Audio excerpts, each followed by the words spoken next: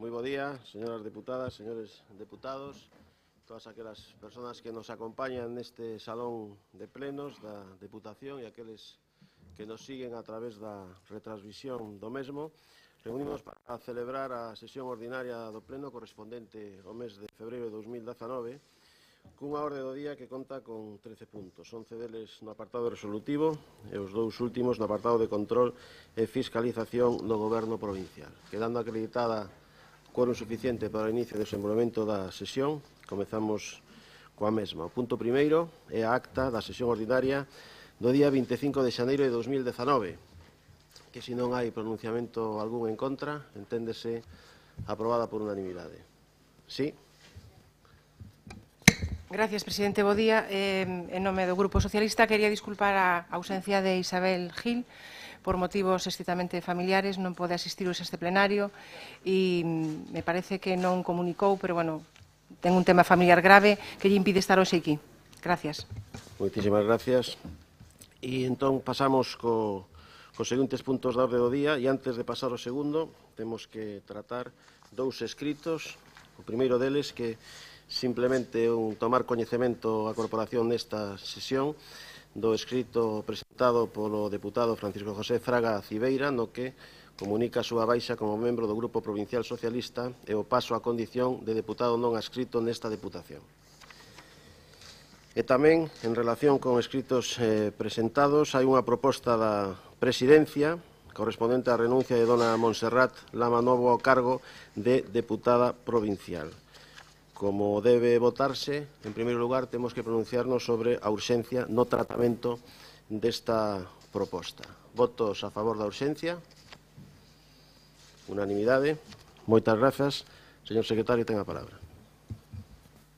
Grazas. Bo día, señoras deputadas e señores deputados. Ben, como acaba de explicar o presidente, son dúas cuestións distintas. A primeira, relativa ao escrito de baixa do Grupo Socialista do deputado don Francisco José Fraga Cibeira, pois é unha simple dación de conta ou comunicación que se fai neste momento a efectos informativos. Simplemente, con data 19 de febreiro de 2019, o deputado provincial referido presentou un escrito comunicando a súa baixa como deputado do grupo e o pasa a condición de deputado non adscrito desta corporación. O artigo 25 do Regulamento de Organización obriga a que o presidente dé a conta da constitución dos grupos políticos ao pleno na primeira sesión que celebre. Entendemos que, analóxicamente, tamén debería dar conta de calquera modificación ou incidencia na súa composición que se produza, ese é o motivo de que se faga esta dación de conta.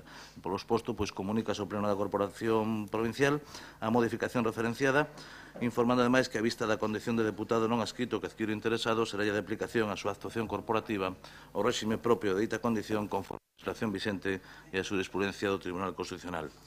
E dada conta deste asunto, con respecto á renuncia da deputada do Grupo Popular, dona Montserrat Lama Novoa, primeiro, simplemente aclarar o porqué se trae este asunto se vai someter a votación.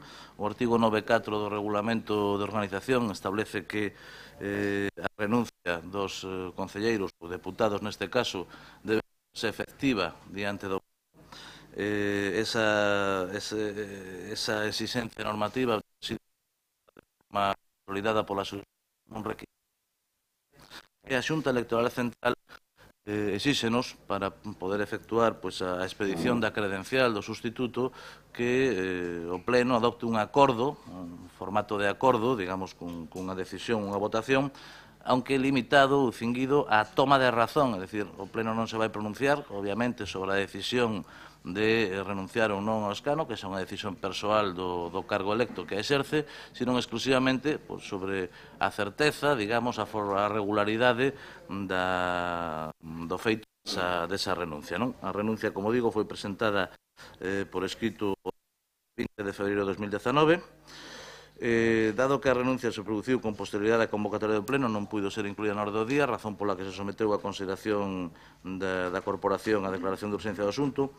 Neste apartado tamén seguimos un criterio da Xunta Electoral Central dun acordo de 19 de xullo de 1996 que sostén que pola súa natureza estas cuestións deben ir ao principio da sesión. E polo exposto, pois, o acordo que o presidente propón que se adopte é simplemente, primeiro, tomar razón da renuncia da deputada provincial, dona Montserrat Lamanova, deixándose constancia dela, e, en segundo lugar, solicitar da Xunta Electoral Central a designación de suplente para a toma de posesión na vindeira sesión. Grazas. Moitas gracias, señor secretario. Sométese a votación este asunto. Votos a favor da proposta. Votos en contra. Abstencións. Queda aprobada. Moitas grazas.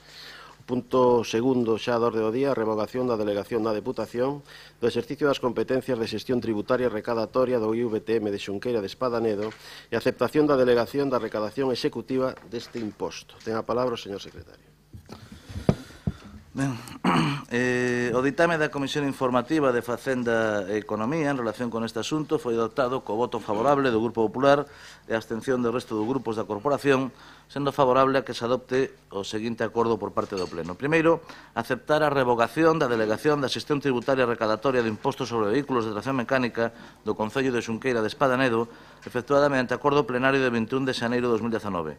Segundo, aceptar a delegación de competencia efectuada polo Concello de Xunqueira de Espadanedo a favor da Deputación Provincial mediante acordo de 21 de xaneiro de 2019 para a recadación executiva do imposto de vehículos de tracción mecánica deste Concello. O contido da delegación abranguerá o exercicio de todas as facultades necesarias para a realización da recadación en vía executiva, ditando todos os actos administrativos necesarios para a xestión dos ditos procedementos, incluída a emisión da providencia de constrinximento e a resolución dos recursos administrativos contra os actos de recadación executiva. Para o exercicio da competencia delegada, o Concello deberá remitir as oportunas certificacións de descuberto do tributo que se refire. A taxa para satisfacer polo Concello pola prestación do servizo de recadación en período executivo será o 100% da recarga de constrinximento ou recarga de prema que debe pagar o debedor tributario conforme co establecido no artigo 6, apartado B da Ordenanza Fiscal reguladora da taxa dos servicios de xestión, inspección e recaudación da Deputación. A Deputación deducirá da transferencia do importe recadado a cantidade correspondente á taxa liquidada sen prexuízo da notificación da dita liquidación na forma prevista no artigo 9 da Ordenanza Fiscal. A presente delegación estará vixente ata o 31 de decembro de 2023, prorrogándose tacitamente por períodos de 4 anos e ningunha das partes amosa expresamente a súa vontade en contra, comunicándolle a outra cunha antelación inferior a 6 meses á data sinalada ou a de calquera dos períodos de prórroga. Grazas. Intervención dos grupos. Sí, Benega, ten a palabra. Gracias, señor presidente. Bo día a todas e a todos. Simplemente para anunciar que o noso posicionamento neste punto de orden do día vai ser a abstención. Nada máis. Moitas gracias. Alguna outra intervención? Non hai. Entón, sometemos a votación esta proposta de revogación. Votos a favor da mesma? Votos en contra? Abstencións? Queda aprobada. Moitas grazas. O punto 3 di delegación na Deputación Provincial de Ourense das competencias municipais de xestión recadatoria en vía executiva do imposto de construcións, instalacións e obras do Concello de Baltar. Ten a palabra o señor secretario. Sí. Ben, o ditame da Comisión Informativa de Facenda e Economía en relación con este asunto adoptouse co voto favorable do Grupo Popular e a abstención do Grupo Socialista, de Democracia Lensana e do BNG, sendo favorable a que se adopte o seguinte acordo. Aceptar a delegación de competencia efectuada polo Concello de Baltar a favor da Deputación Provincial mediante acordo de 27 de decembro de 2017 para a recadación executiva do imposto de construcións, instalacións e obras do Concello de Baltar nas condicións recollidas no acordo de delegación do Concello, sendo en todo caso de aplicación as seguintes condicións xerais. O contido da delegación abranguerá o exercicio de todas as facultades necesarias para a realización da recadación en vía executiva, ditando todos os actos administrativos necesarios para a xestión dos ditos procedementos, incluída a emisión da providencia de constrinximento e a resolución dos recursos administrativos contra os actos de recaudación executiva. Para o exercicio da competencia delegada, o Concello deberá remitir as oportunas certificacións de descuberto do tributo que se refire. A taxa para satisfacer polo Concello a prestación do servicio de recaudación en período executivo será o 100% da recarga de constrinximento que debe pagar o debedor tributario conforme establecido no artigo 6b da Ordenanza Fiscal aplicable. A Deputación deducirá a transferencia do importe recadado a cantidade correspondente á taxa liquidada, sen prexuízo da súa notificación conforme previsto no artigo 9 da Ordenanza Fiscal. e a presente delegación estará vixente a partir do día seguinte da súa publicación no Boletín Oficial da Provincia durante un prazo de 4 anos, prorrogándose tacitamente por períodos de 4 anos, se ninguna das partes mostra expresamente a súa vontade en contra, comunicándolle a outra cunha antelación non inferior a 6 meses da data sinalada ou a de calquera dos períodos de prórroga. Moitas grazas. Intervencións dos grupos. Sí, Benega. Neste punto tamén optaremos por abstención. Gracias. Algúnha outra intervención? Non hai, entón sométese a votación esta delegación. Votos a favor da mesma? Votos en contra? Abstencións? Queda aceptada. Moitas grazas. Pasamos ao punto 4, que di expediente de modificación número 1/2019 das bases de execución do orzamento do INORDE para o exercicio 2019. Ten a palabra a señora interventora.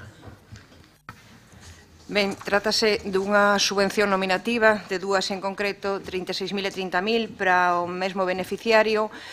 Non supón unha modificación cuantitativa, dado que no orzamento xa estaba retido crédito para todo tipo de subvencións nominativas que se puideran, polo tanto non hai modificación cuantitativa, soamente cualitativa. Grazas. Intervención dos grupos. Benega, cando queira. Moitas gracias, señor presidente. Simplemente para decir que é ben coñecida cual é o posicionamento do BNG respecto desta institución do INORDE.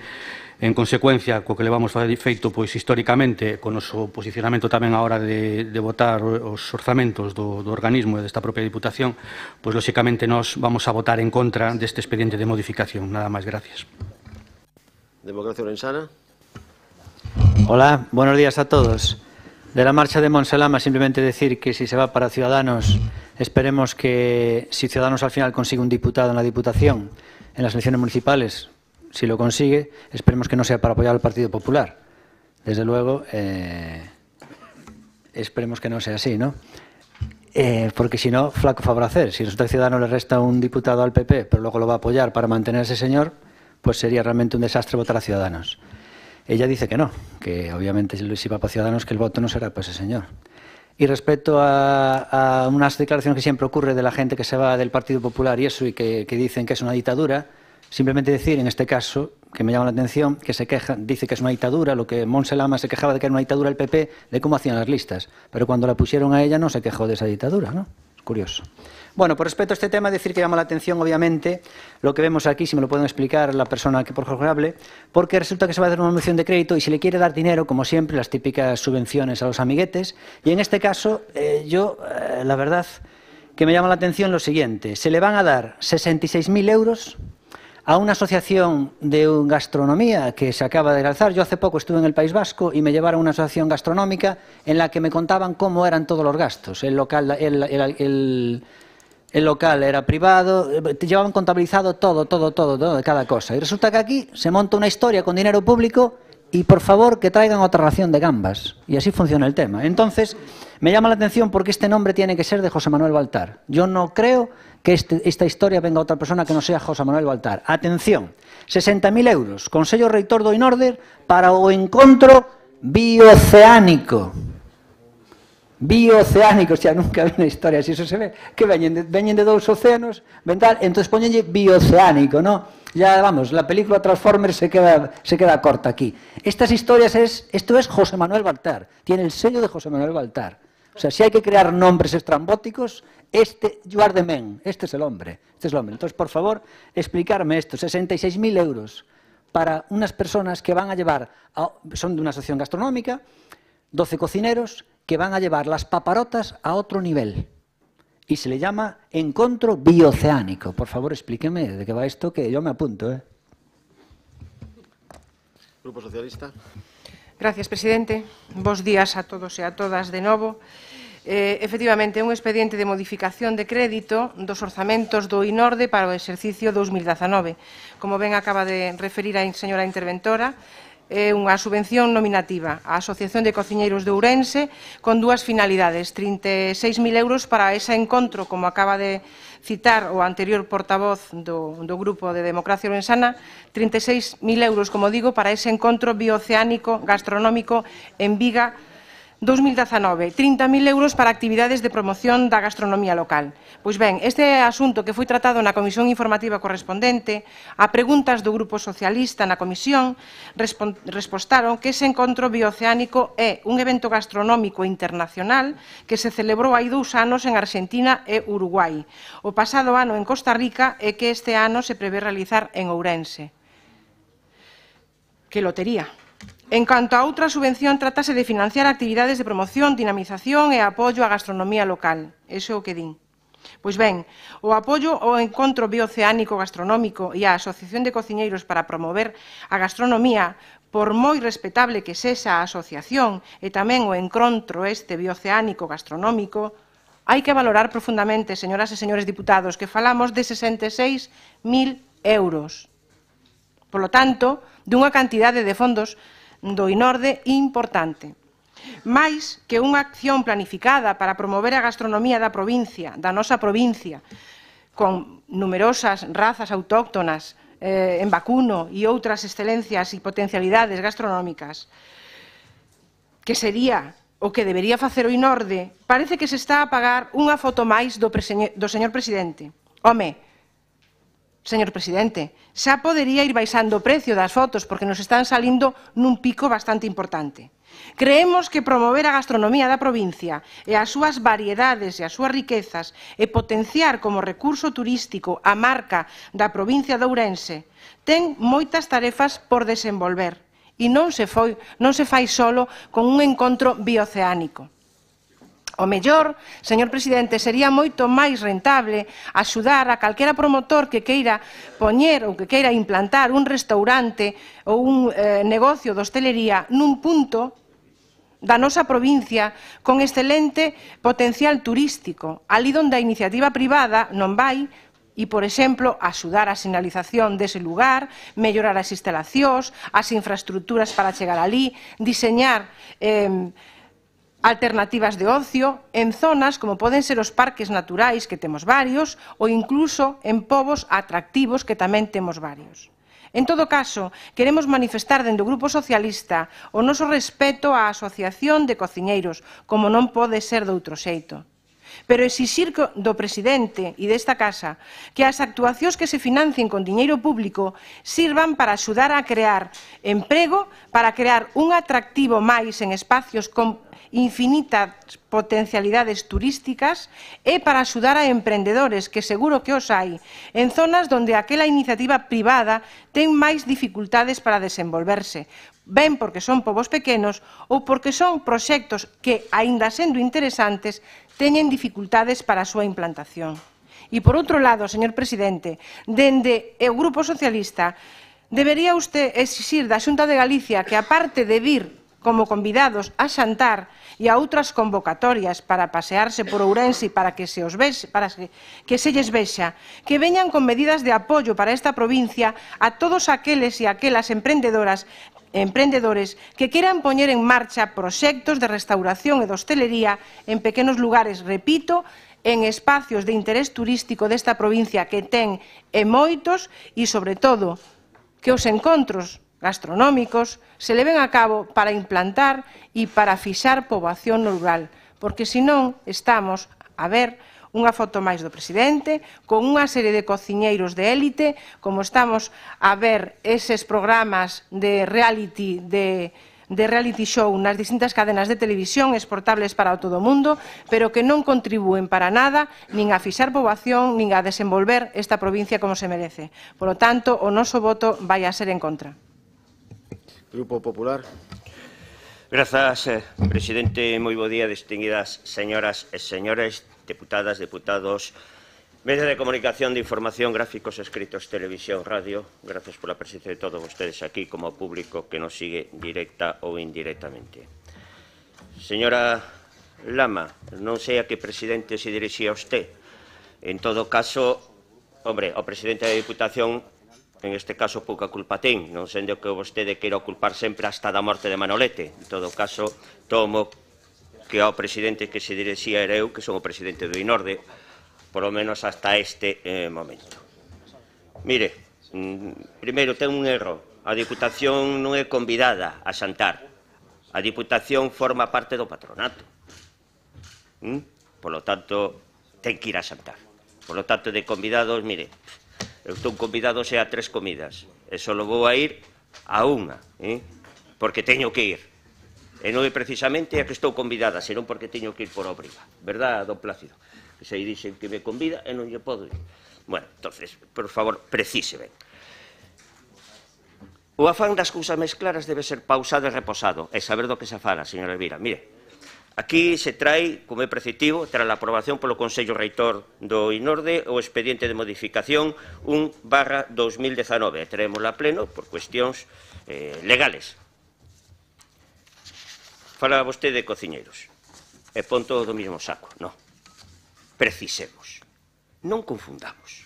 Primeiro, hai unha subvención á cociña Ourense, que é unha entidade formada por chefs de toda a provincia que dende a Diputación se pretende apoiar, en este caso, con 30.000 euros, para a organización de diferentes actividades gastronómicas na provincia e en toda España, para exaltar, para dinamizar os produtos autóctonos dos que dispomos. Trátase, pois, de potenciar a nosa gastronomía e apoiar o tecido productivo, o sector servicios, e así potenciar a provincia de Ourense como destino turístico nos que estamos, ademais, inmersos desde este mandato e desde o anterior tamén. En segundo lugar, a Enviga, 36.000 euros a esta asociación tamén da Cociña de Ourense para organizar, posiblemente en outubro, o terceiro encontro, sí, bioceánico e despois yo explico gastronómico, 2019, con múltiples países, con varios países que visitarán a provincia. Todo coa idea de reforzar o atractivo turístico da provincia. E, efectivamente, non trato vostede despectivamente. O primer encontro foi en Argentina, Uruguai, o segundo en Costa Rica e agora ven a Ourense. En fin, lle damos a unha asociación co objetivo de defender o compromiso coa terra, cos produtos autóctonos e cas excelencias de Ourense, excelencias enogastronómicas de primeiro nivel. Pero estes produtos e excelencias temos que polas en valor. Non basta con telas da terra, telas en Ourense, polas en valor, porque a gastronomía é un dos motores económicos na provincia. Non sendo que vostedes sigan o dito de canto peor, mellor, mellor para vostedes, pero non mellor para o interese xeral. Mire, culpalle, por iso dixo o de Manoleta, o presidente, dirixíndose a él, do tema bioceánico gastronómico. É que vostede non está moi enterados.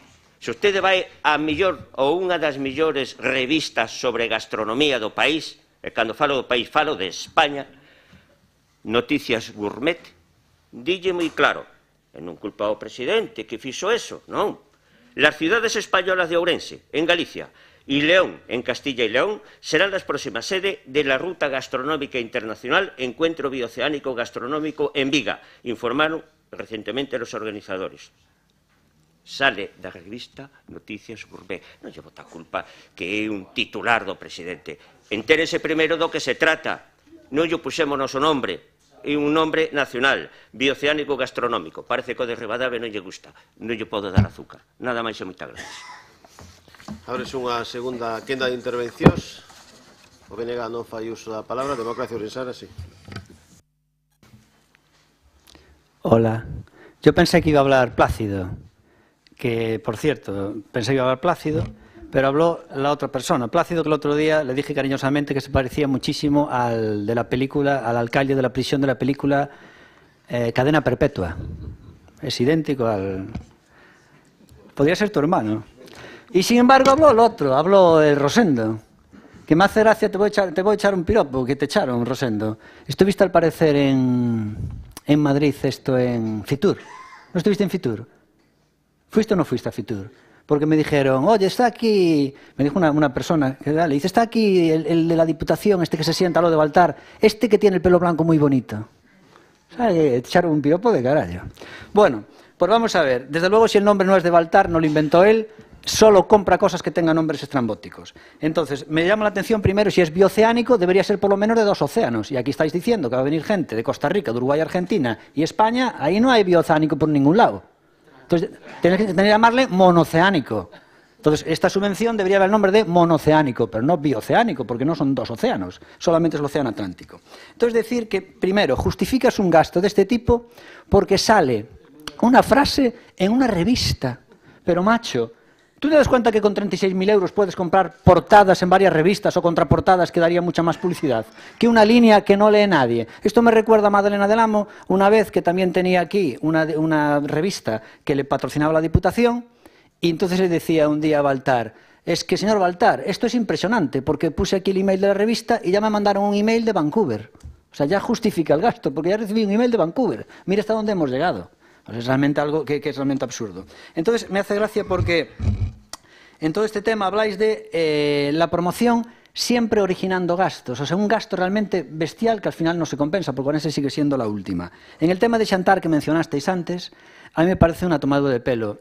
Primero, Xantar de Espourense dice lo siguiente: es la única feria de este tipo gastronómica de España. Claro, en ninguna otra provincia le permiten que se haga competencia a la hostelería local como se hace Xantar. Xantar vacía los restaurantes esa semana y resulta que casi todos los clientes son de Orense, porque si viene gente de fuera de Orense lo puedes justificar, pero si son clientes de Orense, es decir, estás cogiendo ese mercado que ya hay, la tarta, y te la llevas tú, vacías los restaurantes de Orense, chupando dinero público. Y luego está la mentira de Xantar que hemos descubierto en Democracia Insana. Dice que tuvo 24.000 visitantes. Eso es totalmente imposible, porque significaría que serían 5.000 al día. Es decir, el Paco Paz lleno de gente.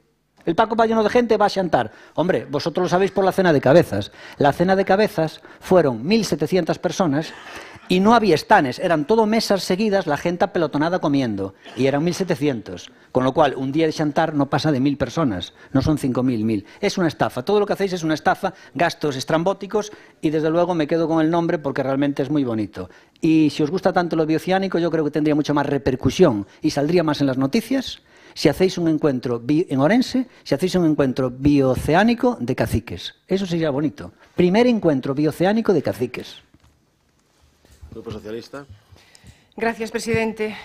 Primeiro, respostarlle ao señor vicepresidente, presidente do INORDE. Efectivamente, sabemos que vostede é. Referíame na miña intervención ao presidente da Diputación, porque é o presidente da Diputación o que sai na foto con esa asociación de cociñeiros. Señor Rosendo, non se ofenda, pero, mire, de momento vaya pedindo vez, porque me parece que o que máis sai nas fotos, e o que sai nas fotos habitualmente é o presidente da Diputación. Polo tanto, dito isto, nós tamén xa temos criticado dabondo para que sirve e o gasto que orixina esa entidade que, por certo, depende da Diputación Provincial, o INORDE. Decirlle de seguido que, home, a Xantar fun fai moitísimos anos, cando mellor empezaba a Xantar. Fun con posterioridade. E tamén lle recomendo unha cousa: cando veñen os da Xunta, veñen invitados. Veñen a facerse a foto con vostedes na inauguración e algún xantar pois, onde estén convidados. Dito isto, fala tamén de que esa asociación é unha asociación de chefs de toda a provincia, actividades gastronómicos para potenciar a nosa gastronomía e a provincia de Ourense como destino turístico. Mire, na miña intervención fixen referencia a que eses chefs ao mellor non necesitan ese apoio nin ese impulso. O mellor que necesita o apoio e o impulso é aquel pequeno empresario que está no último pobo da provincia, ao carón dun parque, como pode ser o Xurés, ali no Concello de Muiños, a ese pequeno empresario o que ten que apoiar esta Diputación Provincial.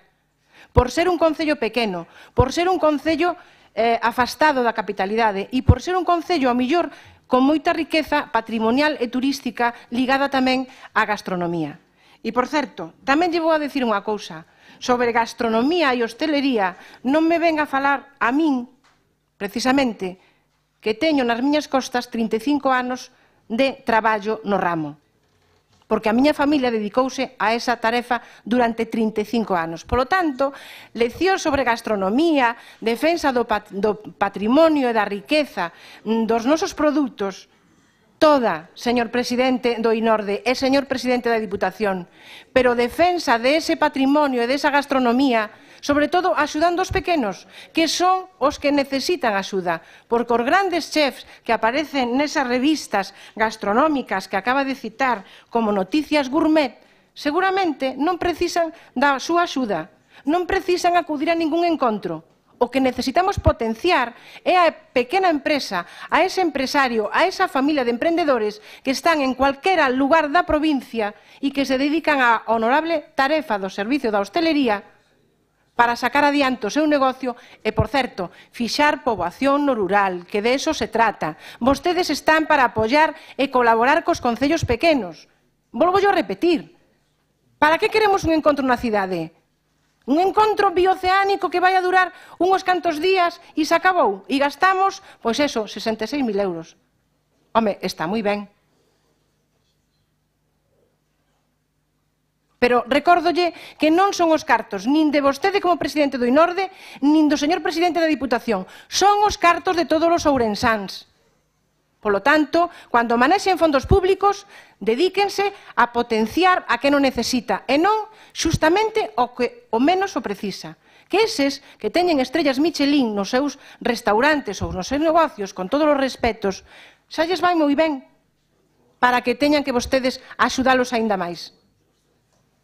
Polo tanto, votamos en contra. Grupo Popular. Grazas, señor presidente. Señora Lama, cando se quer facer demagoxia, todos os argumentos son vos. Aquí estamos con un tema, e me ven falando vostede de pequenos empresarios, que ten que ver unha cousa con outra. Efectivamente, que están ligados os pequenos empresarios tamén poden formar parte da dinamización e exaltación dos nosos produtos. Pero nos queremos facer a nivel nacional e internacional, que é o que estamos falando.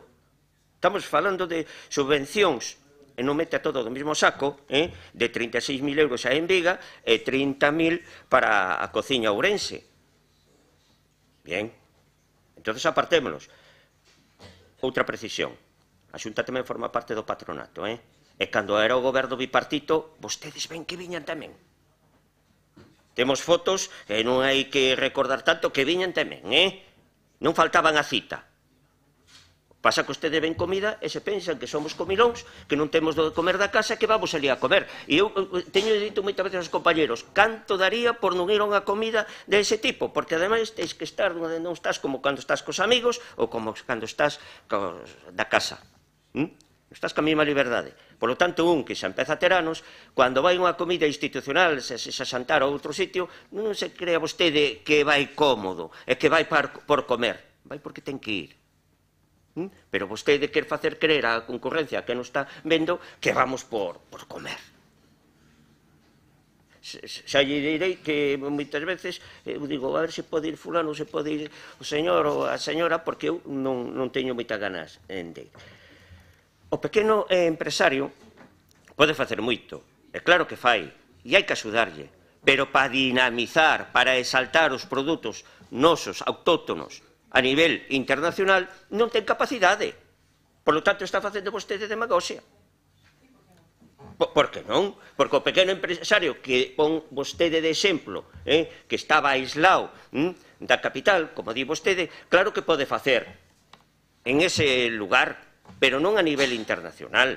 Así deles. Bueno, pois nós creemos que de outra maneira a nivel nacional e internacional aínda recoñecendo o pequeno empresario de gastronomía que está espallado pola xeografía provincial. Por lo tanto, o que quede claro que nós queremos a nivel internacional promocionar o noso produto e a destino e a marca turística e gastronómica da provincia de Ourense. Todo o que se diga despois pode gustar ou non gustar. En todo caso, cando hai que pôr exemplos do que pode facer un e do que pode facer outro é escaparse do objetivo final cale o que lle acabo de dicir. Nada máis e moitas grazas. Moitas grazas. Rematado o debate, sométese a votación este expediente de modificación. Votos a favor do mesmo?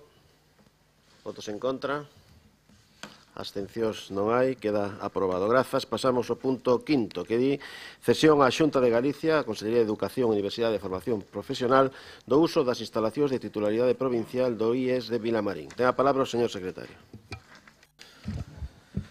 Ben, o ditame da Comisión Informativa de Cultura, Deportes e Mocidade en relación con este asunto adoptouse co voto favorable do Grupo Popular e a abstención do resto de grupos, sendo favorable a que se adopte o seguinte acordo. Primeiro, ceder á Xunta de Galicia, Consellería de Educación, Universidade e Formación Profesional, de xeito gratuito, o uso do inmoble ubicado na referencia catastral que consta no expediente denominado IES, Instituto de Ensino Secundario de Vilamarín, consonte ao seguinte clausulado. Primeiro, a cesión de uso non conleva a transmisión da titularidade do ben, que continúa a ser provincial. En segundo lugar, a cesión queda condicionada a que a entidade cesionaria, a Xunta, manteña a impartición da formación profesional no dito centro. Corresponderá á Consellería de Educación, Universidade e Formación Profesional a totalidade dos gastos de conservación e mantemento de inmobles, suministracións de servicios, seguros, así como cumprimento de obrigas legais, pagamento de tributos e cantas outras establezan as disposicións legais vixentes en cada momento.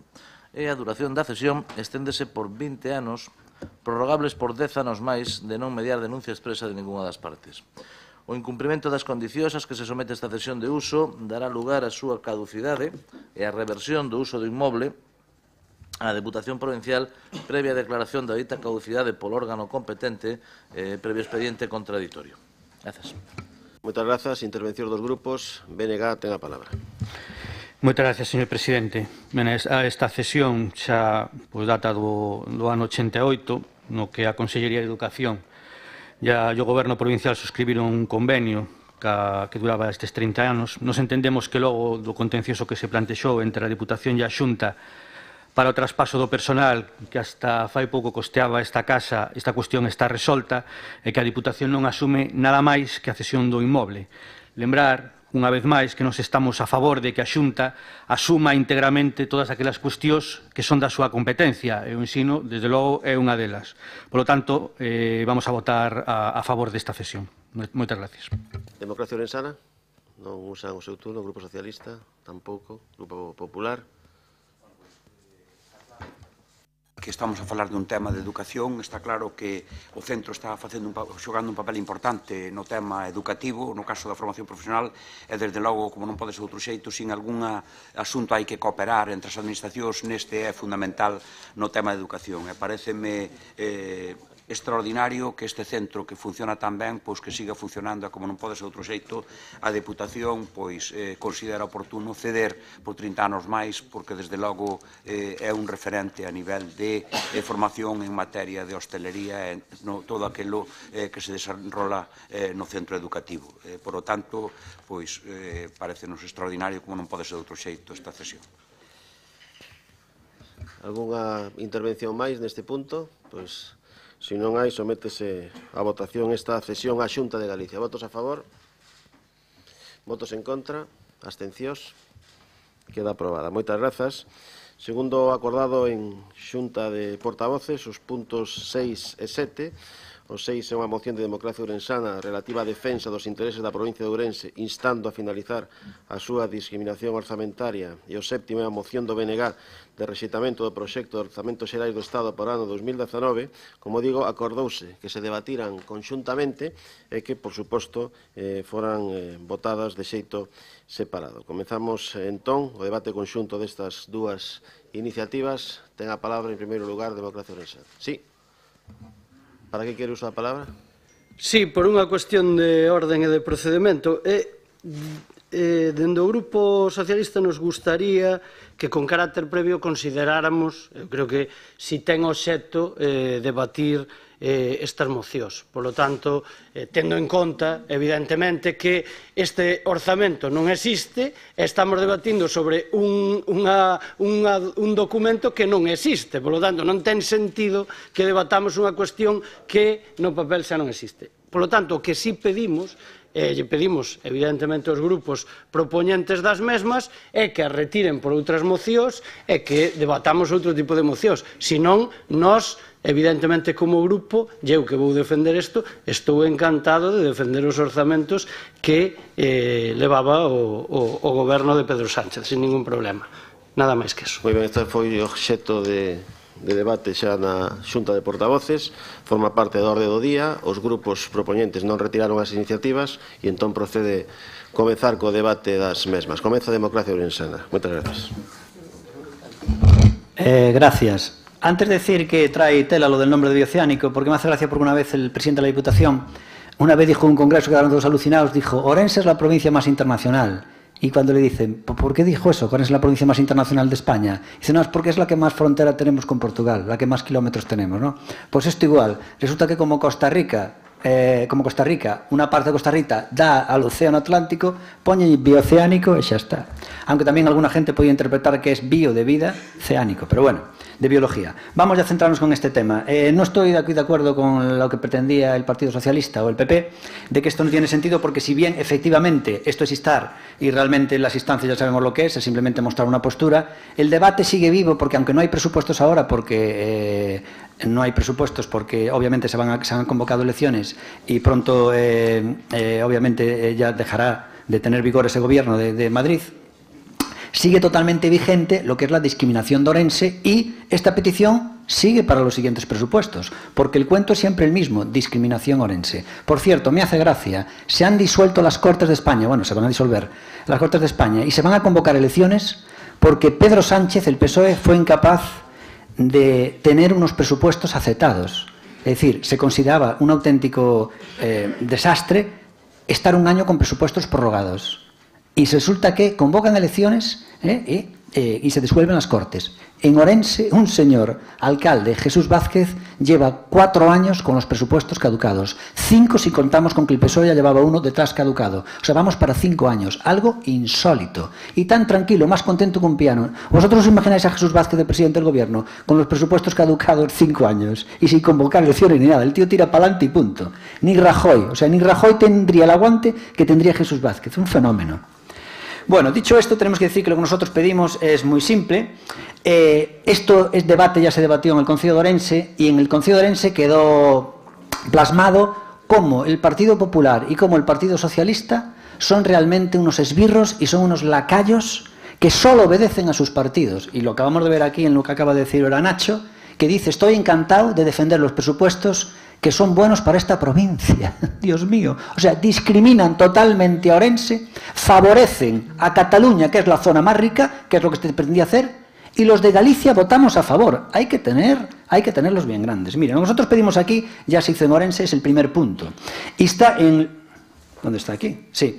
Insta a la Diputación Provincial a que se pronuncie para que censure la actitud del PP nacional, reprobando su doble vara de medir por criticar ahora los presupuestos, pero no criticarlos cuando gobernaban ellos, reclamando la circunvalación norte de Orense, que lleva años sin hacerse. Cuando estaba el PP no se hicieron. Bueno, pues nosotros pedimos que se repruebe esto. Bueno, pues el Partido Popular en el Concello de Orense votó que no. ¿Por qué? Porque está a favor de su partido y no de Orense. Pero es que el PSOE le apoyó, porque luego en la segunda votación nosotros pedimos que se repruebe al PSOE, porque estando ahora en el gobierno ya ni siquiera tienen presupuestada la variante norte, ni van a hacer los accesos de Tarascón y de Ramón Puga. Y el PSOE votó que no, a censurar al PSOE de Madrid, porque defiende antes al PSOE de Madrid que a Orense. Y el PP aquí le apoyó porque se habían compinchado, ¿no? Y luego, por último, le pedimos a Inmarea, ligada a Unidos Podemos en el Parlamento, a que vote no a sus presupuestos si no se corrigen. Y dudamos muchísimo que en Marea votara en contra de sus presupuestos. Y van a aceptarlo, ¿no?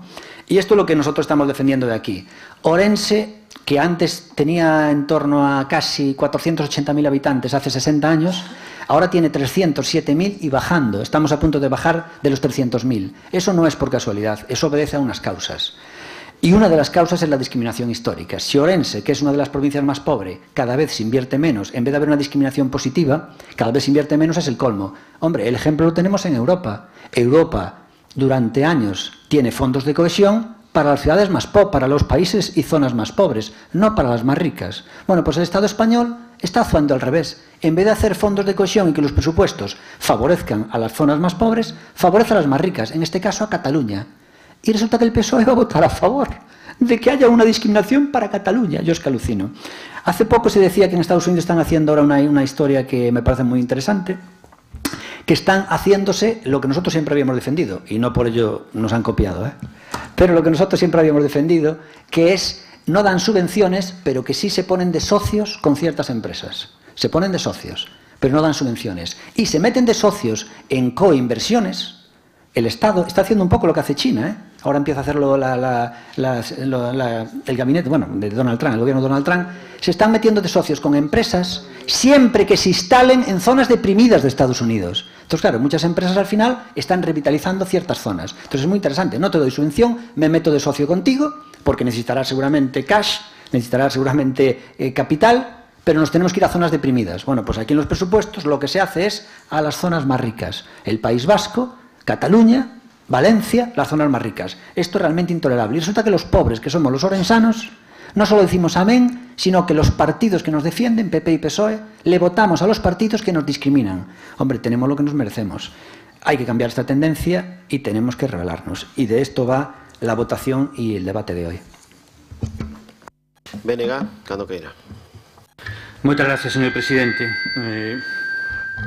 Desde logo non coincidimos ca visión que ten o Partido Socialista respecto deste debate, porque independentemente de que os orzamentos xa estén retirados, nos consideramos que é absolutamente necesario dar este debate. No caso do que é a moción do BNG, en concreto, nós puxemos sobre a mesa unha serie de cuestións e de propostas que valían para os orzamentos deste ano e valerán para os orzamentos do Partido Socialista e valerán, desde logo, para quen faga os orzamentos, os seguintes orzamentos. Valerá para quen faga os orzamentos, porque, por desgracia, son cuestións que xa non son de recentes, senón que son demandas históricas que algún día supoño que terán que ter algún tipo de resposta.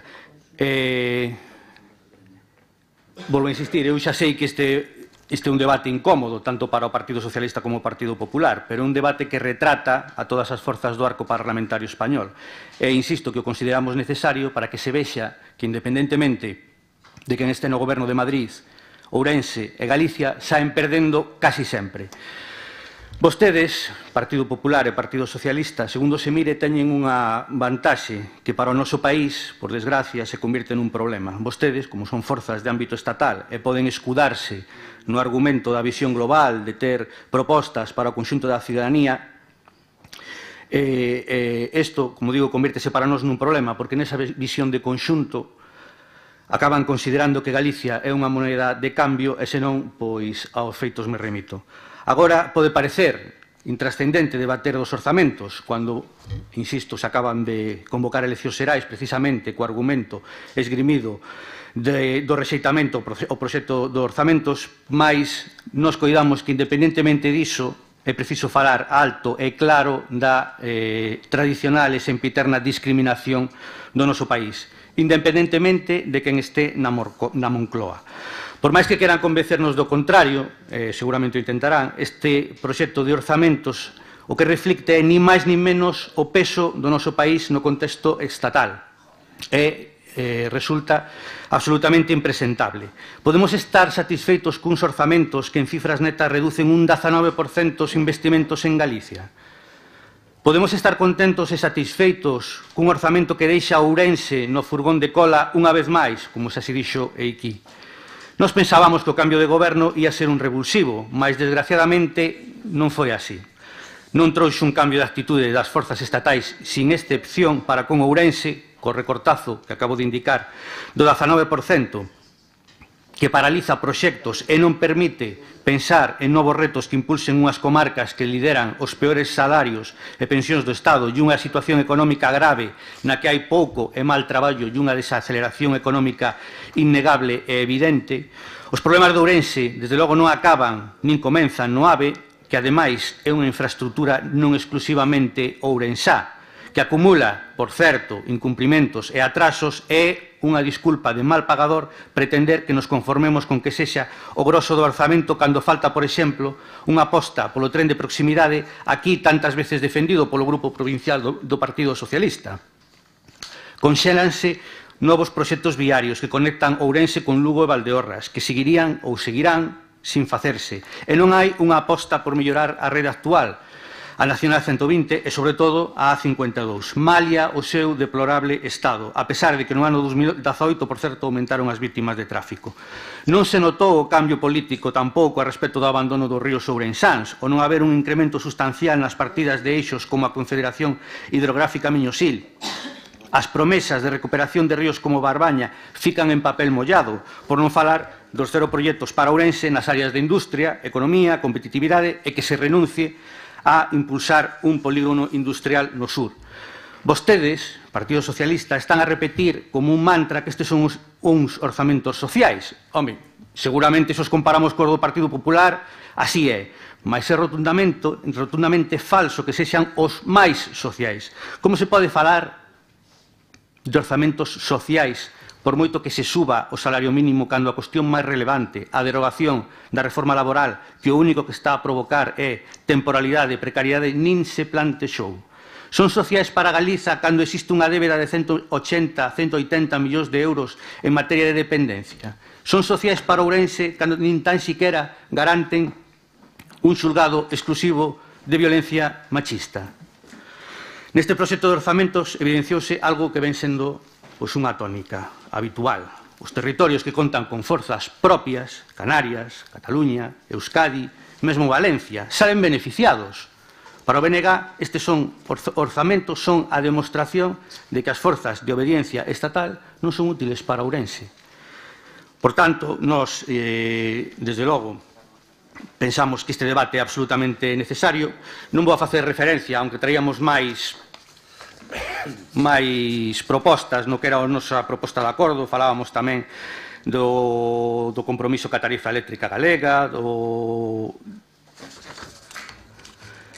do tren de proximidade, que xa fixen referencia, autovías, modificar os criterios de financiamento dos concellos galegos, acabando ca discriminación que nos leva a cobrar 50 euros menos de financiamento por habitante, un plan de retorno da emigración, é dicir, cuestións que nos plantexábamos de cara a estes orzamentos, pero, como dixen ao principio, siguen tendo absolutamente vixencia e, desde logo, as plantexaremos a quen teña que facer os seguintes orzamentos e, desde logo, se temos capacidade de influir e peso nese futuro goberno, desde logo as poremos sobre a mesa e as defenderemos e exixiremos que se cumplan. De momento, nesta primeira intervención, nada máis. Moitas gracias. Grupo Socialista, ten a palabra. Sí, bueno, teño anotado aquí cousas que son, cando menos, chamativas. O primeiro que hai que dicir é que non estamos na introdución, eso que acaban de ler os dous grupos, obedece máis a unha campaña electoral xa propia pura e dura, que, bueno, vamos a falar dela, se queredes, e non hai ningún problema, pero isto obedece máis ao desenlace dos feitos que a introdución. O que nos falaron é da introdución, do que en principio íbamos a ter que debatir, ou que tiñan que debatir no Parlamento do Estado, non aquí. Pero, bueno, en todo caso, como dixen antes, pois nós brindamos a oportunidade de que non se debatira unha cousa que xa non ten sentido, porque a realidade é que os orzamentos non existen, nos guste ou non nos guste. Estamos falando dunhos orzamentos que non existen. Por lo tanto, non son millores nin peores que os anteriores, é que simplemente, volvo a dicir, é que non existen, señores, é que non podemos debatir de algo que non se levou a cabo. Por lo tanto, decir que isto é peor ou mellor que o anterior non ten, volvo a dicir, ningún sentido. En outra cuestión fundamental, os dous grupos que acaban de intervir, logo, evidentemente, o meu rival político é o Partido Popular. Non vou a facer porque últimamente estamos vendo unha cousa moi chamativa, estamos en campaña, pero non nos vamos a caer no mesmo erro de sempre, de que o Partido Popular e o PSOE son o mesmo, porque nestes orzamentos, comparativamente cos que temos agora, que son os que están precisamente en vigor, porque non sei se saben os dous grupos que precisamente os que están en vigor agora son os anteriores, os de Rajoy, que son os que están prorrogados. E esa é a realidade. E iso que lle teñen que vostedes, os dous grupos, explicar aos cidadáns. E agora lle darei datos porque lle van a ter que explicar cal é esa relación que vostedes fan e esa analoxía en que non son mellores para a provincia de Ourense. Pois lle van a ter que explicar. Lle van a ter que explicar en moitas cuestións a algúns dos que vostedes dicen que non van a salir beneficiados. Pero hai unha cousa que xa é innegable, e que tamén yo digo aos dous grupos.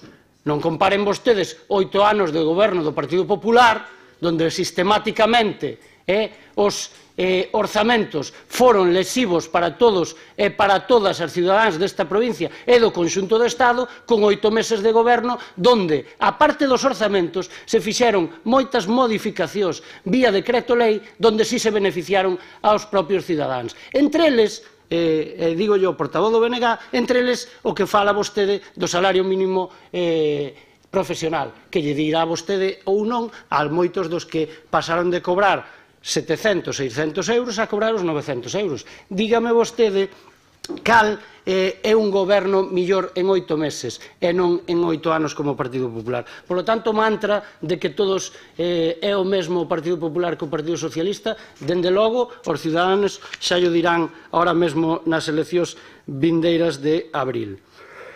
E, por certo, o BNG tamén dicirlle que son sociais cando eles tamén os apoiaron en Madrid outras veces, cando os apoian si son sociais. O problema, ao mellor, é que non temos a capacidade ahora de aprobalos ou non, que esa é outra cuestión que, dende logo, teñen que reflexionar eles mesmos, non o Partido Socialista, que é que nos impulsou.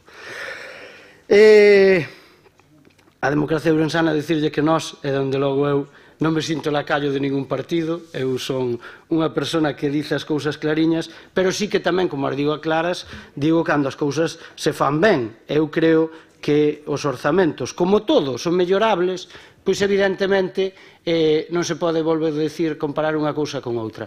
Pero é que, ademais de todo isto, hai outra cousa que vostedes esquecen, é que, precisamente, ao non existir orzamentos e non poder levarse a cabo enmendas que vostedes mesmos como grupos podían haber plantexado, outra cousa que lle fixeran caso ou non, a outros grupos que, ao mellor, podían haberlas plantexado no conxunto do Estado, ao mellor se hubieran podido mellorar cousas para a provincia de Ourense, como iba a facer o Grupo Socialista, por exemplo, cousa que agora é imposible. Por lo tanto, vostedes están caendo na trampa do Partido Popular, están caendo sistemáticamente na trampa do Partido Popular, non volvan a caer, porque senón xa sabemos o que nos espera na outra bancada.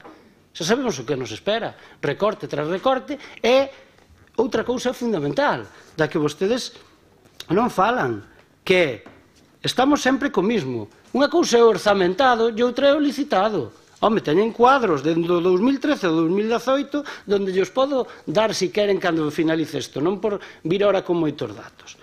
Eu estou esperando un pouco tamén o que ten que dicir o Partido Popular, aínda que evidentemente xa volvo a dicir que este non era o xeto do debate, non? Porque non ten sentido, volvo a dicir, debatir o que xa non está en vigor.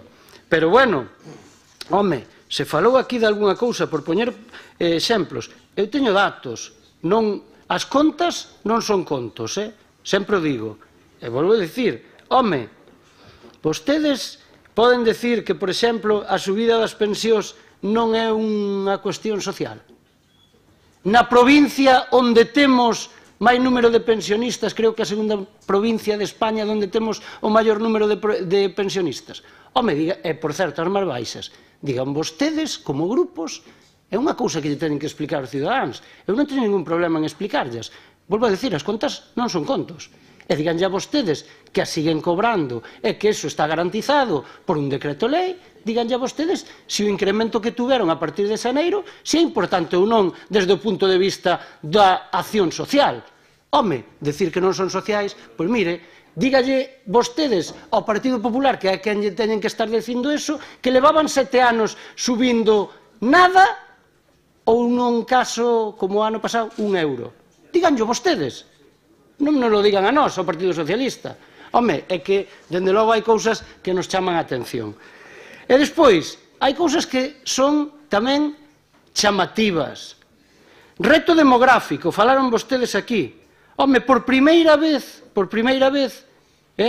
un goberno contemplaba algún pon cara extrañada, sí, pero é que cando se fala hai que saber os orzamentos, hai que saber de que iban, e hai que saber a que afectaban, e non facer só a demagoxa das infraestructuras, do cemento, dos pontes, de todo eso, que está moi ben, volvo a dicilo, pero antes están as persoas, antes están as persoas, eu teño dito aquí sistemáticamente, e vostedes parece que non o entenden, porque está moi ben orzamentar para poñer pontes, para poñer carreteras que logo non se executan, pero o primordial é, como dixen antes, que ao mellor o día 1 de xaneiro os pensionistas ou os asalariados teñan incrementada a súa nómina.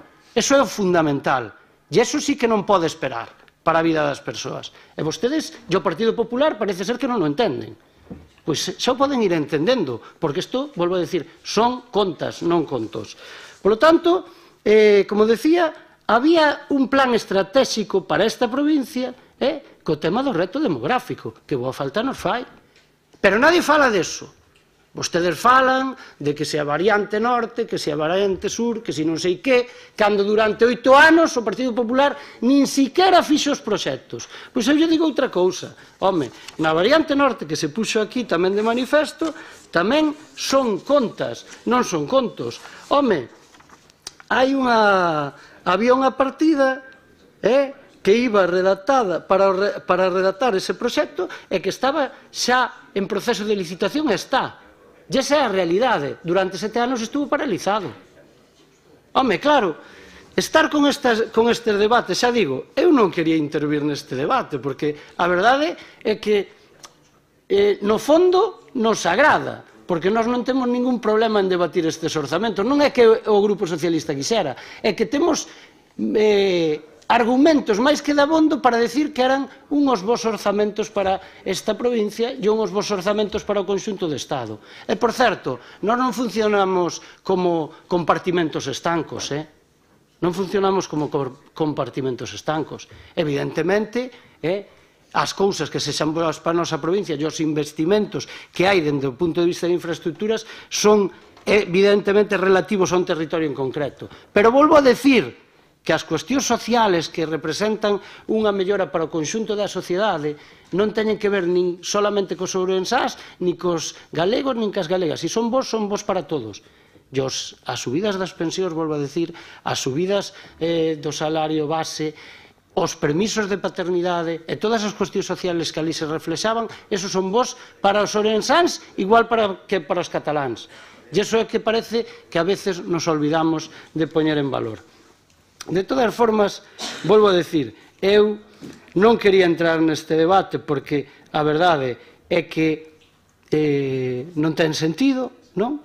Pero vostedes teñen que poñer, a parte de argumentos como que os catalás, o mesmo argumento que fai o Partido Popular, teñen que vir con contas e con datos, e teñen que vir aquí cos deberes feitos. E creo que agora, como me apuntaba aquí o compañeiro, estamos falando, como isto vai de películas hoxe, estamos falando, ou de libros, depende, estamos falando do que pudo ser e non foi. E o que pudo ser e non foi é que hai moitas cuestións que afectaban a esta provincia que non van a ser. E, polo tanto, non pode ser mellor nin peor aquilo que non é factible neste momento. Por lo tanto, quen evitou esa cuestión e quen a evitou profundamente co noso pesar son os extremos, tanto dun lado como de outro. O Partido Popular, que está votado ao monte cos extremos que lle tocan, si algún dalle a risa, pero a realidade é que saberemos o que lle pasa nas eleccións, si lle ganan por o lado dereito ou non, e os que están noutras cuestións territoriais que tampouco son boas para os intereses xerais do Estado. E nós, polo tanto, volvemos a defender estes orzamentos e os defenderemos porque eran bons e, por desgracia, non o son, porque non existen. Volvo a decir que non tiña sentido debatir isto, pero, bueno, eu respeto, evidentemente, como non pode ser outro xeito, o que fagan todos os grupos. Moitas gracias. Grupo Popular. Grazas, señor presidente. A verdade, sí, o que foi, e non é como se non fora. Vaya espita que lle mandou o señor don Ignacio a vostede, señor Rodríguez Suárez, como para temblar, pensei que iba a ser hacia aquí, pero foi hacia o fondo sur. Vamos a ver, señores de DO e BNG, non se debate o que non existe. O que non existe non se pode debatir. É unha recomendación, e unha recomendación en todo caso que leva consigo determinadas patoloxías. O traballo inútil conduce a melancolía. Eu creo que podíamos evitar ser melancólicos aquí, porque estar traballando, dicindo, argumentando, para que sirve? E non lle quería estenderme moito máis, pero, señor Rodríguez Suárez, é que vostede xa está melancólico. Porque, mire, xa non quero dicir amnésico, non, pero teño que dicirlo e recordarlo. Pero vostedes non apoiaron os orzamentos de Zapatero durante anos? Decidiron algo para Galicia? Non decidiron nada. Fala vostede que hai que crear os ríos, que había que limpialos. Vostedes non limpiaron o río apoiando durante anos os orzamentos de Zapatero. Ou non sabía vostede que os apoiaron?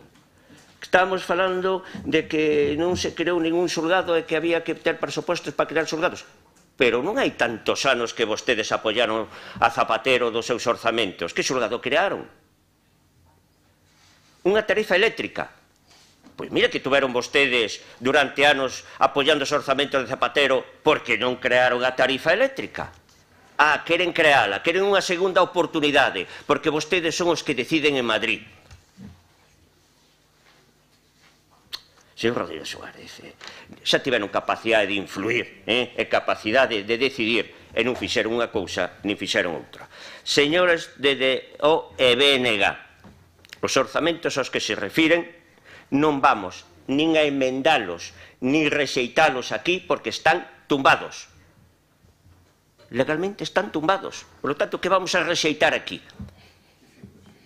Aunque quixéramos.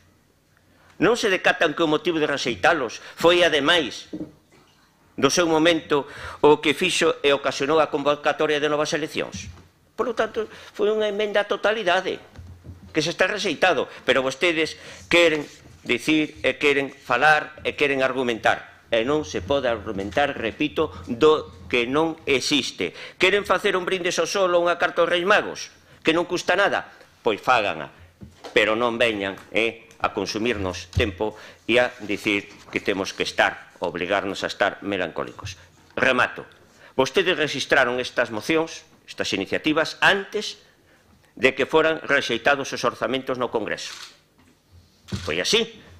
A lógica di que unha vez que este documento orzamentario é totalmente un papel mollado, xa non tería cabida debater nada. Sobre o que non existe non se pode debater. Nada máis e moitas grazas, pero se queren uns minutos de gloria, tamén os podemos dar. Abres unha segunda quenda de intervencións, Democracia Ourense. Muchas gracias. Me extraña que el señor Paz no haya salido a la palestra. Pero bueno, es lo que hay. Me metes a un sparring en los debates, me metes aquí a un sparring.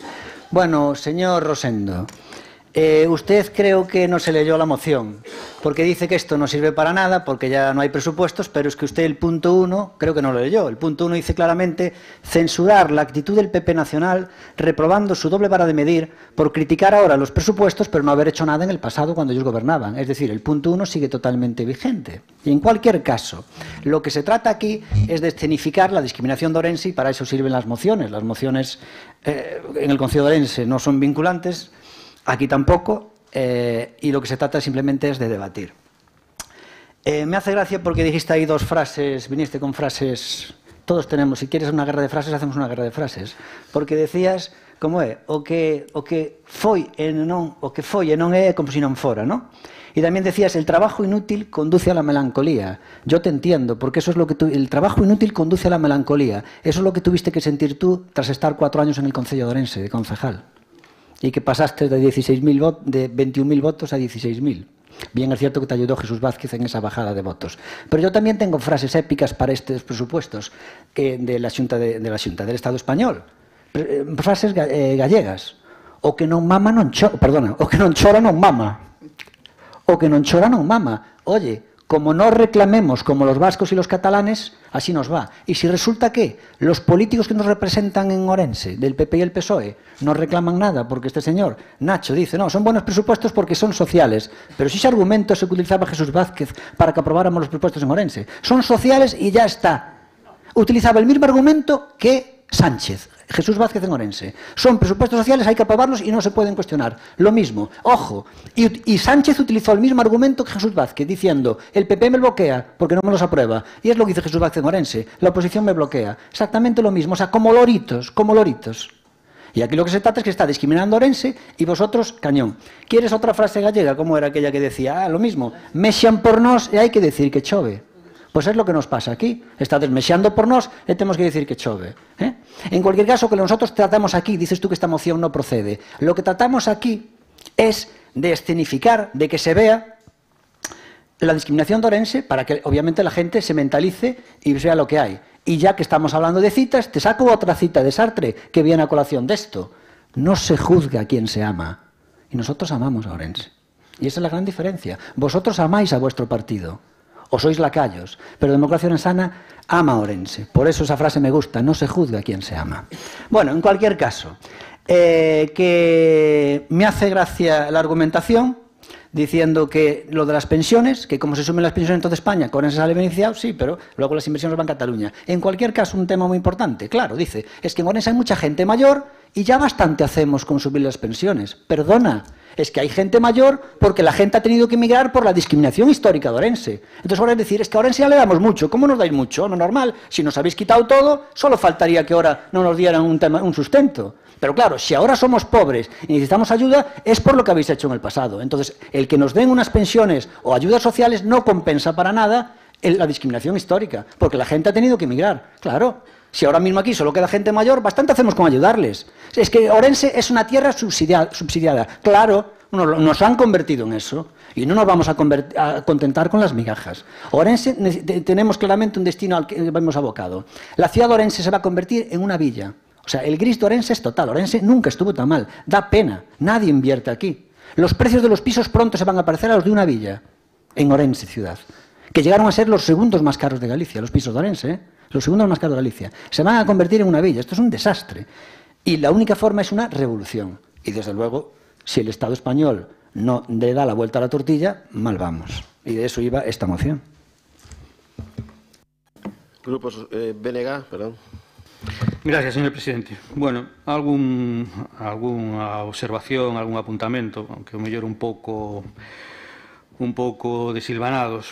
Señor Rosendo, nin traballo inútil, nin, desde logo, melancolía. E as probas me remito. Eu creo que estamos dando un debate pois por todas as partes, que é interesante, necesario, sobre todo constructivo. E aí está precisamente a importancia e a total pertinencia de que se trataran estas mocións aquí. Xa o dixeron, ou xa o dixo vostede, desde logo, rexeitar totalmente que isto este presentado en clave de campaña electoral, porque as mocións foron presentadas cando todavía había orzamentos e antes de que estuveran convocadas as eleccións.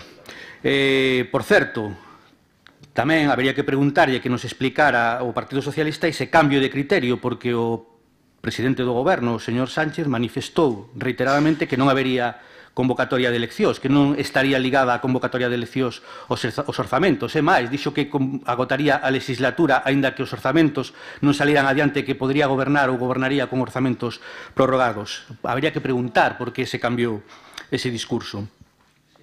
Queremos pensar que non ten que ver ca manifestación esa fracasada plantexada por toda a dereita, desde a máis dereita hasta a máis extrema dereita, pasando por a dereita extrema, que, como digo, foi un auténtico fracaso e que gustaríanos pensar que a convocatoria destas eleccións desde logo non tuvo que ver con esa manifestación.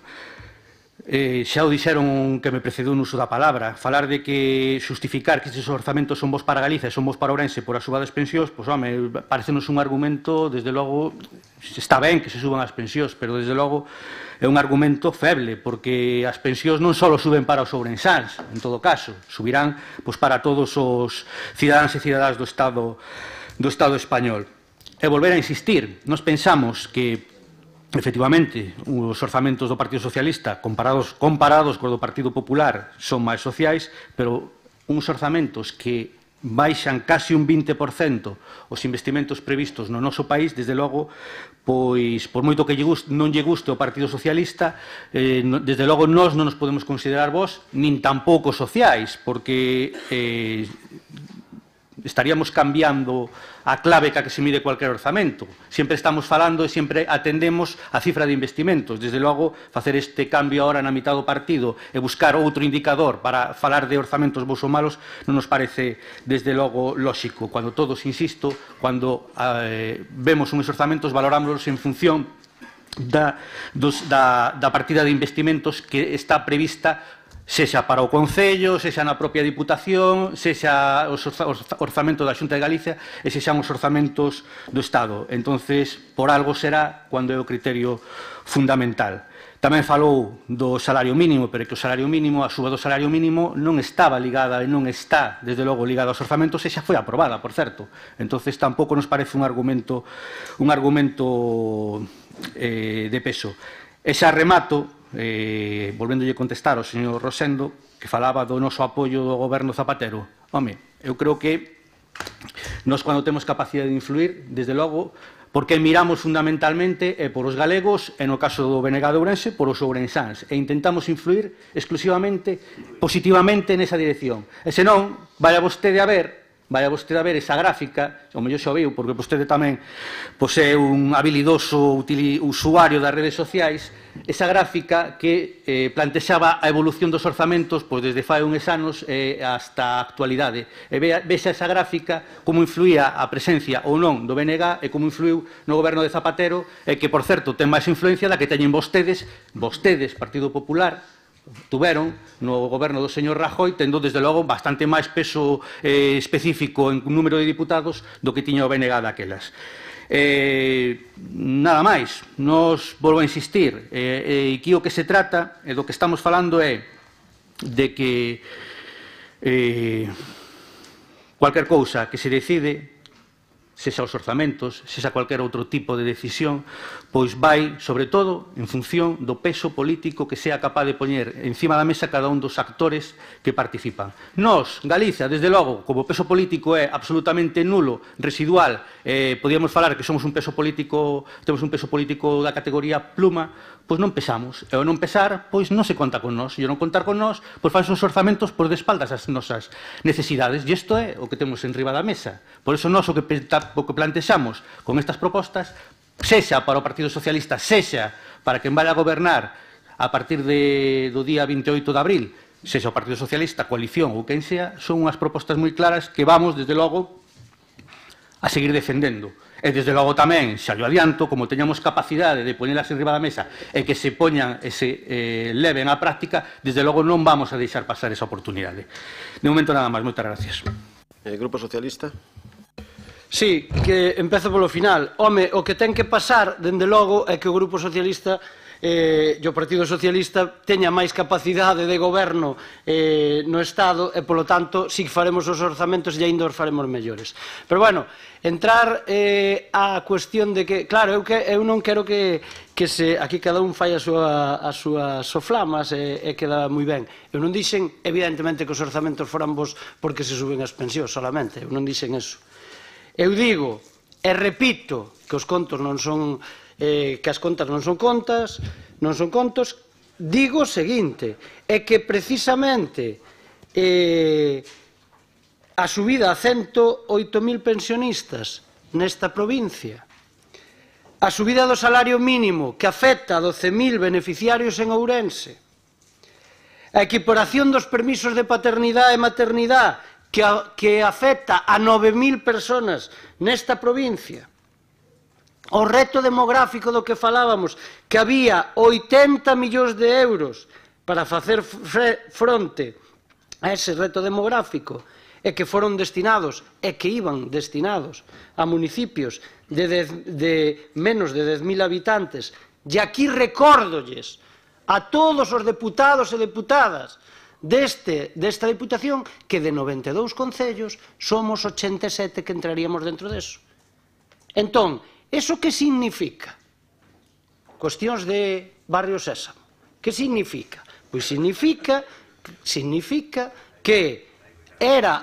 Non, sí, é que é a realidade. Volvo a dicir, as contas non son contas. Isto que leín non é que o diga eu. Eso está aí nos orzamentos, igual que vostedes veñen aquí dicindo que non sei que, non sei canto, e que son os que fan a provincia intelixente. Eu o que digo con isto é que esa cuestión implica que está fora a terceira provincia de España con máis inversión por renta per cápita. E iso é unha realidade. Que non pudo ser? Pois díganlle vostedes ao Partido Popular, díganlle vostedes aos independentistas que se aliaron co Partido Popular. Por certo, se poñen de acordo uns cos outros para que lle convén. É así, non, dalle risa algún, pero a realidade é esa. Os votos se levantan ali tamén ou se lle dá un botón. E esa é a realidade. Entón, esa é a cuestión. Pero despois en cuestións máis prácticas que se falaron aquí. Non é certo que unhos orzamentos tumben un goberno. Hai gobernos que, ao millor, prefiren seguir con eles prorrogados, e, evidentemente, é unha acción que poden tomar ou non, ou unha decisión, mellor dito. O que ocorre, como algún que se senta aquí, neste caso eu, pois algúns vinculamos a acción política a ter ou non ter orzamentos. Jácome, estou de acordo contigo, evidentemente, pero é que Jesús Vázquez pudo facer unha cousa. Eu non falo dos demais, pero xa que se nombrou, pudo haberse sometido a unha cuestión de confianza como me sometín eu, e a partir de aí hai outras accións políticas que se poden levar a cabo ou non.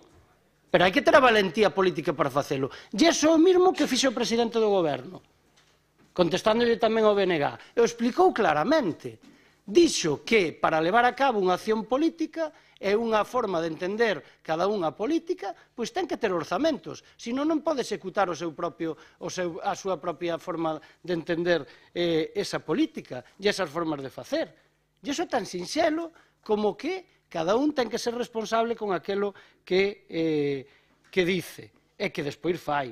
E creo que nese sentido hai a responsabilidade de que agora hai que ir ás urnas e ver, volvo a decir, si temos ou non temos uns orzamentos millores. Eu estou convencido de que van a ser millores, aínda, porque estou convencido que os ciudadanos premian estas cousas e os cidadáns de Ourense tamén as van a premiar.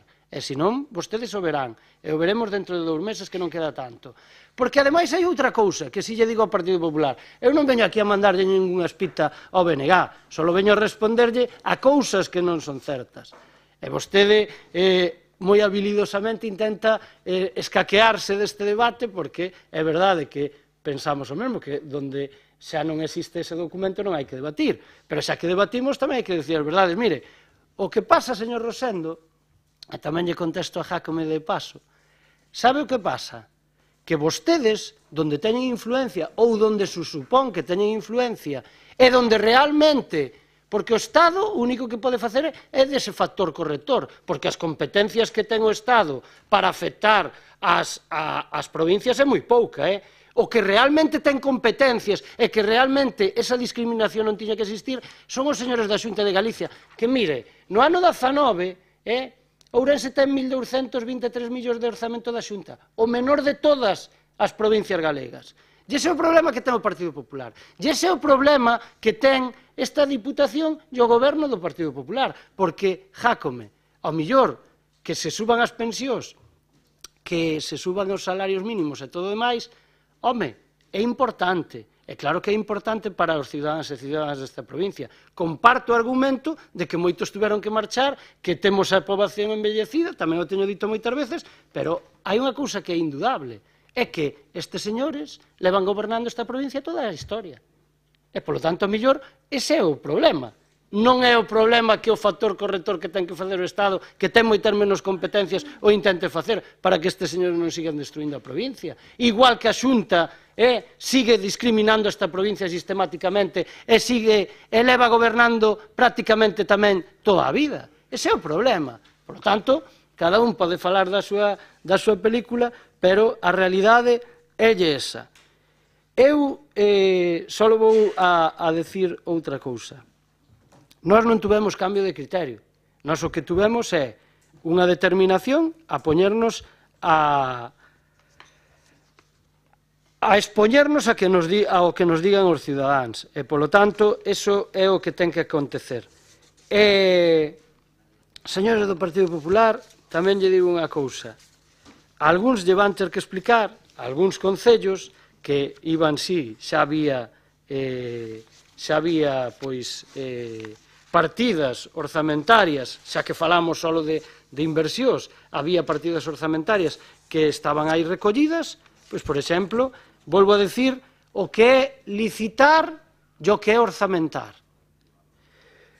Na circunvalación do barco, que aquí o meu compañeiro Miguel sempre está co de Valdeorras existe, é verdade, había 2 millóns de euros e que iban a iniciar eso xa non era un conto, como estuveron dicindo o Partido Popular durante moito tempo. Será unha realidade que lle van a ter que explicar a algúns, ahora cando veña a campaña, aos cidadáns de Valdeorras.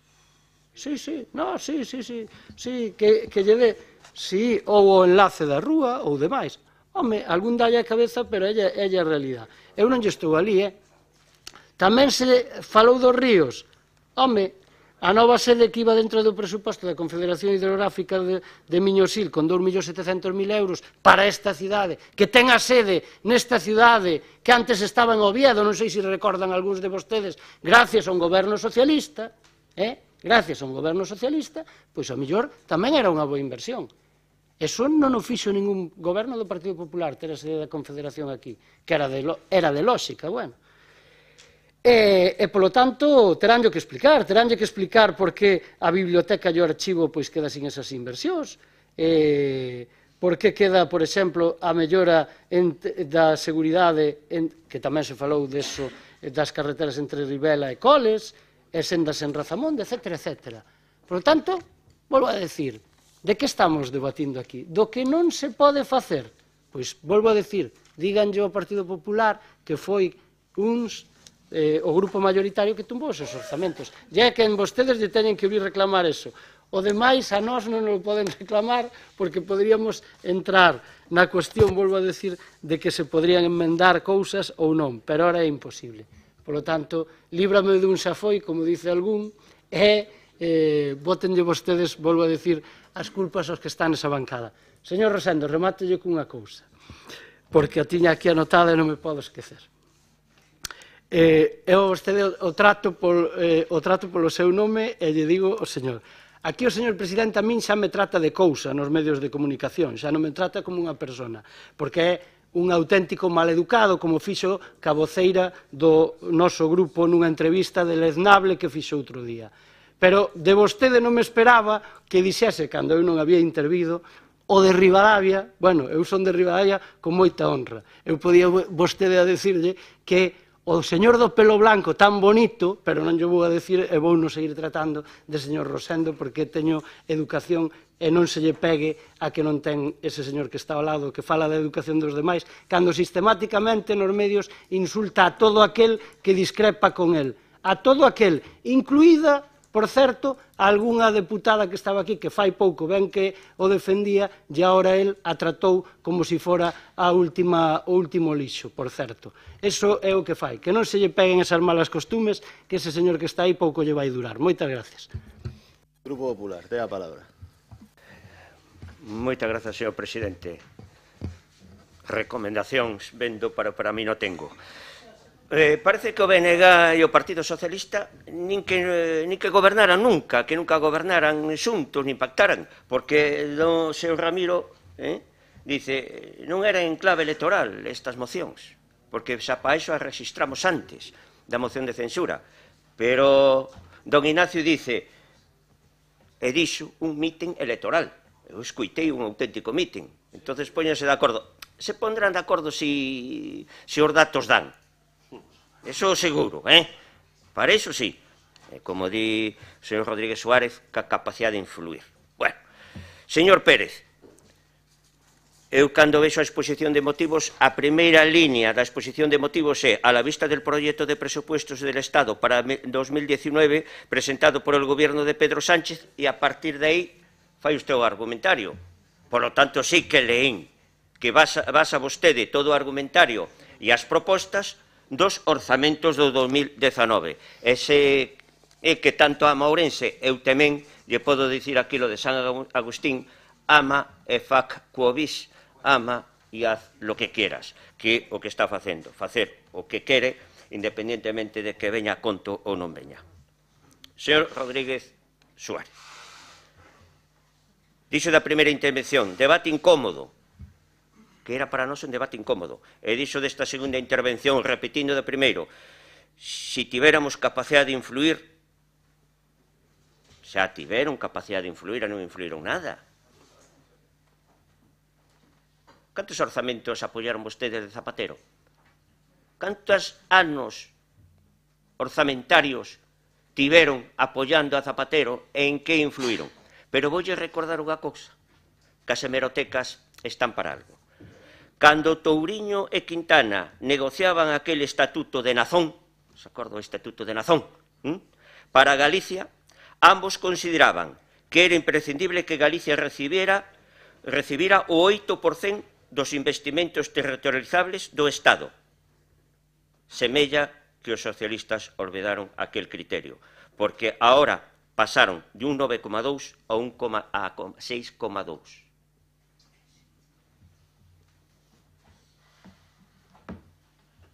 Mire, estábamos en 9,2. Vostedes, como eran tan ambiciosos e influían tanto, lles chegaba o 8%. Bien, son vostedes moi ambiciosos. E remato cunha cuestión. Señor don Ignacio, mire, que son malos, pero nós o sabíamos. Eran malos, porque non vou dicir que son malos o que non existe. Eran malos, porque recórdolle que eran un 20% menos para Galicia, ese papel que había aí, e un 52% máis para Cataluña. Independentemente que, efectivamente, que sempre tiven en conta que unha cousa é presupuestar e outra cousa diferente é executar. Efectivamente, pero claro, cando a un lle dan xa o 20% menos e o outro 52% máis, en este caso Cataluña, oiga, as diferencias se notan. Ou cando para Ourense aquel papel que existía e non existe era un 34% menos, algo lesivos eran, independentemente que lle digo que unha cousa é presupuestar e outra executar. E cando, agora sí que remato, eran 67 euros menos para cada galego e 93 euros máis para cada catalán, non me diga vostede que non eran discriminatorios e que non eran secesionistas. Nada máis e moitas grazas. Un breve turno de peche deste debate acumulado. En primeiro lugar, Democracia Nensana. Hola. Yo creo que Plácido no habla porque tiene un dedo vendado. Por eso no puede hablar. O día que te pase algo nun pé, non bebes. Bueno, vamos a ver.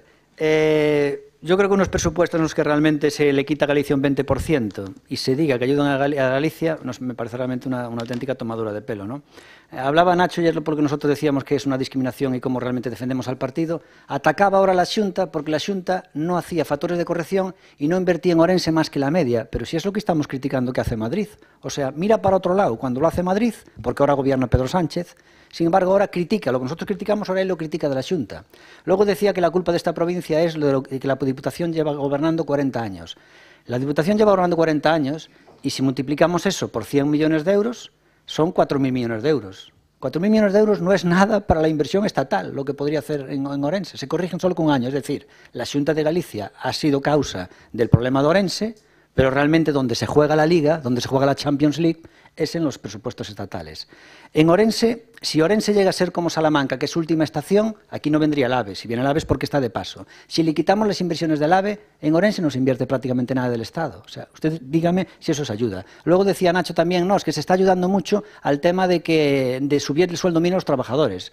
Pero si precisamente, si se le sube el sueldo mínimo a los trabajadores y eso es una ayuda, donde más se está ayudando es en Madrid y Barcelona, que es donde más trabajadores hay, porque en Orense es donde menos trabajadores hay. Así que realmente flaco favor estamos haciendo ahí en ese tema, ¿no? Decir que esto es una tomadura obviamente de pelo, y ya que el señor del pelo blanco, el señor Rosendo, bonito, el pelo blanco bonito, porque es un piropo, siguió con el tema, sigue con la guerra de las citas, pues vamos a también decir una cita mágica, que es que ¿cómo era aquella lucha que decía? La peor batalla es la que no se lucha. Y realmente es lo que nosotros aquí pretendemos. O sea, vosotros estas batallas pretendéis evitarla, que es luchar contra vuestros partidos, que son los que nos discriminan. Entonces, nosotros queremos votar por puntos nuestra petición. Vamos a votar a favor del BNG. No es que estemos de acuerdo en todo lo que pide, pero como realmente está pidiendo cosas para Orense del Estado, pues mira, a caballo regalado no le mires el diente. Entonces votamos obviamente que sí. Y aquí nosotros lo que queremos hacer es que realmente se posicione el PP y el PSOE, porque pedimos que el PP critique lo que está haciendo el PSOE con Madrid y luego viceversa. Y ahí es donde realmente se ve la incongruencia o cómo ustedes se alían para votar a favor de los partidos grandes y discriminar a Ourense, nada más. Breve turno de peche, Benega.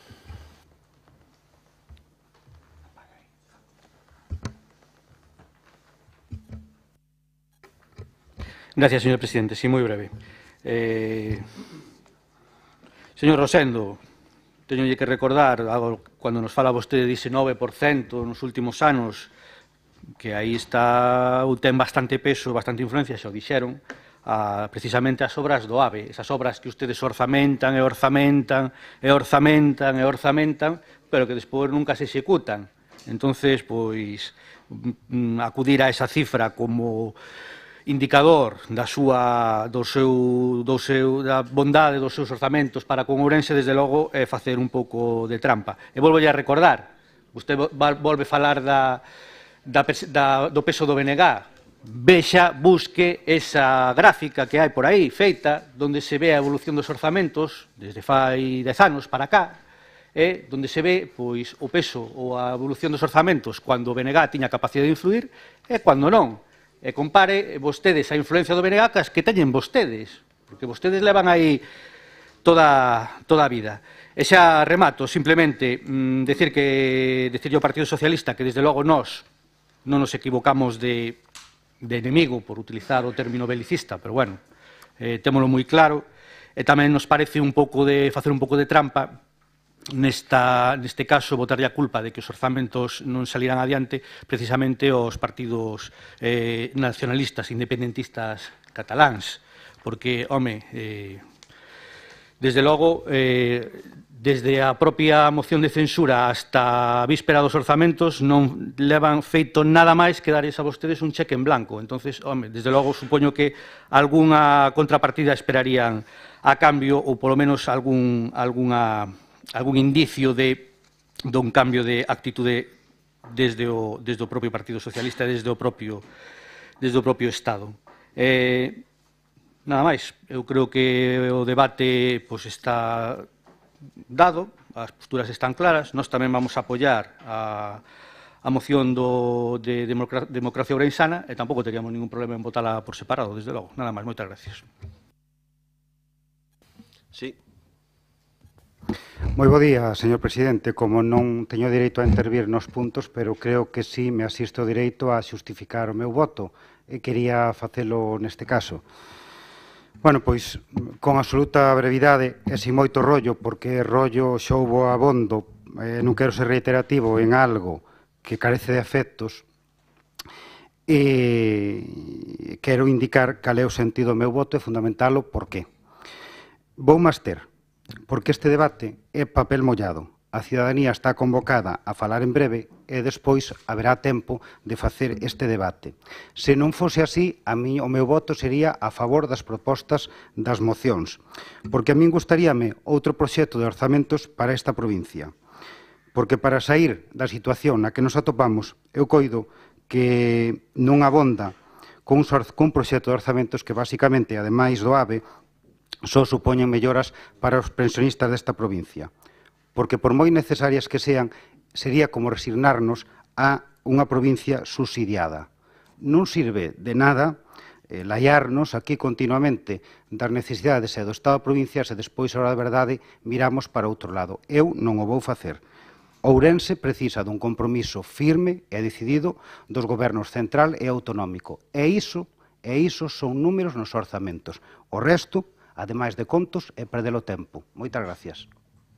Ben, rematado o debate, chega o momento da votación. Hai un plantexamento da parte de Democracia Ourensana para que a súa moción sexa votada por puntos e, tendo en conta o artigo 4 do regulamento, é posible se todos os grupos políticos están de acordo.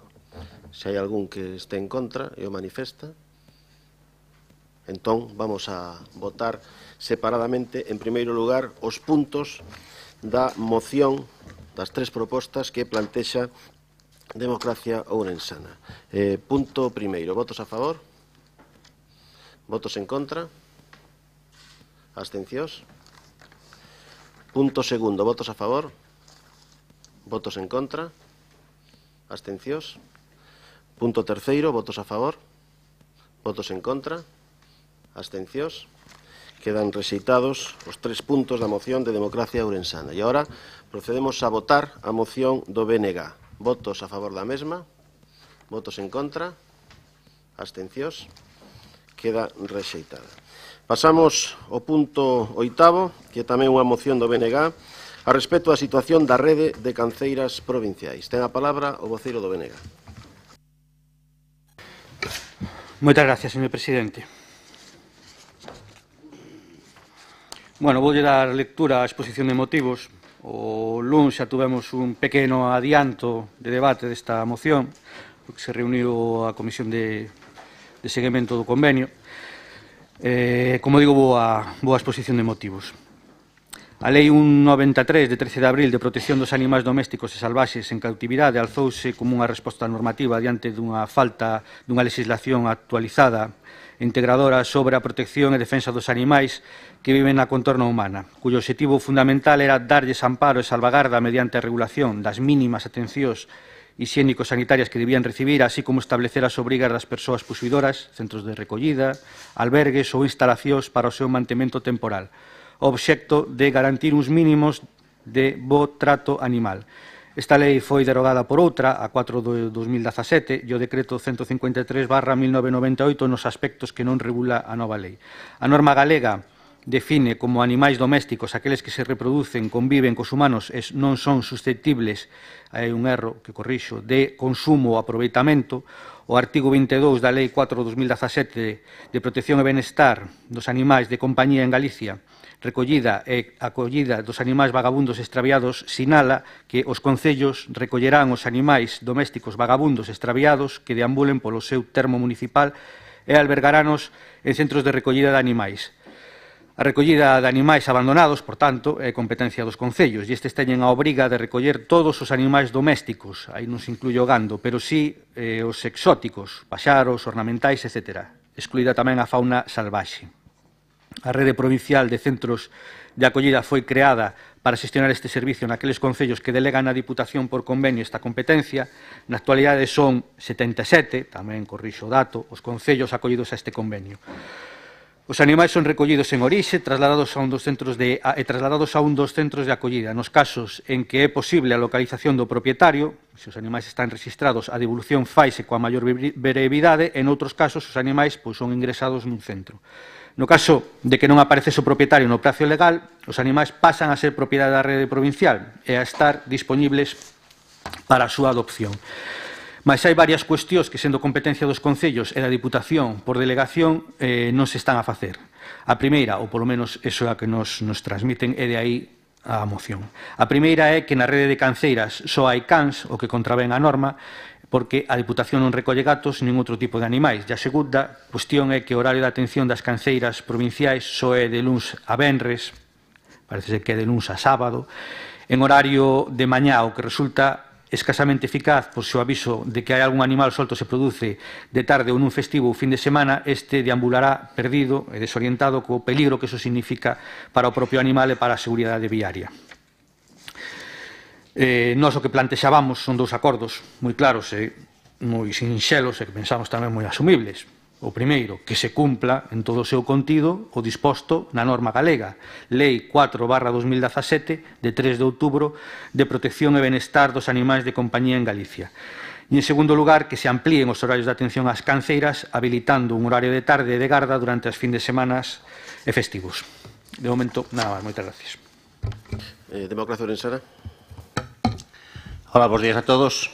Indo directamente ás propostas do BNG, vemos que a primeira proposta o que pide, en resumidas contas, que se cumpla a lei pertinente do asunto que se trata, por lo tanto, pois parece obvio que hai que o lóxico é apoialo. E o segundo é que se amplíen os horarios de atención ás canceiras habilitando un horario de tarde e de garda durante os fins de semana festivos. O que nos parece obvio é que os animais precisan atención todos os días, como sabe calquer persoa que teña, por exemplo, unha granxa ou unha explotación gandeira, ainda que isto se refire a animais non domésticos de compañía, non de explotación económica, pero é o mesmo. Entón, bueno, no caso, nos non temos a claridade de que o horario en todas elas abarque todos os días a semana. Entón, naqueles casos, se existen en que os animais non son atendidos nalgún día, nalgún momento da semana, pois o lógico é que tamén votemos a favor desta segunda proposta do BNG. De momento nada máis, gracias. Grupo Socialista. Bos días, señores e señores diputados. Este que lle fala estuvo na comisión das calceiras do Luz, me parece que foi. E creo que foi o único que dixo algo, digamos, algunha observación do servizo. Digo isto porque nós estamos de acordo, como non pode ser de outra maneira, que no punto 1 que se cumpla a lei, vamos a ir en contra de que non se cumpla a lei, e no punto 2, volvo a insistir, que foi o único que trouxe unha pequena reclamación á Comisión sobre o tema dos fines de semana, que se me explicou, e si hai un servicio de fin de semana, e, lóxicamente, o servicio de fin de semana, xa explicaron que era por necesidades, bueno, me dixeron, nos dixeron que estaban moi lonxe. Entonces, quero decir, se ustedes o primer punto, se retiran o segundo punto, nos votaremos a favor, se non vámonos a abster. Nada máis e moitas gracias. Grupo Popular. Bueno, moi bons días, moitas gracias, señor presidente. Esta moción manifesta un total e absoluto falta de coñecemento da rede de canceiras da Diputación Provincial por parte do Grupo Provincial do Bloque Nacionalista Galego. Xa lle dixen outro día na rede de canceiras co ánimo de que de alguma maneira entendera que estaba vostede metendo a pata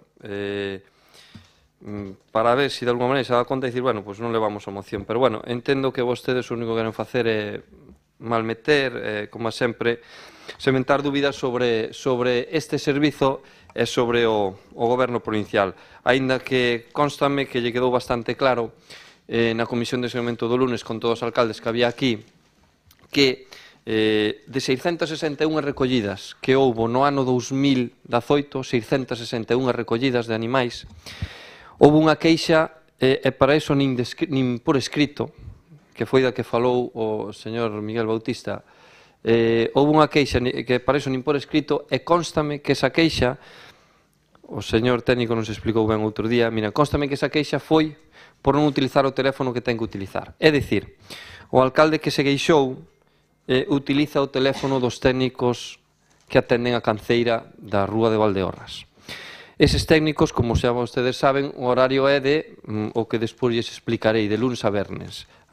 Pero temos un teléfono 24 horas dos laceiros. E dá igual a distancia. Vostedes chamen os laceiros e van. O único que van a variar será o criterio da recollida. É dicir, se é un can que está nun sitio controlado, pois ao mellor evitan ir, xa non digo a Petín, senón a Quintela de Eirado. É dicir, pero se é un can que está descontrolado, peligroso, van onde sexa. Voulles a ler o argumentario que traía preparado para que poñedes un pouquiño de luz, non a usted, Miguel, senón a Ramiro, para que entenda un pouquiño e que sepa por onde anda, porque repito que creo que o único objetivo desta moción é sementar dúbidas deste servizo e dúbidas do Goberno provincial, sabendo que vostede non distingue o que é a rede de canceiras, señor Ramiro. A rede de canceiras ten as canceiras, cans, que se meten cans e gatos, despois lhe explicarei, e despois tamén ten un servizo 24 horas, quer dicir, a rede de canceiras evidentemente non está 24 horas abertas as canceiras, a rede de canceiras sí. Agora eu vou explicar, mire. A Deputación de Ourense sempre tivo unha sensibilidade especial co coidado dos animais. Unha total implicación que queda demostrada ao dar forma a un convenio que xa levan asinados 77 concellos, que yo dixen eu a vostede O outro día na comisión de seguimento vostede puxo 68, xa vemos o descoñecemento total e absoluto que teñen. Que o podían preguntar, ustedes non me veña a dicir mirei na web ou non sei que. Ustedes, cando lle convén algunha información concreta e clara, sin ánimo de difamar, vostedes van aos despachos dos técnicos que ellos poden dar. Este convenio ven sendo totalmente operativo desde a súa posta en marcha hai uns 6-7 anos. 77 concellos, non 68 como afirma vostede na súa moción. Primeiro erro por non preguntar. 77 concellos que son máis de 2/3 partes da totalidade dos concellos da provincia que teñen unha solución a esta problemática.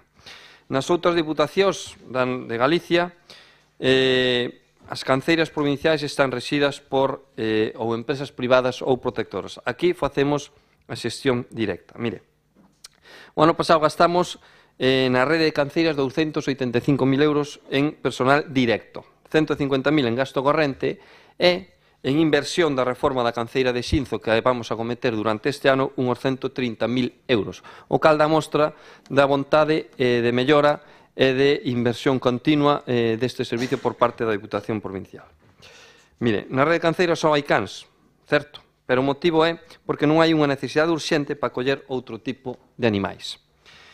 Hai unha demanda puntual do control da poboación felina referido aos gatos e ás gatas, en zonas urbanas, pero para este tipo de situacións utilizanse outros métodos máis axeitados de atención, como son as gateiras refuxio, onde se lles ofrece comedeiros controlados. As recomendacións e actuacións que se propoñen desde os organismos internacionais van dirixidas a manter as poboacións de gatos en orixe, esterilizándoos para evitar a superpoboación, pero evitando a recollida e o confinamento en centros de acollida. Como é ben coñecido, os gatos, que son animais individuais e non gregarios como os cans, cando se pechan en gaiolas, están sometidos a un forte estrés que os leva a padecer enfermidades e volverse agresivos.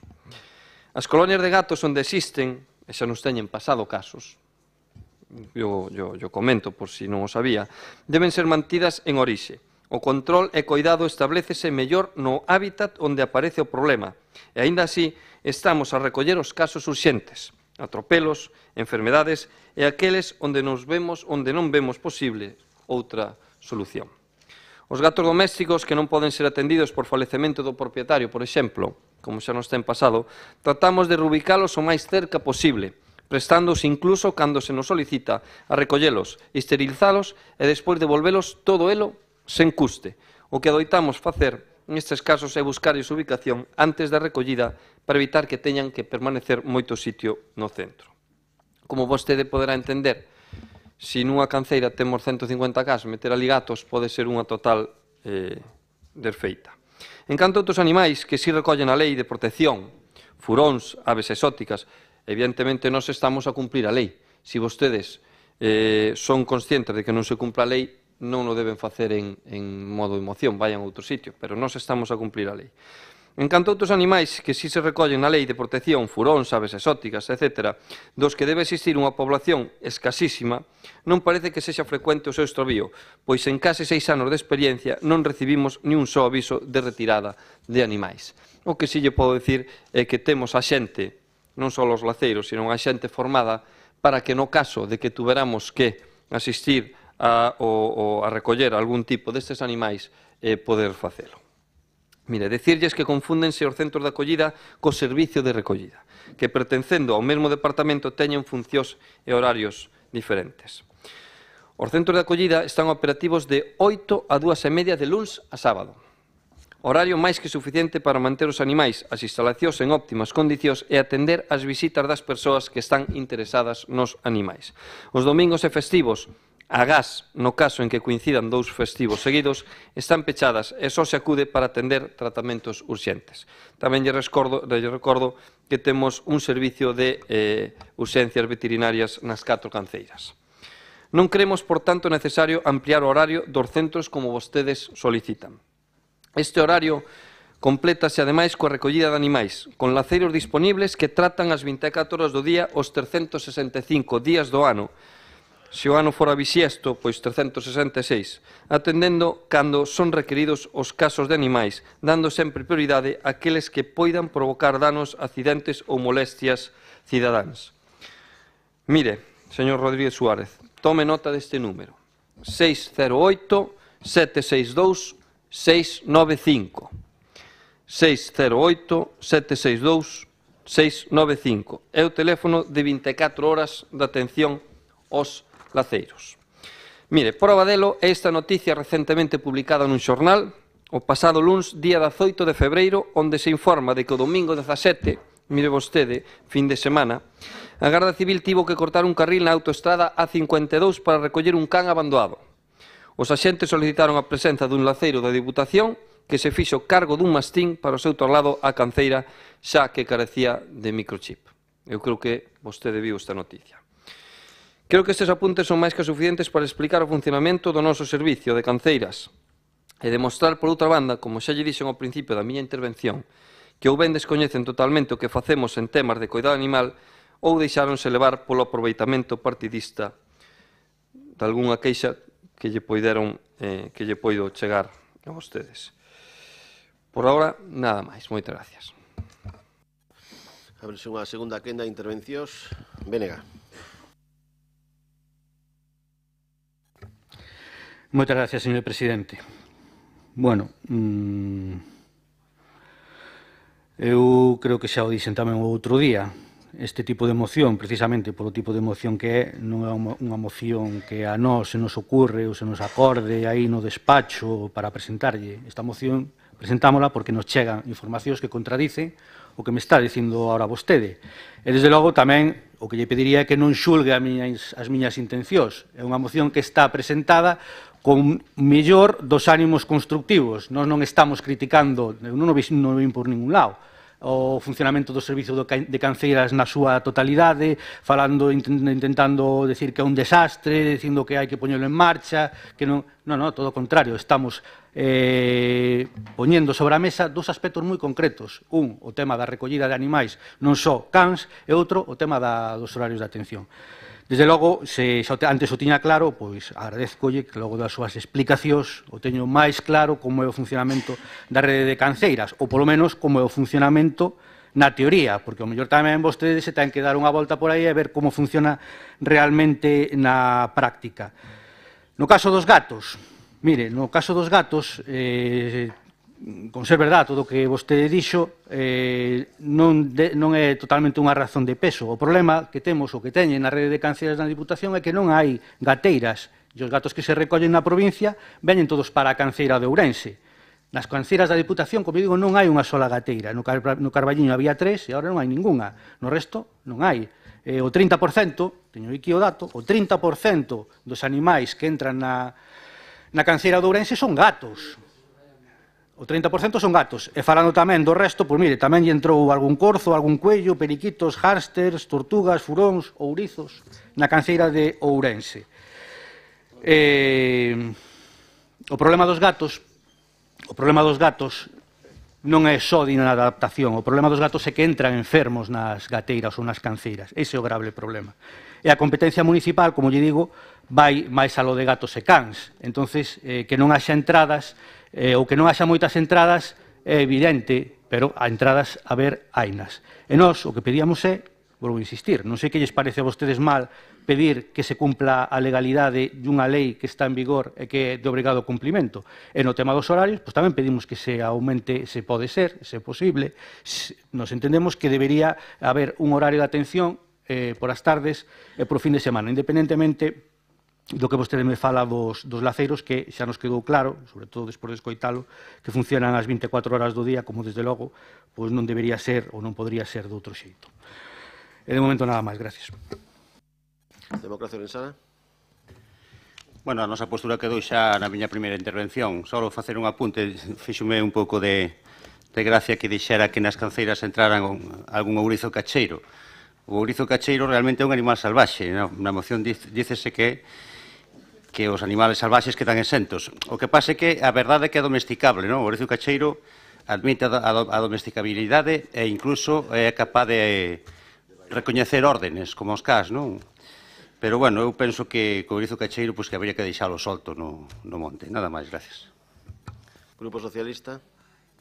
Eu insisto, na miña anterior intervención, nós estamos a favor do punto 1 vámonos a abster no punto 2. Quero decir, se ustedes non nos contestaron, se ustedes retiran o punto 2, porque creo que as explicacións están claras do servicio como está. Entón, non estamos a favor de cumplir a lei, pero o do fin de semana xa lle explicou como era. Entón, teremos que abster. Nada máis. Moitas gracias, señor presidente. Bueno, despois desta fenomenal disertación sobre os ourizos cacheiros, vamos a... Señor Ramiro, vostede dice que na canceira de Ourense que entra... Que ten que ver que na canceira de Ourense entre toda esa fauna? Que ten que ver? Ourizos, furós, que ten que ver que na canceira de Ourense entre esa fauna? Nas nosas non. Non temos esa necesidade. E cando teñamos, daremoslle solución. E punto. Nós non levamos cans, ou non levamos gatos, nin levamos nada a canceira de Ourense. Se o vostede quixo dicir eso, ainda que vostede que ven con boa intención, entendo que non quixo dicir eso, pero non sei, nós non temos tido reclamacións desas faunas, como moito a mí algún burro, pero sempre que non son ese mal, pero sempre hai para darlle solución. Falouse outro día aquí tamén no de seguimiento, máis creo que por parte do señor alcalde da Teixeira. Mire, vou dar uns datos, vale? Primeiro, vostedes falan de cumprir a lei, nós cumprímola, e ainda máis lle vou decir, antes de que a nova lei salira o de sacrificio cero, aquí nesta Diputación xa se falou de que as nosas canceiras sacrificio cero. Xa antes, sacrificio cero nas nosas canceiras. Agora que está debatiuse señor Miguel Bautista, el outro día na súa intervención felicitou ao servicio das canceiras, non? E incluso dixo que fora a facer algunha visita e quedara totalmente satisfeito. Vostede dixo, deas unha volta por aí, eu vou polas canceiras, que non vai a vostede. Eso está claro. Porque senón non decía isto. Mire, vou dar uns datos simples. Datos de recollida no ano 2018, 681 cans, 113 devolucións a propietarios, 404 adopcións. Os concellos aportan €1 por habitante. En total, cubrimos unha poboación total de 151.000 habitantes. Temos unhos gastos de 435.000 euros, que inclúen personal, gasto corrente, inversión. E tamén lle vou dicir que no 2020, se Deus quere, pois vamos ampliar a rede de canceiras, con algunha canceira máis. Bueno, non teño máis que dicir, senón que recordarlle que temos un teléfono 24 horas, 365 días do ano, 366 nos bixestos, que é o 608-762-695. Xa tomou, espero que tomara nota, porque ademais, este teléfono mandámoslo a todos os concellos e dixémoslle que puxeran un bando de atención, porque aquí surgiu a petición do diputado do Partido Socialista de que puxeramos o teléfono para que non lle... Como era a historia, Miguel? Para que non chamaran ao concejal de turno ou ao alcalde, senón que a xente tuvera o teléfono e que o soupera para poder chamar a eles directamente aos laceiros. Bueno, pois iso implementouse. E canto fai desto? 3 anos. Pois imagínense como está o tema, Ramiro. Bueno, eu creo que... Nada máis. 608-762-695. Moitas gracias. Breve turno de peche para o BNG. Ten a palabra. Gracias, señor presidente. Volvendo ao tema dos gatos. Eu daba os datos dos gatos que entraron na canceira de Ourense. Son datos, digolle que é o 30% dos animais que ingresan nesta canceira. Home, extrañame tamén que a problemática que afecta aos gatos no que é a gateira ou no Concello de Ourense non este extendida ao resto da provincia, e vostedes non lles entre ningún gato. O mellor non lles entra precisamente porque non teñen gateiras para atendelos. Deixamos a parte o caso do ourizo, como decía o señor Armando, que desde logo é mellor que este en liberdade circulando por aí e que non entre ninguna en cautividade. Desde logo, o que tampouco podemos é explicarlle que a legalidade non o ampara neste caso. Entón, bueno, xa que entrou con boa vontade, o mellor foi atendelo. Nada máis, non vamos a ceder á petición de votar por separado os dos puntos, porque a moción está presentada en conxunto, aos dos puntos pensamos que teñen interese, que debe ser votada tal como está, e tampouco vista a atitude, pois pensamos que nos leve a nada práctico. En todo caso, como tamén teño dito algunhas veces ou algunha outra vez, independentemente de que non vayan a aprobar vostedes esta moción, o que sí que esperamos é que teña algún efecto práctico efectivo e que, desde logo, pois leve a que isto que nos denunciábamos e plantexábamos aquí non se había aprobación da moción, pero que sí que, de alguna maneira, pois se aplique e teña, como digo, un efecto práctico.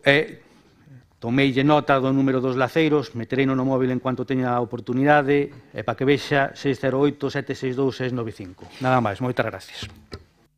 Moi ben, rematado o debate, e dado que non acepta a proposta de votación por puntos, sometemos a votación tal e como forma parte a presentada moción do BNG. Votos a favor desta moción? Votos en contra? Abstencións? Queda rexeitada. Pasamos ao punto 9, que é unha moción do Grupo Socialista contra a discriminación da provincia de Ourense no tocante ao servizo de hemodinámica do Complexo Hospitalario Universitario de Ourense. A esta moción presentou unha emenda de sustitución o Grupo Popular.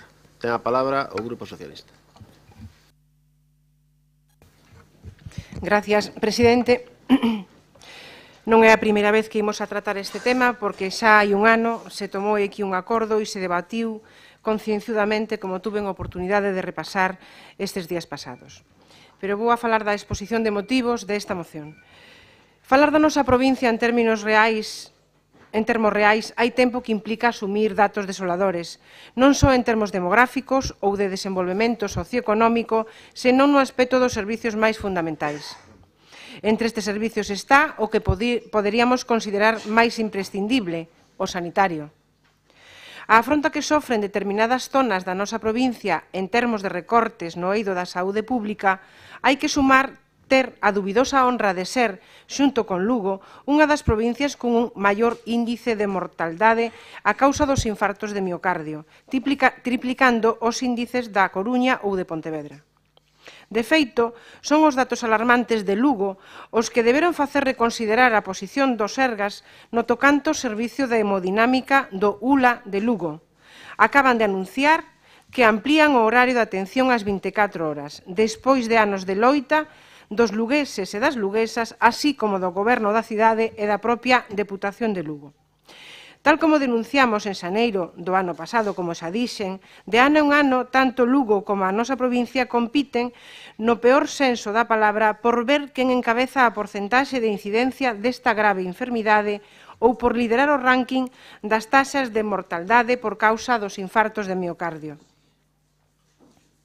Ademais de compartirmos unha estrutura sociodemográfica moi parecida, as dúas provincias tiñan un uso da unidade de hemodinámica en horarios de xornada laboral ordinaria, de 8 a 3, ata o anuncio da ampliación ata as 22 horas en febreiro do ano pasado, despois das mobilizacións e das denuncias políticas. Porén, esta ampliación seguía a ser insuficiente se temos en conta que en Pontevedra e en A Coruña teñen un servicio durante as 24 horas do día.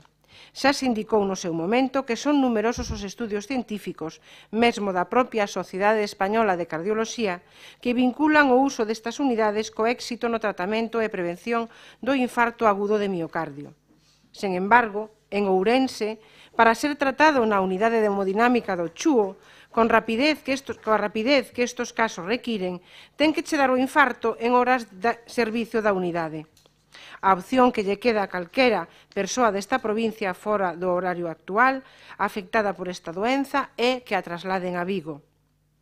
Os primeiros datos do Rexistro Galego de Infartos Regalian di que tanto en Ourense como en Lugo o tratamento da crisis coronaria mediante hemodinámica está unha hora por enriba do recomendado. Polo tanto, a pesar de contarmos cun servicio que, a pleno rendemento, podería evitar as complicacións dos síndromes coronarios agudos e, polo tanto, diminuir a incidencia desta patoloxía cardiovascular e mesmo a alta mortaldade por esta causa, que é a segunda, lles recordo, os ourensáns e os ourensás corremos un maior risco ante estas doenzas coronarias por mor do noso lugar de residencia. Está amplamente demostrado que a hemodinámica de proximidade e a cirurxía de urxencia en caso de isquemia coronaria aguda evita que o suceso derive nun infarto coas complicacións que leva aparelladas, ademais do risco mortal inherente. Estamos, xa que logo, ante un caso de manifesto discriminación cara a nosa provincia a que non se lles pon remedio pese a termos a unidade implantada dende o ano 2009 e o compromiso firme do goberno do PP dende o 2011 que entrou o señor Feijóo na Xunta de Galicia, momento no que se aprobou no Parlamento galego por unanimidade unha moción socialista para garantir o funcionamento da unidade ás 24 horas do día. A todas luces, estamos ante un caso flagrante de agravio comparativo cara a nosa provincia e os seus habitantes, posto que o risco vital é directamente proporcional ao tempo de demora na intervención da urxencia. Este agravio vese incrementado desde que este ano se anunciou que a unidade de Lugo pasa a funcionar este mesmo mes, este mesmo lunes, ás 24 horas. Ourense pasa a ser a única das provincias galegas sen ter o servicio completo na súa unidade de hemodinámica. Dito noutras palabras, ata para evitar o risco de morrer por esta enfermidade hai que ter en conta o código postal, é dicir, onde residimos. Hai moito tempo que denunciamos que se trata dunha marxinación cara a Ourense, que podería estar evitada e subsanada dende a vontade política real. Hai un ano, o grupo maioritario nesta corporación bloqueou a posibilidade de loitar de xeito unánime para que os ourensáns e as ourensás teñamos os mesmos dereitos sanitarios en pé de igualdade de toda Galicia. O tempo, insistimos en rexeitar as excusas dun goberno autonómico que teima en cuestionar a idoneidade desta implantación en base á súa rendibilidade, para non ter que aportar recursos a un servicio resulta decisorio na resolución exitosa do evento cardíaco e na calidade de vida posterior do doente. O goberno do PP na Xunta de Galicia dá sobradas mostras do seu afán por marxinar a nosa provincia. Non sabemos por qué. Bueno, mellor dito, sí sabemos por qué. Insistindo dende hai anos nos recortes sanitarios e impedindo que haxa unha equiparación co resto do país. Por todo o exposto anteriormente, solicitamos a aprobación da seguinte proposta de acordo. Primeiro, exixir da Xunta de Galicia, de maneira inmediata, a implantación do servicio de hemodinámica 24 horas os 7 días da semana no complexo hospitalario universitario de Ourense. Segundo, que a Deputación de Ourense exixa da Xunta de Galicia, da Consellería de Sanidade e do propio Sergas que poñan fin á discriminación a que teñen sometida a provincia de Ourense en materia de servicios sanitarios. A esta moción presentou o Partido Popular unha emenda de sustitución que di, primeiro, que logo da oportuna avaliación pola Comisión Regalian ao ano do funcionamento da ampliación do horario, se así se determina, se implante no complexo hospitalario de Ourense un modelo asistencial que garanta asistencia na área de hemodinámica 24 horas durante todo o ano 2019.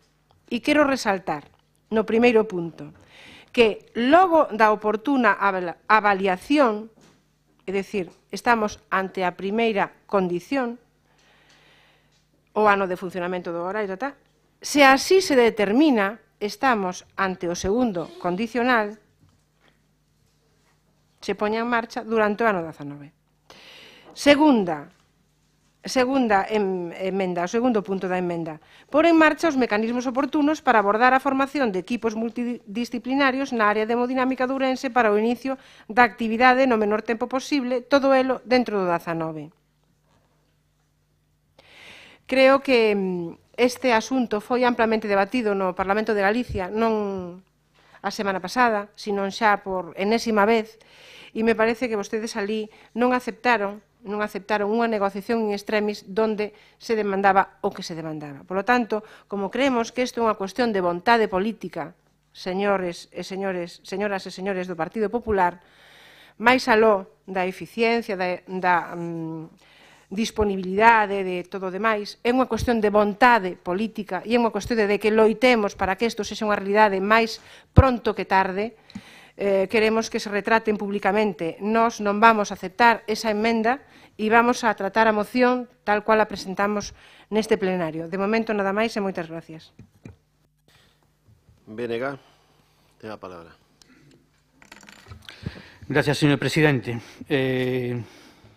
Bueno, antes de nada, eu creo que vamos votar de menos, sobre todo, supoño que o señor Rosendo, a Isabel Gil, que é a voceira habitual neste tipo de mocións relacionadas ca sanidade, a que, por certo, aproveito para mandarlle os meus mellores desexos de que a situación que fixo que hoxe non poidera estar aquí se solucione favorablemente. En cualquier caso, a voceira do Partido Socialista, a compañeira Elvira, xa fixo unha brillante defensa da exposición de motivos. En todo caso, indo ao tema, a historia da demanda de hemodinámica en Ourense, pois teño que ser así de claro e así de contundente. É a historia da desvergonza e da hipocresía do Partido Popular. De nada nos ten servido os ourensás e as ourensás que a cidade estea gobernada por o PP e que tamén teñan vostede a maioría en todas as institucións. Ourense lidera en Galicia a taxa de mortandade por infarto de miocardio por cada 100.000 habitantes, cunha porcentaxe do 59,7. Esta cifra sitúa a provincia 27 puntos por riba da media estatal. Na actualidade, o servicio de hemodinámica, xa se explicou aquí, do Complexo Hospitalario Universitario de Ourense, somente está disponible en horario de 8 a 3, horario de oficina, de luns a venres, o que provoca centos de traslados a Vigo, que é o centro de referencia, cando o servicio non está activo. O criterio das e dos profesionais na materia é unánime ao sinalar que a atención inmediata nos infartos aumenta as posibilidades de supervivencia, polo que non se entende que os criterios que foron aplicados no resto de provincias non sexan aplicados tamén e aplicables tamén no caso de Ourense. Coñecida recentemente a nova de que o Hospital Universitario Lucas Augusti de Lugo contará con servicio de hemodinámica ás 24 horas, como reivindicaron personal sanitario, forzas políticas e usuarios e usuarias durante anos, desde o BNG non podemos, pois, desde logo, máis que darlle os parabéns á veciñanza de Lugo. Esta é unha victoria das persoas e forzas políticas que non se resignaron diante da discriminación que sofre o interior do país e que ven de conseguir a rectificación por parte do Partido Popular, sexa cal sexa a motivación fonda da súa decisión. En todo caso, é unha injusticia sin comparación que o Hospital de Ourense continúe sen hemodinámica 24 horas e que o anuncio da ampliación de horas non incluya esta outra instalación. Unha vez máis, queremos recordar que falamos de salvar vidas, xa se dixo aquí, e creo que todos o temos absolutamente claro. Unha persona non pode escoller ter un infarto en horario laboral e, por tanto, é un servicio de primeira necesidade, non é un luxo ou un complemento prescindible e non se pode permitir que, dependendo de onde vivas, teñas máis ou menos probabilidades de supervivencia. A política sanitaria do señor Feijóo fronte da Xunta ao longo destes anos está poñendo contra as cordas a sanidade pública. Estámoslo vendo todos os días. E tal como amosan as denuncias de forzas políticas, personal sanitario, doentes, está tamén a agudizar a fenda interior eixo atlántico dunha maneira desproporcionada e injusta e non se pode permitir que non se garanta o acceso aos servicios sanitarios en condicións de igualdade, que sigamos perdendo mentres outros territorios melloran, e o único que pedimos, e por eso vamos a votar, desde logo, como non é outra, pode haber outra opción, a favor desta moción do Partido Socialista, é que Ourense sexa igual e tamén reciba este servicio de hemodinámica 24 horas. De momento, nesta primeira intervención, nada máis. Moitas grazas. Democracia Ourensana. Gracias de novo. Como tamén xa se dixo, esta é unha cuestión repetitiva. A veces temos a impresión de ter esa sensación de lo ya visto, o de ya vi, porque prácticamente xa fai meses que se debatiu isto e os argumentos prácticamente son os mesmos, incluídas as emendas do Partido Popular e seguramente incluído o que dirá próximamente o señor Rosendo. A única novedade esencial é que noutra cidade conseguiron o servicio, como dixo o portavoz anterior, pois despois das presións pertinentes e despois das exixencias pertinentes. E, lóxicamente, pois, mantenémonos na postura. É lóxico que un servicio como este este disponible 24 horas, 7 días na semana, 366 días os anos bisiestos. 365 outros, e o que non pode ser, pois, é que, como se falou aquí, o dereito á asistencia sanitaria de emerxencia depende do código postal, non? A discriminación do código postal. Fálase moito das discriminacións asociadas ao código xenético, non? Que determina o sexo e o color da piel, e fálase bastante menos da discriminación que determinada polo código postal, na que Ourense pois levase a palma, como xa se falou nas mocións anteriores, cando se falou dos presupuestos, e aquí unha vez máis estamos co mesmo tema. O segundo punto da proposta do Grupo Socialista fala da discriminación asociada concretamente ao asunto sanitario, pero non sabemos que esa discriminación é prácticamente endémica, estructural, global, e, desde logo, pois, como caso concreto, caso particular, a discriminación que se sufre no ámbito sanitario é máis sangrante, incluso, e máis indignante, non? Votaremos como estimamos lóxico, non me gusta dicir como que é lóxico, non, estimamos lóxico, votar a favor dos 2 puntos. Nada máis, gracias. Grupo Popular. Muchas gracias, presidente. Falando, en primeiro lugar, efectivamente, espero que o problema familiar de doña Isabel Gil, tal como anunciou a señora Lama, se recupere canto antes e máis felizmente, porque de seguro que estaría ela pois debatindo este tema. Eso sí que era extraño, que non se falara de sanidade, non se falara de discriminación e recorte. Xa teño dito todas as veces, aparece. Aquí pasa que xa van botando máis abaixo. Aparece do cuarto renglón. Xeralmente aparece do primeiro. A última vez aparecía do segundo e agora xa vai do cuarto renglón. Pero, bueno, eu solo dicirlle, mire, acaba, hai 2 anos, de invertirse 50 millóns de euros en infraestructuras, hai anunciado a outra nova. Bendita discriminación e bendito recorte. Pero, bueno, vostedes sigan. Pero, señoras e señores diputados, sobre todo os socialistas e en xeral o da oposición, pídolles que sexamos claros e que sexamos responsables nos comentarios que facemos en temas de patoloxías, en temas de enfermidades, que calquera de nós, como é do caso que estamos debatindo, é susceptible, independentemente dos factores de risco que cada un poirá levar en riba. Xa me referín o 26 de xaneiro, efectivamente, a señora Lama vai facer, dentro de 4 días, 1 ano, o regalian. Aquela parecía que non se andaban co INE, se reprochara, que as estadísticas do INE de non, fíxense ustedes máis do regalian, que xa existe, ademais o regalian aporta datos científicos, base científica, e non está suxeto aos vaivens políticos. Non está suxeto porque o Registro Galego de Infarto de Miocardio, que o regalian, aporta toda a información sobre o síndrome coronario agudo e sobre o infarto agudo de miocardio nas 4 provincias galegas.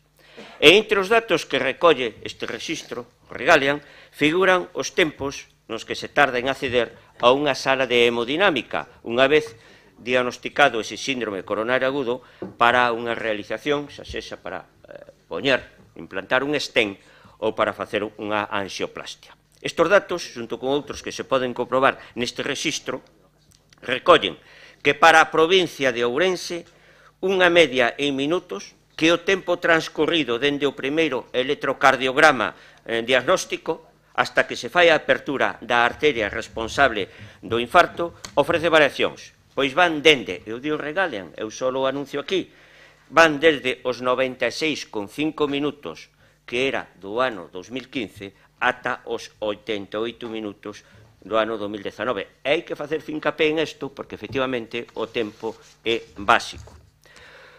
Este registro, seguimos falando do regalian, sirve para avaliar a necesidade de implantación de recursos asistenciais na área e, ao mesmo tempo, para garantir a súa cobertura durante o tempo axeitado para este tipo de patoloxías. En esta situación, que pasa?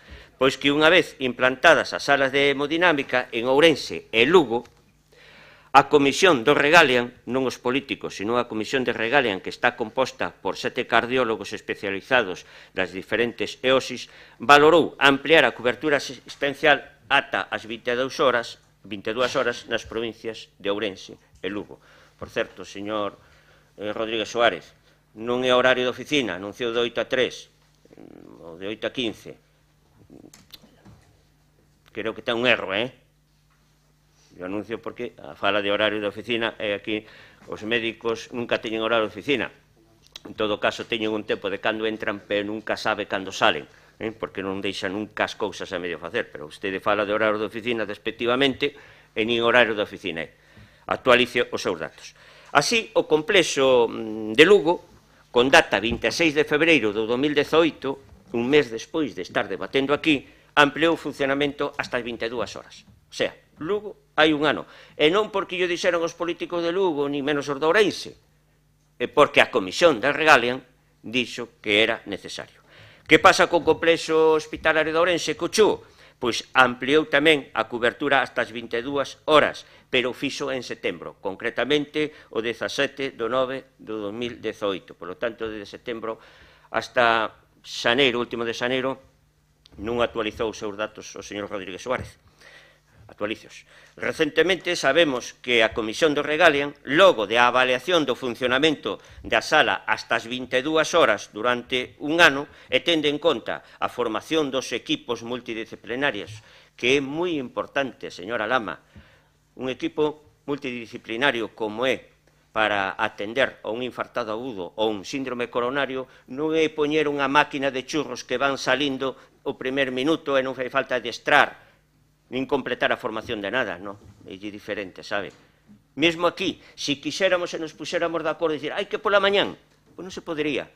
A sala está, pero non se podería porque ten que estar o persoal formado. Pois o que estaba dicindo que, despois de este estudo, autorizou que, dende mediados de febreiro do ano en curso, a sala de hemodinámica en Lugo está operativa ás 24 horas. Pero, claro, Lugo empezou en febreiro do 2018. E Ourense empezou en setembro do 2018.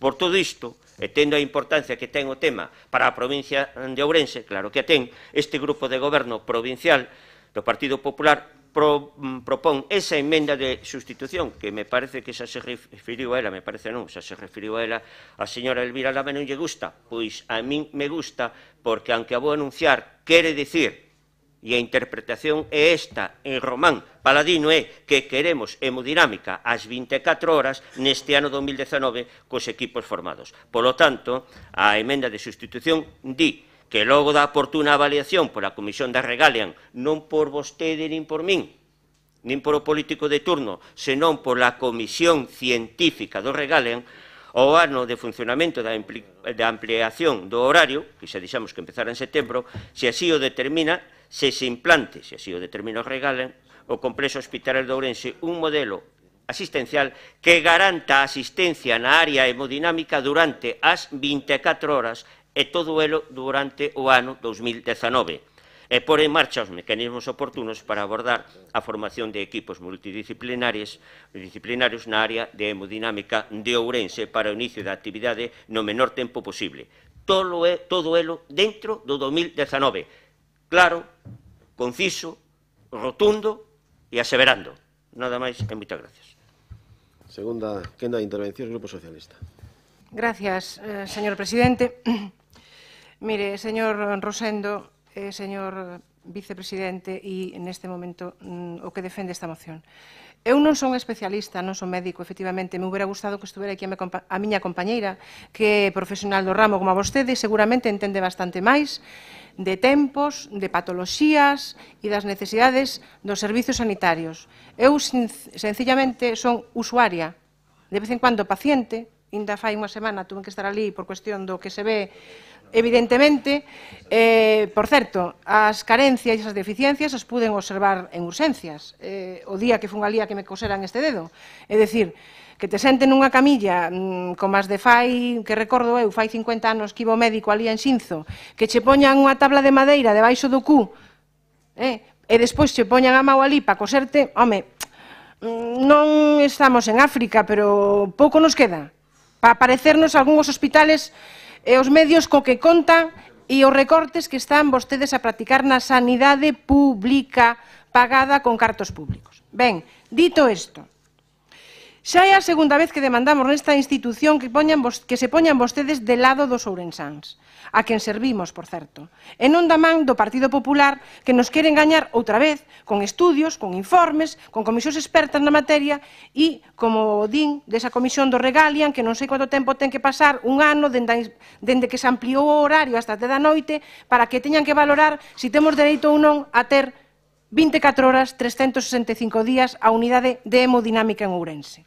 O pasado 26 de xaneiro do 2018, señor Rosendo, unha moción que demandaba de vostedes un acordo foi xustificada para votala en contra por vostedes, dicindo que tamén reclamaba o Partido Popular, como non, máis servizos sanitarios de calidade, e tamén quere e demanda a hemodinámicas 24 horas, ao tempo, iso sí, que exixe unha xestión eficiente dos recursos públicos aos nosos xestores, porque o que non é eficiente é despilfarro.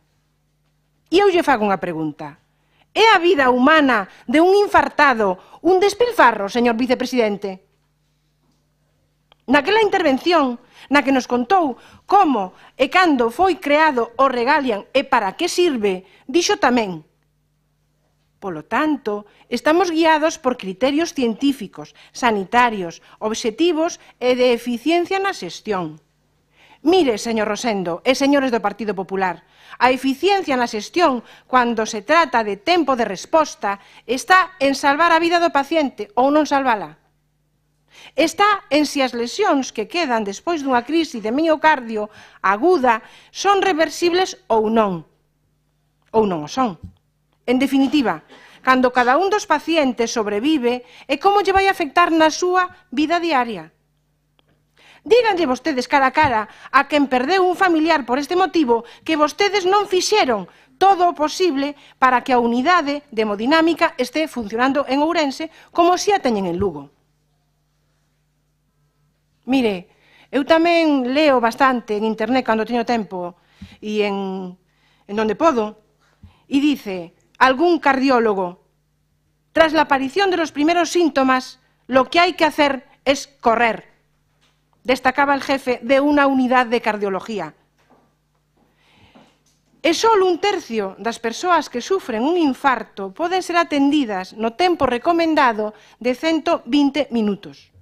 Tempo de resposta que só se está a cumprir en 2 ou 3 hospitales públicos galegos. Polo tanto, señor vicepresidente, señores do PP, non se escondan debaixo de estadísticas nin de rexistros do Regalian, porque onde non queren estar os ourensáns é no rexistro de defunción do xuzgado. É aí onde non queren estar. Quédalle claro? De momento nada máis. Venega. Moitas gracias, señor presidente. Falei de horario de oficina, mellor un pouco en términos así coloquiais, pero mire, señor Rosendo, teñolle aquí unha noticia desta semana, cando se nos informaba de que comenzaba a atención a infartos ás 24 horas en Lugo, e que Ourense reclamaba o mismo tratamento. E ten aquí un pequeno apartado de hemeroteca. A verdade que é bastante, vostede que lle gustan as hemerotecas, é bastante ilustrativa. Mire, aquí fala de que o horario de oficina da unidade de infartos en Lugo impediu tratar a 3 de cada 4 doentes. Isto que estamos falando, o que lle vou explicar para Lugo, é absolutamente trasladable para o caso de Ourense porque estábamos nas mesmas condicións. Outra noticia da hemeroteca, tamén aproximadamente do ano pasado, de febreiro de 2018. O relato en primeira persoa de ter un infarto en Lugo fora de horas de oficina. Tiven sorte de aguantar a viaxe a Coruña. E despois trae unha noticia que tamén é moi reveladora de como funciona o seu goberno, como funciona o Partido Popular da Xunta e como funciona especificamente o señor Feijóo, que desde logo podría ganarse a vida de calquera maneira, menos de adivino, porque di, o Sergas tratará os infartos en Lugo ás 24 horas 8 anos despois de prometelo Feijóo. Home, xa tuvo tempo. Despois de máis de 7 anos de movilizacións veciñais e políticas, Hai que ir á clave. Despois de 7 anos, máis de 7 anos de movilizacións veciñais e políticas. Mire, señor Rosendo, o que resulta indignante é que o Partido Popular volvese vetar na Cámara que a cidadanía desta provincia dispoña dun servicio, do servicio sanitario, en condicións e que deixen de ser tratados como cidadáns de segunda. E tamén é indignante que vostedes o vayan a vetar hoxe.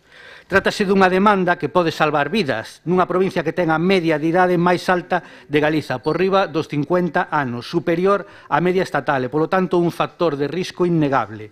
Ourense sofre a taxa de mortalidade por infarto de miocardio máis alta do país. De feito, en 2017 morreron 142 persoas por infarto agudo de miocardio na provincia. É unha sociedade avanzada, non se pode alegar que as cifras de vítimas mortais eran aínda máis altas no pasado. Un goberno responsable debe preguntarse se fai todo o que pode e se a xente desta provincia conta cos mesmos recursos sanitarios que o resto do país. E a resposta, obviamente, é non. Estamos falando de vidas humanas, de xusticia social e de que unha persoa non teña, como xa se dixo aquí tamén, máis papeletas para morrer simplemente por o feito de ser de Ourense. Entonces, nós, e remato, desde o BNG, primeiro que lle reclamamos é, en primeiro lugar, sería que vostedes lle deran unha disculpa aos cidadáns desta provincia.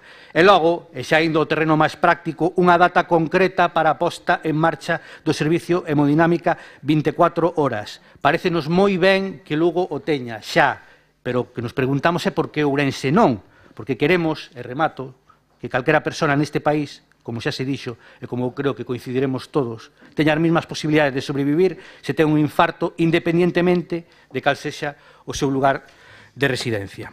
E nada máis, moitas gracias. Democracia Ourensana. Bueno, os meus compañeros me precederon falaron bastante xa do asunto. Creo que non vale a pena incidir na necesidade de que os cidadáns teñan asistencia desta clase 24 horas ao día, etcétera, etcétera. Solamente comentar que a nos fainos moita gracia que o Partido Popular, por un lado, eluda as responsabilidades políticas, delegando esta clase de decisións nun comité técnico, regalian, pero o que decía Napoleón, non? Cando non queira solucionar un problema, crea un comité ou delega nun comité. Nos pensamos que esta decisión é fundamentalmente política. Ourense necesita ese servicio como as demais cidades. E despois, o segundo truco é difuminar o contido da moción. En vez de debatir, en vez de decir que o Partido Socialista neste caso pois se equivoca nesto, naquelo, noutro, non, o que fai é cantar as excelencias da súa emenda, non? Pon unha emenda que difumina o contido da moción e despois canta as súas excelencias. Entre elas, unha obviedade como a que é que se necesitan equipos formados para atender o servicio. Eso xa será, por suposto, e eso tamén entraría dentro das responsabilidades políticas. A nós parécenos realmente curioso esa actitude que ten o Partido Popular de, en vez de tirar pola cidade, en vez de apoiar neste caso un partido de oposición, dándolle, porque podía decir, bueno, teñen toda esa razón, pero bueno, vamos a intentar, vamos a presionar, vamos a ver se pode facer. No, balones fuera. Isto é decisión dun órgano técnico, regalian, aquí a política non ten nada que ver, cousa que nós non estamos absolutamente nada de acordo. E despois, pois, unha cuestión como que, bueno, que fai falta equipo humano. Eso xa é como se di que fan falta ambulancias. Eso xa se dá por suposto. Esa actitude de, digamos, de sometimento de servidumbre ao goberno da Xunta, de que temos que conformarnos co que nos calla, de que ao fillo cabo podemos cumplir cos tempos de atención, eso a nos parecenos pois unha actitude que non debería ser propia dun goberno provincial, como neste caso. Reiterar que votaremos a favor e reiterar que esperamos que dentro dun ano, se é que estamos aquí ou non estamos, ou quen este, haya que volver outra vez a tratar o tema, porque xa non sei cuántas veces leva habido este tema aquí. Nada máis, gracias. Grupo Popular. Sí, gracias, presidente. Señora Elvira Lama, tranquila. El afán de las cosas aún más claras y preocupantes debe ser pausado y reposado, que con alterarlos non pasa nada. Mire, este grupo de goberno é consecuente e, ademais, é responsable. Non nos escondemos nin farrapo de gaitas. E máis, en xaneiro, 26 de xaneiro de 2018, estábamos debatindo aquí. Conseguimos? Pois conseguimos ampliar o horario fora dese horario de oficina que decía o señor Rodríguez Suárez, ampliando hasta as 22 horas. Efectivamente, é susceptible, como non, que de 22 horas a 9 da mañán ou a 8 da mañán tamén pode haber infartados. En eso estamos. E tamén lle recordo, o que é eficiente é eficiente. Defina como eficiente. O que non é eficiente leva consigo despilfarro. Pero é que iso é así. O que non é eficiente leva consigo despilfarro. E se algo ten e se define o sistema sanitario, e sobre todo os que fomos xestores, é que o primeiro que hai que aportar é eficiencia e calidade ás prestacións que se fan sanitarias. É que é así. E non é de outra maneira. E non trate vostede de envolvelo e dicir que eu falei de despilfarro. Falei que o que non é eficiente leva consigo despilfarro. E punto. E o que queremos son servicios sanitarios de eficiencia e de calidade, que é o que nos obligan os contribuintes. Segundo, nós non vamos a vetar nada con esta emenda, todo o contrario, estamos solicitando, queremos hemodinámicas 24 horas do día no 2019. E o que queremos? Non vamos a vetar absolutamente nada. Señor Rodríguez Suárez, mire, estaba atento eu, vostede que eu da trampa. Estaba atento. Porque unha parlamentaria outro día, hai uns días, en Santiago, do Parlamento de Galicia, dixo que Ourense era o que máis tasa, o que máis incidencia había, dixo incidencia, de mortandad por infarto de miocardio. Mentira! Pero mire, eu estou dicindo mentira, porque claro, se fala de tasa bruta, claro que é a que máis, pero para que non sexa tasa bruta hai que axustar por idades. Entón, falemos con propiedade. Outro día meteron a pata, vostede o escoitouno e dixo que ben vai quedar isto para defender esta moción, que dicir que Ourense é a que máis mortandade ten dos infartos. Mentira, porque fala de tasa bruta. Por lo tanto, señores, pídolle e lles pidín ao principio desta iniciativa que foran responsables e que falaran con certa miramentos e sensibilidade sobre unha patoloxía que podemos ter todos. En Lugo, señor Ojea, foi o Regalean, non os políticos, os que decidiron primeiro hasta as 22 horas e a partir desta mes as 24. Non foron os políticos, foi o rexistro do Regalean. Temas técnicos, científicos, o mismo que esperemos que aporte aquí e nos exiximos, eso sí, xa como políticos, que non pase deste ano. Por lo tanto, non estamos vetando absolutamente nada. E dígolles e repítolle unha vez, non falen de discriminacións, non falen de recortes, porque se acaba de investir máis de 50 millóns de euros en infraestructuras e se están anunciadas xa máis infraestructuras. Se é así, como é, benditos recortes, bendita discriminación. Eu que lles pido que se adhiran, porque sería, ademais, pois, con máis forza, con máis poder, con máis convicción, exixirlle á Xunta de Galicia que do 2019 teñamos xa as 24 horas a sala de hemodinámica disposta esas 24 horas, valga a redundancia. Ollo, e co equipo multidisciplinar totalmente adiestrado. Falaba outro día un eminente político, presidente, para...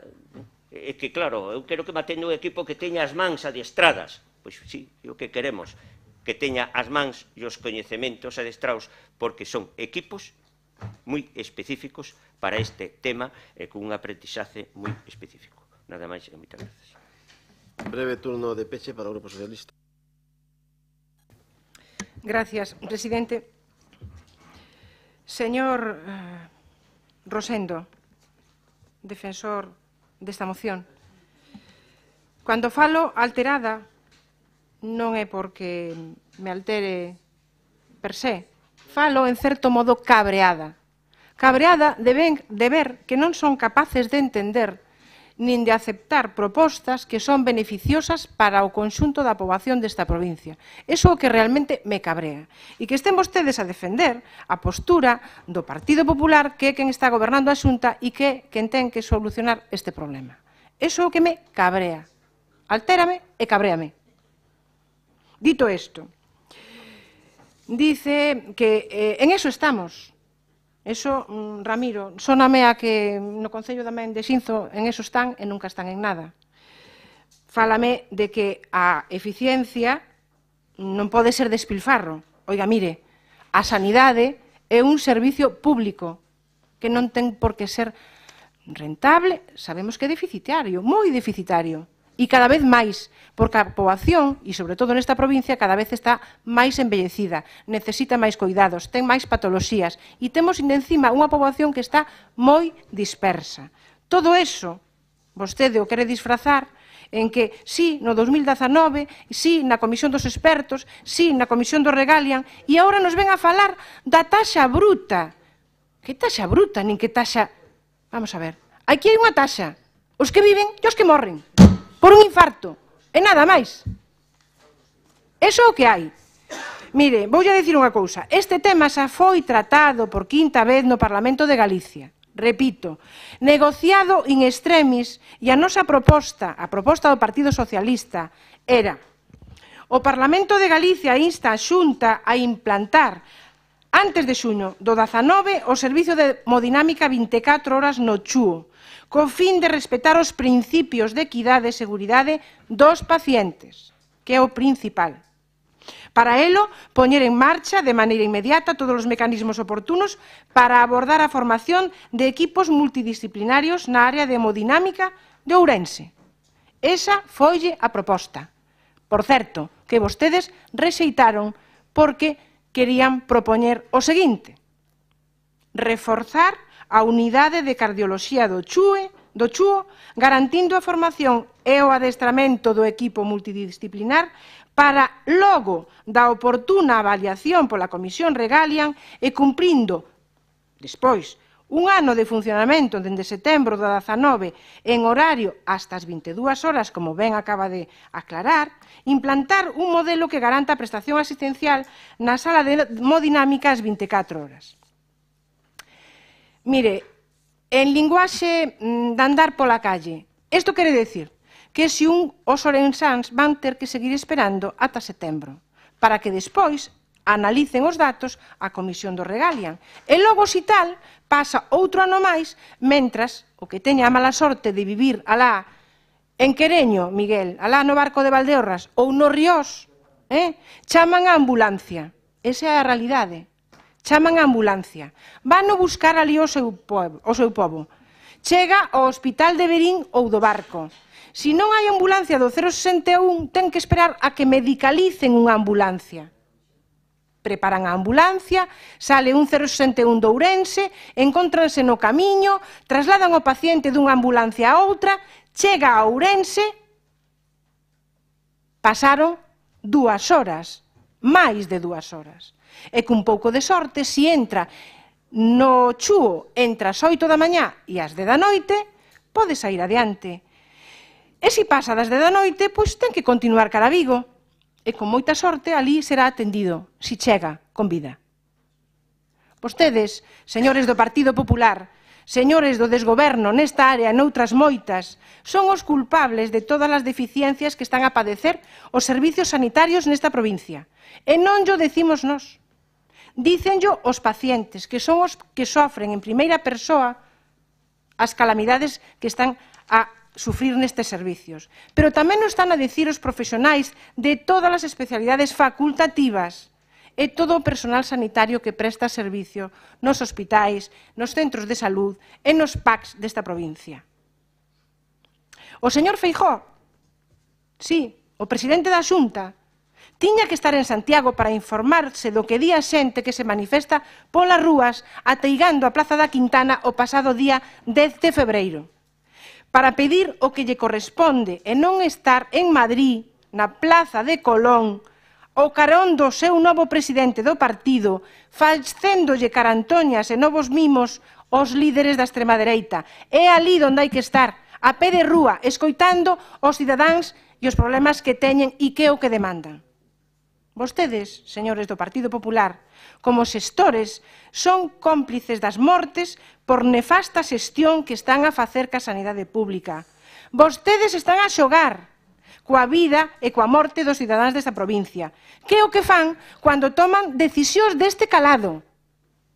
Que lles costa aceptar esta moción que traemos aquí e poñerse do lado dos cidadáns desa provincia e decir, queremos hemodinámicas xa? Dío vostede que o técnico supremo da Comisión Regalian. Non é posible. Ou yo dicen dende Santiago. Mire, o rexistro do Regalian ten conta, igual que todos os rexistros, dos datos que se meten ali. Sabe? E o rexistro do Sergas tamén ten conta dos datos que lle meten ali. Que moitas veces os datos, todos sabemos como se meten. Vale? Todos sabemos como se meten, porque non queremos ser números, non queremos ser estadísticas, e o que non queremos, señores e señoras do Partido Popular, é estar no rexistro donde non queremos estar, polo menos eu, e me parece que todos estamos aquí, nin ningún ourensán, no rexistro de defuncións do xulgado. Polo tanto, nós non vamos a aceptar a emenda de sustitución que plantexan e vamos a manter a nosa moción tal cal está presentada. Moitas gracias. Rematado o debate, sométese a votación. En primeiro lugar, a moción de sustitución... sí, ten a palabra. Gracias, señor presidente. Quería justificar de novo o meu voto. A min a verdade é que me pasa como o señor voceiro do BNG, voto de menos as instructivas e a caídas intervencións da señora Gil. E por que non tamén os acalorados debates co señor Rosendo Fernández. Por certo, aproveito para debates de altura aqueles. Aproveito tamén para mandarlle todo o meu cariño e aprecio á señora Gil, desexando que se solucione satisfactoriamente a situación que hoxe lle impediu estar aquí. Indo xa ao tema do voto, como esta é unha moción reiterativa, o meu voto vai ser o mesmo que o dai un ano. Nunha moción idéntica a esta, e como a daquela, non quero para os ourensáns, nin máis nin menos que o que quero para outros, o que teñen os outros habitantes das provincias galegas. Por lo tanto, votarei a favor da moción. Moitas gracias. Moi ben, votamos entón, en primeiro lugar, a emenda de sustitución do Grupo Popular. Votos a favor? Votos en contra? Abstencións non hai. Queda aprobada e votamos ahora a moción do Grupo Socialista. Votos a favor? Votos en contra? Queda rexeitada. Grazas, pasamos ao punto 10, que é unha moción de democracia ourensana relativa á construción e posta en funcionamento dun velódromo en Ourense. Ten a palabra a democracia ourensana. Gracias, muchas gracias todavía, presidente. Plácido se va. Oye, Plácido, tienes el dedo mal, ya lo dije antes. Ese dedo lo tienes así porque fue el que designó a Santi Rodríguez de número 2 del PP. Fue ese dedo el que lo designó. Bueno, por cierto, voy a decir una cosa de Fraga, que habla aquí, que resulta que está ahora se marchó del Partido Socialista, dimitió como Monselama, y está aquí en una esquina, lo tienen aquí relegado, y tiene la prerrogativa de poder hablar y decir antes de... Es realmente el último que habla, ¿no? O sea, después de los que ponen la moción, realmente quien tiene la última palabra es él para decir que vota. Esto parece realmente un poco en aquel juego del 1, 2, 3, los cicuta. Habla al final de todo y es un poco el que determina, ¿no? Hace un poco como los de la revisión del VAR. O sea que realmente es una prerrogativa que sale ganando en eso. Bueno, vamos ya con el tema.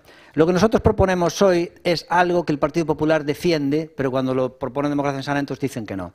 Dicen que es fundamental instalaciones deportivas en Orense por el tema de que es vital, entre otras cosas de lo que se beneficia de la población, dice que es fundamental instalaciones deportivas por el tema de el turismo deportivo. Entonces justifican grandes inversiones que han hecho en Layas, que es un tema privado, por el tema de Castelo de Miño, muchas cosas, pues dicen, no, es que el turismo deportivo es muy importante. Y resulta que en el Concello de Orense han votado en contra de lo que nosotros proponíamos del tema de hacer un velódromo en Orense, o aquí la Diputación ya votó en contra de pedir a la Xunta de Galicia para que haga un circuito de automovilismo. Pero ojo, es que en la comisión, el Partido Popular, en la comisión de esta moción, ya votaron que no, ya anticiparon que iban a votar que no de esta moción.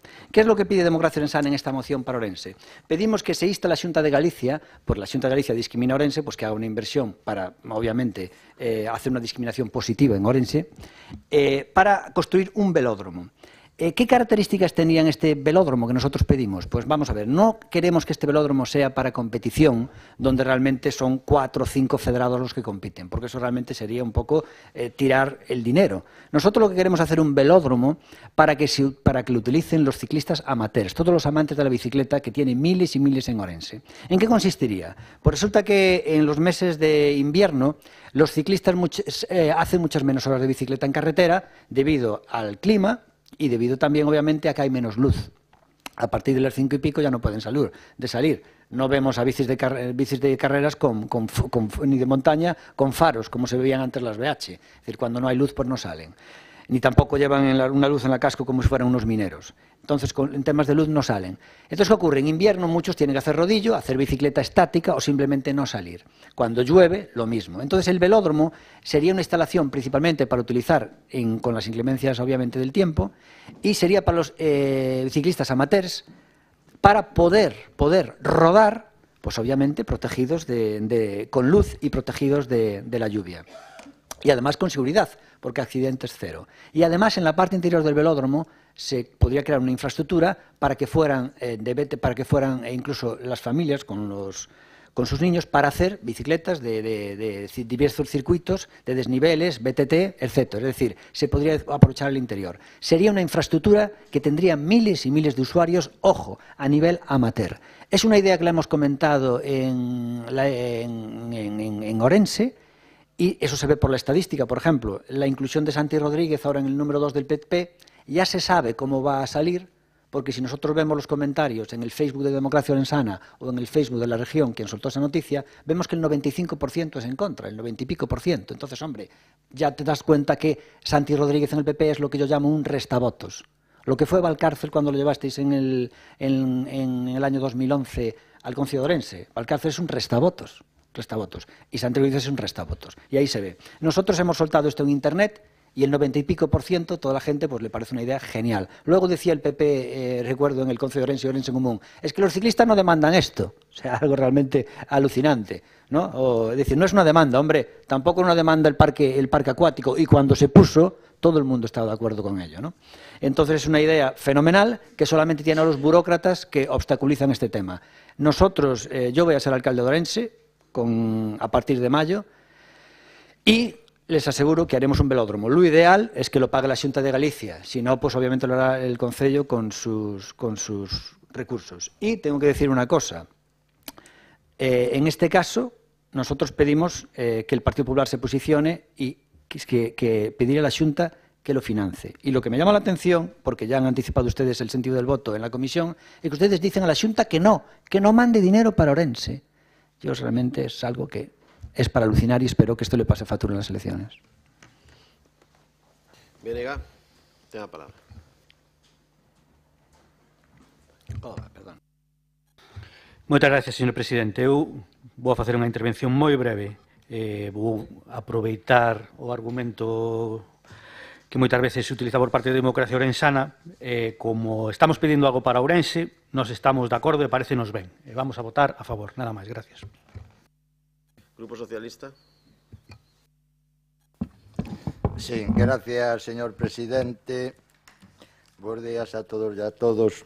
Respecto á moción que nos presenta hoxe Democracia Orensana para a construción dun velódromo en Ourense, entendemos ou queremos entender que é ou pode ser no entorno da provincia de Ourense.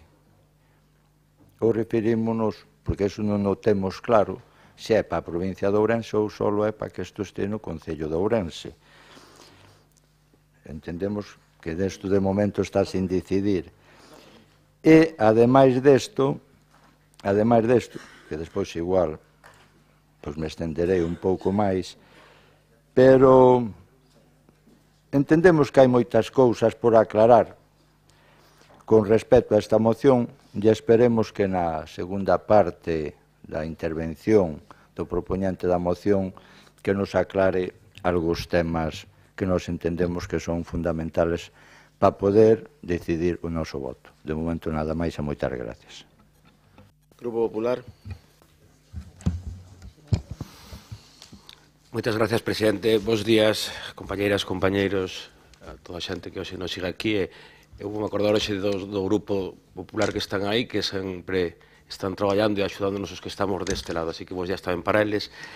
É para os ilustres notarios da actualidade, parafrasando un ilustre, oriundo de Salvaterra, de corazón da merca, e hoxe por todos aludido. E nombrando a Rosento, debo me acordar, como non, da súa compañeira.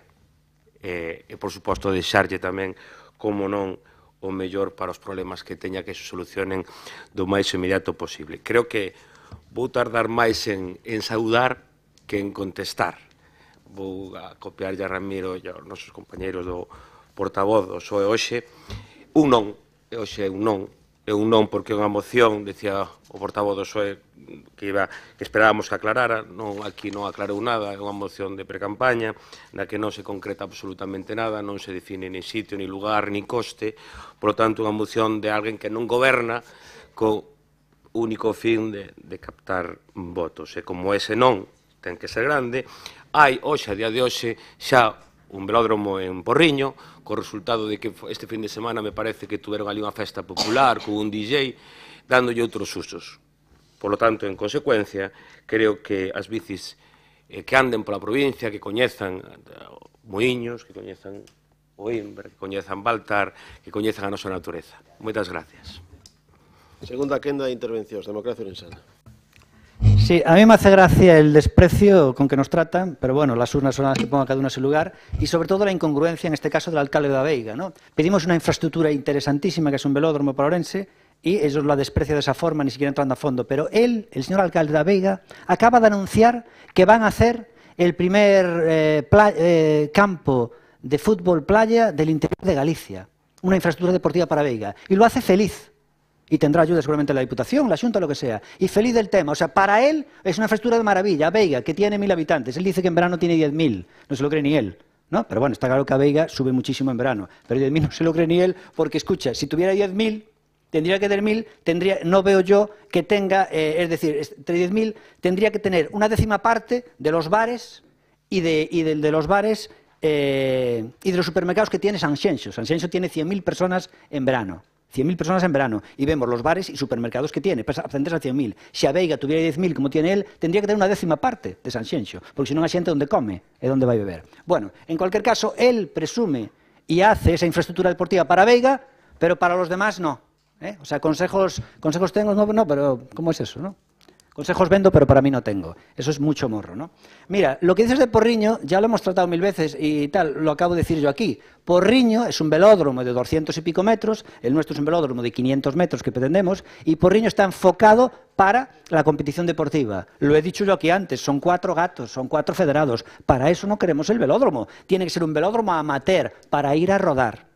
Logo me acaba de decir, no, es que a xente mellor que ande en bici e que conozca o Imbra, tal, vale. E como conoces o Imbra e a Veiga indo en bici? Primeiro, eso ya é demagogia, es algo como decir tamén correndo, entón que non se hagan pistas de atletismo. Pero dicindo eso, como decir, entón, como conocer de noite? E cando chove, os ciclistas, porque isto é para cando chove e cando é de noite. Cantas veces chove en Ourense? Uns 100 días ao ano, 100 e pico.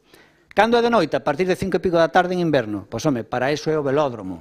É unha auténtica infraestructura que é unha maravilla e que estaría cheo de personas que utilizarían. El otro día ponía un ejemplo, una reflexión que hice yo. Dije, el alcalde de Vigo gastó 1 millón de euros en las luces de Navidad y Vigo tuvo repercusión en toda España. Ese señor se gastó, Manuel Baltar, 600.000 euros en la exposición de los huevos y Ourense tuvo repercusión en el periódico La Región. Esa es la diferencia. Tener repercusión en toda España o tener repercusión en la región. Es en cómo gastamos dinero. Si nosotros invertimos en un velódromo, tendría repercusión en miles de orensanos que se beneficiarían de él. Y nuestro objetivo es utilizar los recursos públicos para hacer a la gente la vida más fácil. En este caso, la diferencia... Esto me recuerda una frase, ya que Rosendo me metió el tema de la fiebre de las citas en este pleno, que decía que el obstáculo, en este caso, el obstáculo es el camino. Y en este caso el obstáculo es el camino. Es una reflexión zen. Porque vosotros no queréis recorrer el camino. Como decía también otra frase, que es la diferencia entre lo posible y lo imposible es la voluntad. Vosotros no tenéis voluntad de que Ourense prospere, ¿no? Y no voy a seguir más con citas, si no esto va a parecer una casa de citas. Bueno, ¿qué más? Que he dicho eso. Respecto a dónde estaría ubicado, porque realmente yo alucino, porque tú eres, carallo, licenciado en Derecho, el que tiene poca comprensión lectora soy yo, no tú, se supone. Y pone aquí lo que nosotros pedimos. Llevar a cabo un estudio para determinar la mejor ubicación para un velódromo en Ourense. Hombre, llevar a cabo un estudio de la mejor ubicación. Entendemos que no debería estar lejos de donde mayor núcleo de población hay. Si no es en el municipio de Ourense, pues, hombre, debería estar cerca. No lo vamos a hacer, carallo, en Parada do Sil. porque se non chegas tal e xa reventado. Se vas que a bicicleta xa non ten sentido. Se és para os ciclistas, tendrá que estar cerca del entorno donde máis ciclistas hai, que é en el entorno de Orense. A lo mejor non tiene que estar en el municipio de Orense, pero obviamente cerca de Orense. E nosotros quedamos, en cualquier caso, ponemos aquí, llevar a cabo un estudio. Lo pone en la moción. Nos desprecian tanto que ni si leyeron la moción. Y luego proceder de forma inmediata a la constitución y puesta en funcionamiento de dicho velódromo asumiendo su completa financiación. Esto se lo pedimos a la Xunta de Galicia, que la Xunta de Galicia haga esto. Es algo de deporte que es fundamental para mejorar la calidad de vida de los ourensanos. Seríamos realmente pioneros en algo que estoy seguro que una vez que triunfe en Orense, las demás ciudades nos copiarán. Antes hablaba de Xantar. Fijaros, Xantar no lo hacen en ningún sitio porque en ningún sitio permiten que se haga una feria que le haga competencia a la hostelería local. Y entonces decía Rubín en Xantar que llevaba ya 20 años y que era un éxito absoluto Xantar. Oye, perdona, si es un éxito absoluto, ¿cómo es que no te lo copia ninguna provincia? Porque hoy en día lo primero que se hace es copiar lo que funciona bien. Es lo primero que se hace, copiar lo que funciona bien. El velódromo, desde luego, funciona en cantidad de sitios europeos y es una maravilla. Y en España, el velódromo popular, que el que nosotros proponemos, hay uno, creo que es en la zona de Castilla, como lleva el nombre del corredor gallego de Freire, y no está metido en un núcleo donde haya mucho núcleo de población, y ese es el problema, pero desde luego, si lo metemos cerca de un núcleo de población, como en este caso sería el de Orense, el éxito sería realmente rotundo, ¿no? Y seríamos pioneros en algo que lo vamos a hacer y que esto se demostrará, porque los movimientos se demuestran dando. Es algo de deporte que es fundamental, y aunque el deporte no lo es todo en la vida, ¿quién quiere todo? BNG, non fai uso do seu turno. Grupo Socialista, ten a palabra. Sí. A ver, a verdade é que non nos aportou moito o propoñente da moción. E xa que se estendeu un pouco, tamén me vou permitir o luxo de estenderme un pouco e tirar do tempo. E vou falar de ciclismo, porque os que xa pasamos dos 60 e anduvemos moito en bicicleta. Eu fixen miles de kilómetros. Eu podo pasar a falar da bicicleta de antes e de ahora, porque anduven e ainda sigo andando en bicicleta. Podo falar do deporte do ciclismo bastante, aparte porque me apasiona. E non estou en contra de que para Ourense, como para cualquier lado, que vayan infraestructuras, que veñan inversións. O que hai que ver é se esas inversións tamén se poden executar, se son viables, non son viables. Haberá que dicir, porque tamén podemos pedir aquí agora, o que sei, un campo de aviación, o que sei, ocurrenseme varias cousas. É dicir, nos pretendemos que, cando se fai algo desto, pois, bueno, unha serie de datos que ás veces, pois, que, claro, esta instalación vai ser rentable ou non vai ser rentable, porque, claro, unha vez que se faga a instalación, supoñemos que se lle pida a Xunta que nos faga a inversión en Ourense, moi ben, pois hai que mantela, esa instalación que vai ter un coste, porque vai nos ter un coste os que vayamos a ir ou os que vayan a ir ali, porque igual pensamos que todo sale gratis, e as cousas non son gratis, alguén as ten que pagar, e isto saldrá dos presupuestos de algún lado, ven dos presupuestos da Xunta, e que, decíanos antes o señor Gonzalo, don Gonzalo Pérez Jácome, que, bueno, que si ele era alcalde, o cual é un tema personal dele e do seu grupo, que Ourense que contará con velódromo. Bueno, se o Concello ten dotación para faguelo, pois estupendo. Ahora, neste caso, estamos falando no eido provincial. E pode ser que en algúns casos haxa outro tipo de demandas tan importantes ou máis que estas, porque que esa oferta generará demanda. Nos instalamos un velómetro en Ourense e despois eso genera unha moita demanda. Pois, ás veces os datos son teimudos neste eido. Eu podo lle dicir tamén, con respecto ao tema dos ciclistas, o que temos que ser é todos máis prudentes en carretera. Primeiro, para empezar, para evitar as mortes que hai, ser máis prudentes en carretera. Temos que respetar, cando vamos, sobre todo, en coche, porque somos, digamos, máis fortes, e, ás veces, tamén, cando vamos en bicicleta, tamén nos temos que cuidar un pouco, que ás veces tamén, deixo aí, porque eu tamén ando en bicicleta. O do velódromo, eu non é que o vexamos, nin que o vexa mal no eido persoal, é un pouco monótono. É o mesmo que a faguer rodillo na casa. A xente gusta nos salir á carretera, ao monte, ás pistas, e ás veces as inclemencias do tempo tampouco nos preocupan moito. Se os temos que mollar, mollámonos, enchémonos ás veces de bulleiro, e normalmente non pasa nada, porque nos gusta ir, bueno, sempre vas a un grupo, vas vendo paisaxes, vas charlando, e como tema incluso de non só o deporte, senón de pasalo ben, pois entendo porque o do velódromo non deixa de ir a unha pista, como se vas a un gimnasio, sentaste ali na bicicleta, e incluso teñenche xa unha pantalla para que estedes vendo, pois, o que sea, unha película, unha carreira de coches ou de motos, e estás dando ali pedal, que é o mesmo que o que fan, sobre todo, a xente que anda máis en bicicleta, pois no inverno, se o día está moi malo, pois, bueno, aproveita para fazer rodillo na casa. Hombre, que ten unha instalación cerca, sí, pois podría ir ali, esa parte ya é gratis, pois claro, moito mellor. Pero claro, é que hai unhos datos que se decían, por exemplo, deste que se montou no Porriño. En Porriño houve moita afición ao ciclismo. Houve moita afición, máis que hai agora. Incluso houve grandes ciclistas, incluso a nivel internacional. Que sí, que o velódromo que igual pois que é un pouco pequeno, según as teorías de algún, pero bueno, para rodar e para fazer perna, pois igual chega. Aquilo está prácticamente abandonado. É dicir, está abandonado. Falámase de fazer un velódromo aquí na provincia de Ourense, incluso en Ourense, ou cerca de Ourense. Pero os de Xinzo, os de Verín, se queren vir, pois terán un desplazamento. Xa non digo os do barco de Valdeorras, claro, non é para vir en bicicleta, terían que vir en coche, e despois, pois bueno, e despois fazer bicicleta aquí no velódromo.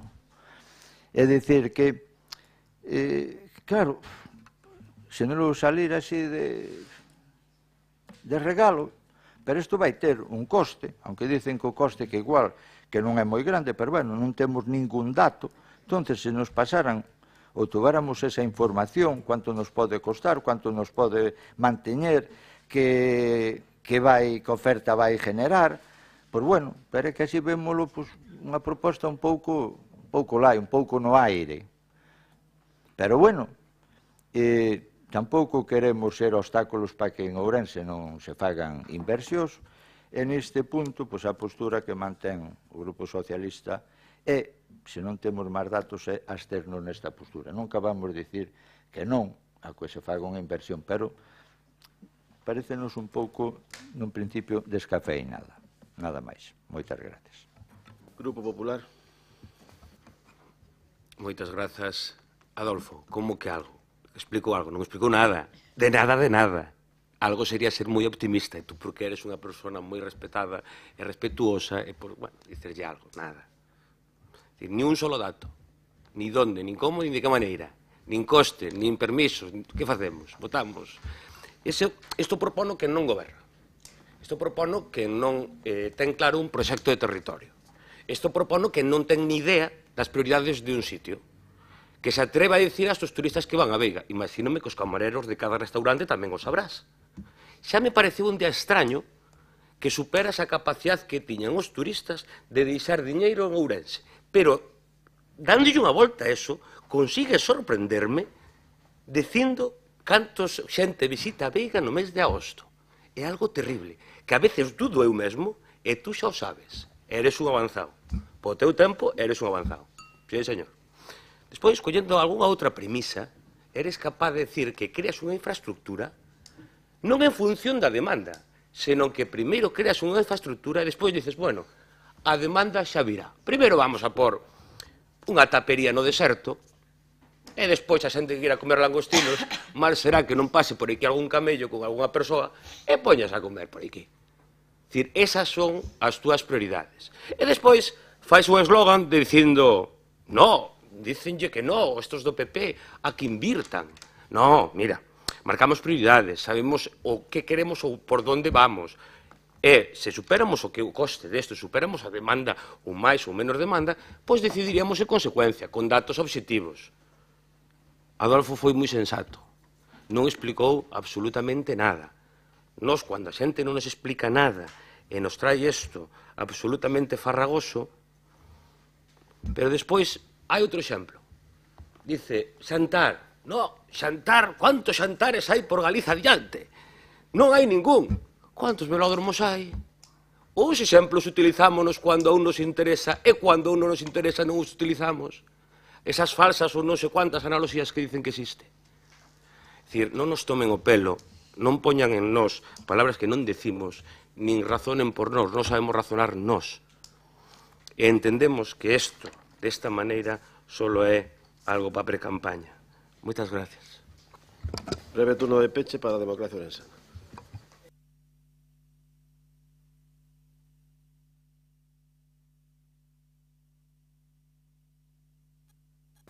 Ahora foi. Ou vai ou racha. É como ora eu cadvou do alcalde. Ou vai ou racha. Bueno, total. Primero, darle las gracias al BNG por su apoyo tan importante. Y darle las gracias también a Fraga por todavía no saber qué va a votar. Porque realmente es curioso que no se pueda saber aún qué va a votar. Pero darle las gracias porque se supone va a votar a favor. Aunque es capaz de votar en sintonía con sus antiguos compañeros. Pero a ver, un detalle muy importante, sobre todo para el alcalde da Veiga, que hoy portavoz del PP.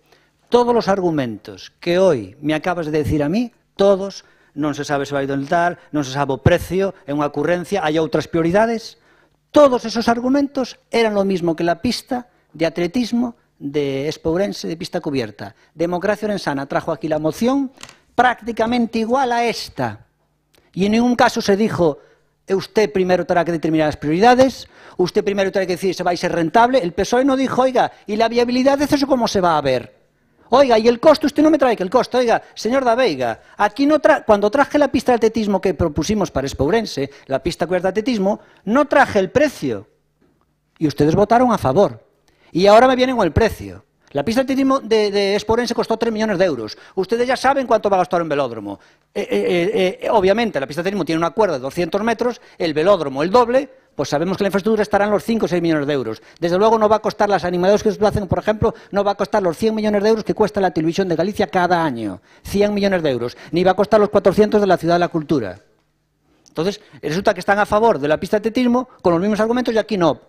Esa es la historia. ¿Por qué? Porque ustedes sabían que Feijóo estaba a favor de lo que propuso Democracia Orensana. Entonces, claro, como ustedes obedecen al PP, si mañana dice Feijóo, hay que hacer un velódromo en Orense, ustedes automáticamente voten a favor y cambien el argumento. Lo hemos visto con el parque acuático. Adoptaron el proyecto como suyo, cuando es una idea de Democracia Orensana. Lo que tienen ustedes es jeta. Mira, esto de aquí es una infraestructura, igual que una piscina. Entonces me están diciendo, oiga, esto va a ser rentable. Vamos a ver, ¿y es rentable el teatro principal? El teatro principal cuesta 1 millón de euros al año. Ojo, esto no cuesta 1 millón de euros al año. Esto es una inversión y luego el gasto que tiene es luces y poco más. Me decía aquí el Adolfo, es Adolfo, ¿no? Que por cierto, tienes una gran pasión cuando exponen las mociones. Cuando haya que hacer alguna oratoria en algún entierro, te llamaremos. Bueno, total. Muy bien. Total. Que vamos a ver, me estaba diciendo, por ejemplo, oye, y esto de aquí va a ser, ¿qué gastos tiene? Oye, pero ¿qué gastos tiene? Los gastos que tiene, me decía que a xente o que quere é ir cabice por aí e embarrarse todo eso. Home, claro, cando pode, pero cando de noite non se pode. Dice que para eso temos o rodillo. A xente vai a bicicletas estáticas.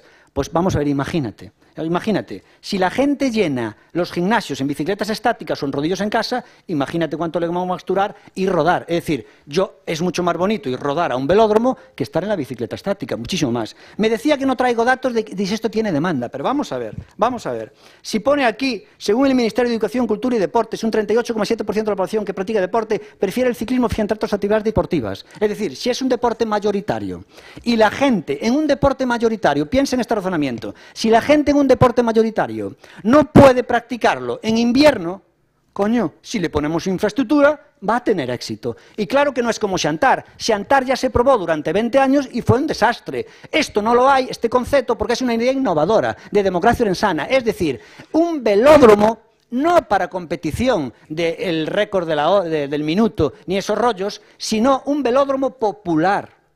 Es un concepto nuevo, innovador.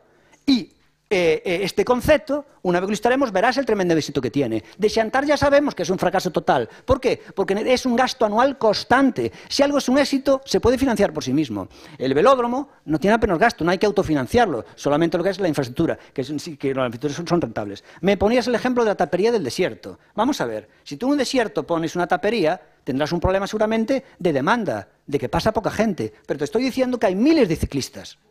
Coño, ¿cómo que buf?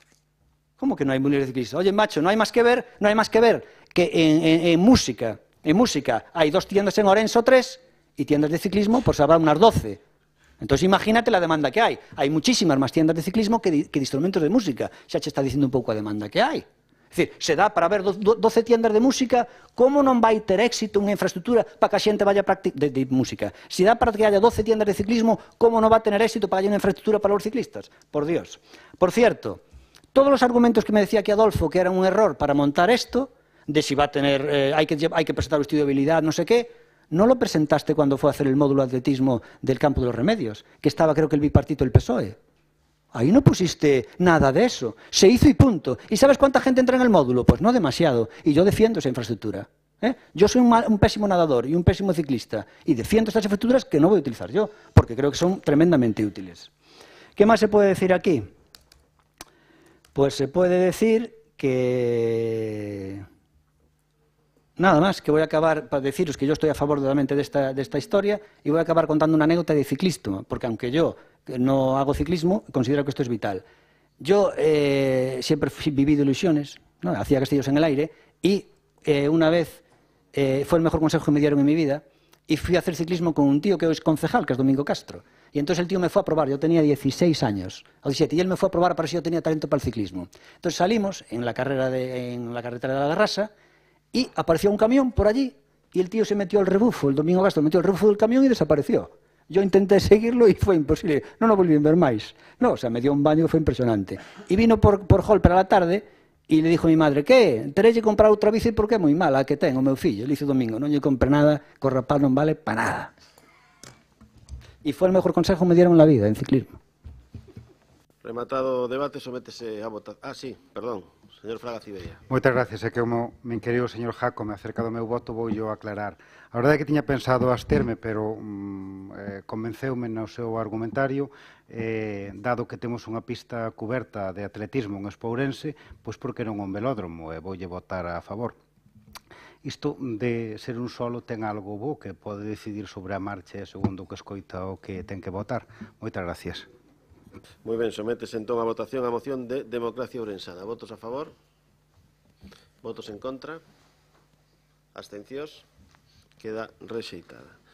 Pasamos ao punto 11 da orde do día, que é de mocións de urxencia. En primeiro lugar, hai unha moción de urxencia que é a modificación de créditos do orzamento do Consorcio Provincial de Incendios para o Servizo contra Incendios e de Salvamento. Antes temos que votar se procede ou non o tratamento por urxencia nesta moción. Votos a favor da urxencia? Unanimidade. Moitas grazas. Señora interventora, ten a palabra. Ben, aquí trátase dunha modificación financiada con remanente de tesourería do Consorcio de Incendios, importe 448.760 e os investimentos tanto en suplemento como en créditos extraordinarios os que aparecen detallados na memoria. Grazas. Intervención dos grupos. BNG. Sí, moitas gracias, señor presidente. Simplemente para lembrar que hai poucos meses que aprobamos o orzamento da Deputación no que se facía por parte desta institución unha achega de 1.400.000 e pico euros ao Consorcio Provincial. Bueno, non pasaron aínda 4 meses e hai que facer unha modificación de 448.000 euros para comprar, pois, basicamente vehículos.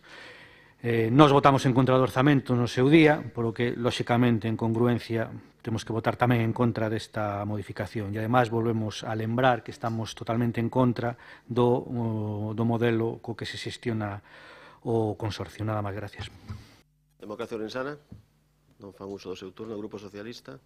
Gracias, presidente. Este é un expediente de modificación de crédito, conforme a legalidade, por suposto. Incluye un suplemento de crédito de 322.500 euros para 2 vehículos de emerxencia e un proxecto para un aparcamento, un crédito extraordinario de 126.260 euros para construir tamén un aparcamento e a adquisición de equipos informáticos de acceso que den acceso ao 112.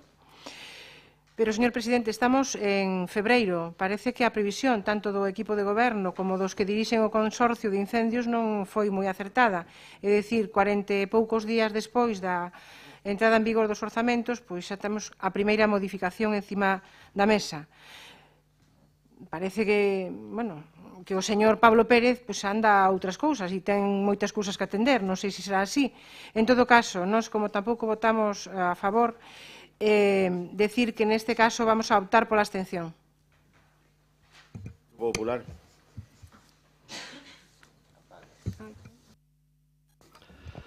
Bueno, moitas gracias. Intervención de don Ramiro era a esperable. Pero bueno, sigue vostede sin entender nada. Pasa como que pasou cos cas. Non as ve, pero bueno, é igual. Obviámolo. Doña Elvira, esta modificación presupuestaria ven cando ten que vir. Entonces parece que eu ando ao meu e que cada un ando ao seu menos eu cando ao meu. Vale. Ven cando ten que vir. Mire, vou dicir unha cousa. Outro día cando tuvemos o pleno estaba, por suposto, ali un representante da oposición, don Francisco Fraga Cibeira, que creo recordar que votou a favor. Mire, estaban os representantes dos sindicatos. Dos representantes da CIGA e un de UGT. Por outro tema que levamos ali nos bombeiros. Bueno, e cando acabamos o pleno e votamos a modificación presupuestaria a favor, viñeron onde a min, eu que ando a moitas cousas, e felicitaronme. E dixo, carallo, gastades todo o remanente, todo o de Unespa, porque isto é polo de Unespa, compre yo decir que é polo convenio que temos coa Mutua de Seguros, polo de Unespa, dixo, gastádelo todo en inversión. Dixo, non pasa así nas outras provincias. Nas outras tres provincias gastan o convenio de Unespa en gasto corriente. E vos gastado en inversión, dixenlle, claro, evidentemente, porque nós sabemos que temos que seguir invertindo nos parques e non me veña vostede agora co cuento que invertimos para a empresa privada, non. Quen se vai a beneficiar destas inversións? Quen? Os veciños. Canto menos millor, se Dios quere. Evidentemente, que haxa menos accidentes e menos intervencións. Pero cando haxa unha intervención, ningún habitante do que depende do Consorcio Provincial de Incendios vai ter un camión en mal estado ou un material que non este actualizado. E ainda máis les digo, todo o material que se está comprando aquí e todas as inversións que se están facendo son conveniadas cos propios bombeiros. Se vostede non o sabe, explico yo. E se non, a próxima vez invito ao pleno. E se non, chamo os seus compañeros da CIGA, un daqui do Ourense, e pregúntelle a ver por que nos felicitaron por eso. Nada máis que decir. Moitas gracias. Segunda quenda de intervencións, BNG. Sí, gracias, señor presidente. Eu non sei que o que non entendo. O mellor o que non entende é vostede na miña intervención. Eu dixen, a ver, que dixen que non este totalmente axustado á realidade. Fai uns meses aprobamos o orzamento do consorcio e agora estamos diante dunha modificación de crédito. Dixen algo que non este axustado á realidade, que é o que non entendo. O que non entende é vostede, me parece a min. Con respecto ao que me dice, pois, sí, pareceme moi ben, pero que nós estamos en contra do modelo de xestión, nos defendemos outro tipo de modelo. E con ese outro tipo de modelo, desde logo, tamén se podería dar o servicio que están dando vostedes con este modelo. Nós estamos e apostamos por un modelo de xestión público e directo en todos os servicios que son esenciais. E este é un diles. Entonces, non me veña con eso de que non entendo, porque sí que entendo perfectamente. E o mellor que ten problemas de comprensión lectora é vostede. Nada máis. Moitas gracias. Democracia Orensana. Non fai uso do seu turno. Grupo Socialista. Efectivamente, para non ser reiterativo, señor Pablo Pérez, me parece que aquí leccións de entendemento e de comprensión sobran. Todos somos consecuentes e se votamos en contra dos orzamentos desta casa, lóxicamente, onde iban os orzamentos do consorcio, pois neste caso vamos a optar pola abstención, dado que, como vostede dice, se van a facer inversións. Dito de outra maneira, nos defendemos igual que acaba de referirse o portavoz do BNG, os servicios públicos a xestión pública e vostedes non están a cumplir. Por lo tanto, neste caso vamos a optar pola abstención e non nos diga que non entendemos porque efectivamente sí entendemos. Con respecto ao representante que acudiu ao anterior plenario, dicirlle que, bueno, esta portavoz non tuvo coñecemento desa asistencia. De momento, nada máis e moitas gracias. Grupo Popular. Para rematar, eu non lle dixen a vostede que non entendera. Usted entende ben. Que non entende é o Ramiro. Gracias. Sin nada máis, moitas gracias. Señor Fraga Cibeira. Señor presidente, moitas gracias. Eu votarei a favor, votei en contra da totalidade dos orzamentos desta Diputación, que ademais do consorcio incluyen tamén os do Inorde, pero neste caso trátase dunha modificación orzamentaria que supón a compra de 2 furgóns, un para o Parque de Verín e outro para o da Limia, e unhas melloras importantes no Parque de Bombeiros de Carballiño. Desde logo, o meu voto, neste caso, dadas as melloras e dadas e tal, non vai ser en contra desta cuestión. Moitas gracias. Votarei a favor. Moi ben, rematado o debate, sométese a votación esta moción de modificación de créditos do orzamento do Consorcio Provincial de Incendios para o Servizo contra Incendios e de Salvamento. Votos a favor? Votos en contra? Abstencións? Queda aprobada. Moitas grazas. Pasamos ao apartado de control e fiscalización do Goberno Provincial, o punto 12 da orde do día, que é a dación de conta das relacións de decretos do mes de xaneiro de 2019 e dos seguintes adicionais. Sí, dígame. De orde, me parece que se salta aí o punto número 11, que son mocións de urxencia. Nós temos unha moción de urxencia. Si ten a ben. A moción? Pois a moción trátase dunha moción que foi registrada o día 8 de febreiro ás 13:32, que se dixo que o venres era o último día para presentar esas mocións e parece ser que, bueno, pois non foi admitida nas comisións do mércores, que en principio pois entrou en prazo, en tempo e forma, porque non hai ninguna norma escrita que sinale a hora determinada, como tampouco hai unha hora para conformar o orden do día das comisións. Simplemente o venres para que entren para o mércores seguinte e incluso o luns para que entren para o xoves. Dito isto, nada indica que este tema, que é unha moción sobre a retirada de honras, condecoracións e recoñecementos a persoas condenadas... Vamos a votar se se tramita por urxencia ou non. Déixeme falar para... Sí, pero non entre no contido da... Non vou entrar no contido de momento. Vale. A moción versa sobre a retirada de honras, condecoracións e recoñecementos a persoas condenadas por sentencia firme. E digo isto porque esta moción ben podía ter sido tratada na Comisión de Cultura, que é onde se tratan os temas de memoria histórica. Por lo tanto, nos parece que ten sido un erro mayúsculo por parte da Presidencia non tratar este tema nas comisións correspondentes. Pudo ser na do mércores, pero tamén pudo ser na do xoves de Cultura. Consideramos que se está privando este grupo dun dereito de facer propostas e de tomar acordos e estaríase atacando un dereito constitucional dos cargos públicos, xa que estaríase facendo sen fundamento e tan só por a teimudez de non querer falar do asunto. Entonces, eu prégolle que voten a favor da urxencia e tratamos a moción. De momento, nada máis e moitas gracias. Algún outro pronunciamento sobre o resto dos grupos sobre a urxencia, antes de someter a votación a urxencia? Sí, Grupo Popular. Gracias, presidente. Non tiña pensado falar hoxe por culpa do dedo, como dicen, pero, bueno, terei que dicir algo, non? Bueno, bons días a todos e a todas. E vou a ser moi breve porque a cousa non dá para máis. Simplemente, señora Lama, con todos os respectos, non? Todos os respectos. Eu creo que hasta vostede está de acordo en que non recoñezamos a urxencia. Outra cousa é que o guión lle diga que ten que ser así, non? Mire vostede, mire, cuestión formal. O que acaba de dicir... Hombre, vai-me permitir que diga a expresión, con todo o respeto, pero é unha verdadeira tontería. É dicir, cando termina o prazo para presentar as mocións? Na mesma hora de marcharse o persoal da Diputación? Porque isto foi presentada menos dunha hora antes de rematar a xornada laboral. E lle vou a dicir unha cousa. 8 diputados, bueno, ahora 7. Pero 8 diputados. E 3 técnicos administrativos a servicio de vostedes no grupo, sufragados con fondos desta Deputación, e que non sean capaces vostedes de ter os deberes feitos, hombre, permítame que os ciudadanos o teñan en conta, porque que fan? E logo de contido, válgame Dios, de contido. Despois de non sei cantos anos, porque isto non ten nome, pero vostedes se encargou de pollo, non?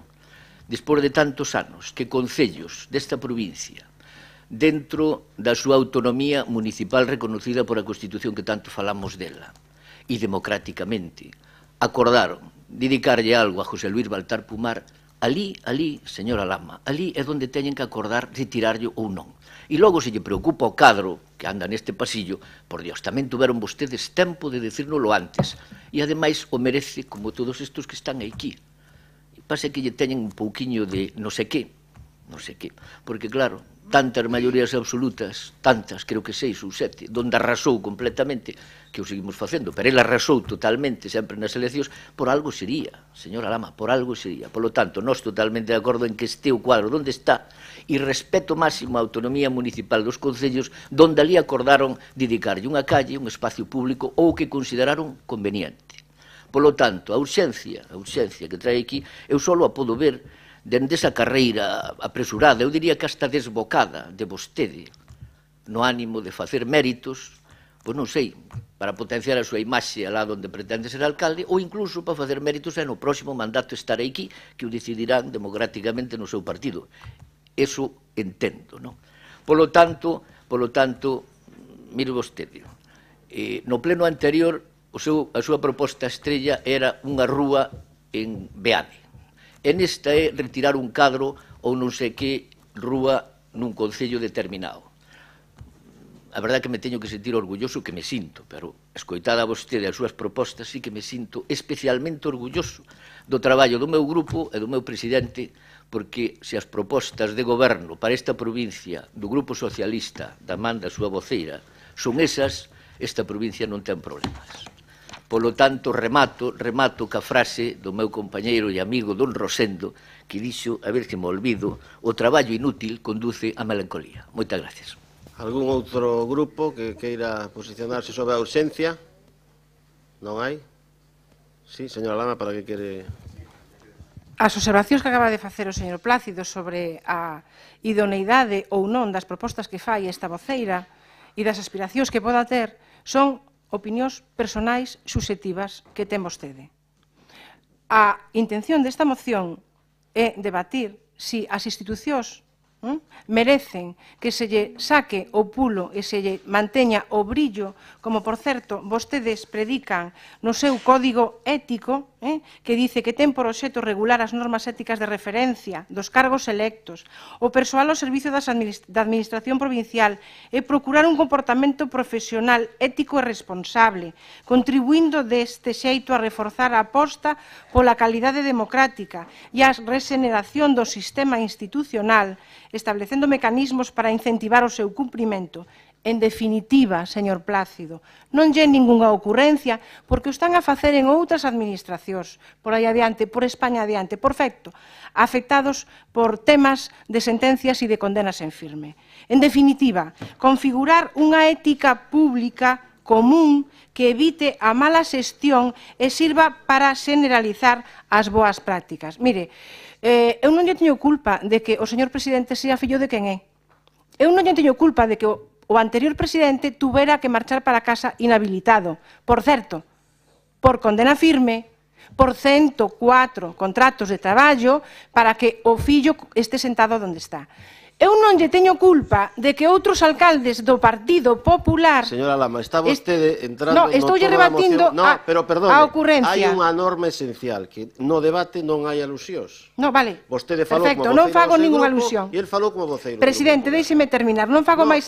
Non fago máis alusións. Ten que dicir, isto é urxente, xa o dixo unha vez. Simplemente lle digo que eu non teño culpa de a que non condenen por sentencia firme. Por certo, señor Plácido, vostede dice neste salón moitas veces que lle vamos facer? Vostedes gobernan moitos concellos. Pois mire, se gobernan moitos concellos, o cálculo de probabilidades tamén di que terán máis corruptos e máis condenados por sentencia firme. Polo tanto, é o que hai. Moitas gracias por outra lección de respeto. E volvo a repetir a palabra que lle repetí no outro, institucional. Algúna outra intervención? Entón, non, deixe, xa está. Xa quedou perfectamente claro o que defende cada un. Votamos a urxencia. Votos a favor da urxencia no tratamento desta moción. Votos en contra. Queda rexeitada.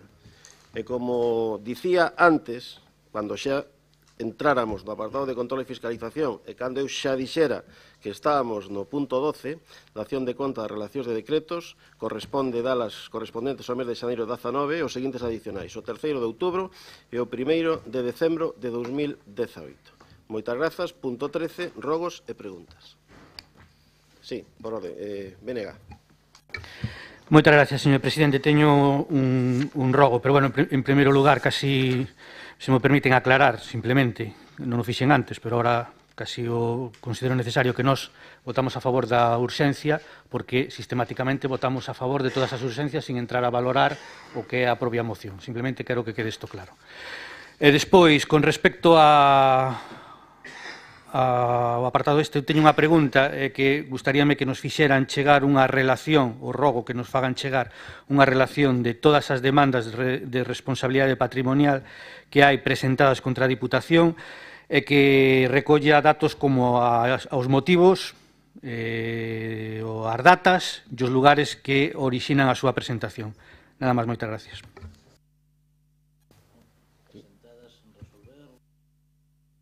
Si me plantexa o secretario se a súa petición se refire ás presentadas, ás resoltas, si concrete un pouco máis a petición. A idea, a petición é todas con indicación de tamén da situación na que se atopan. Pois desde o inicio deste mandato. Desde o inicio deste mandato. Desde o inicio deste mandato. Mandato 15-19. Moi ben. Señor Fraga Cibeira. Sí, son os non escritos. Nada, eu simplemente unha lembranza que hai hoxe 80 anos que falecía no exilio Antonio Machado.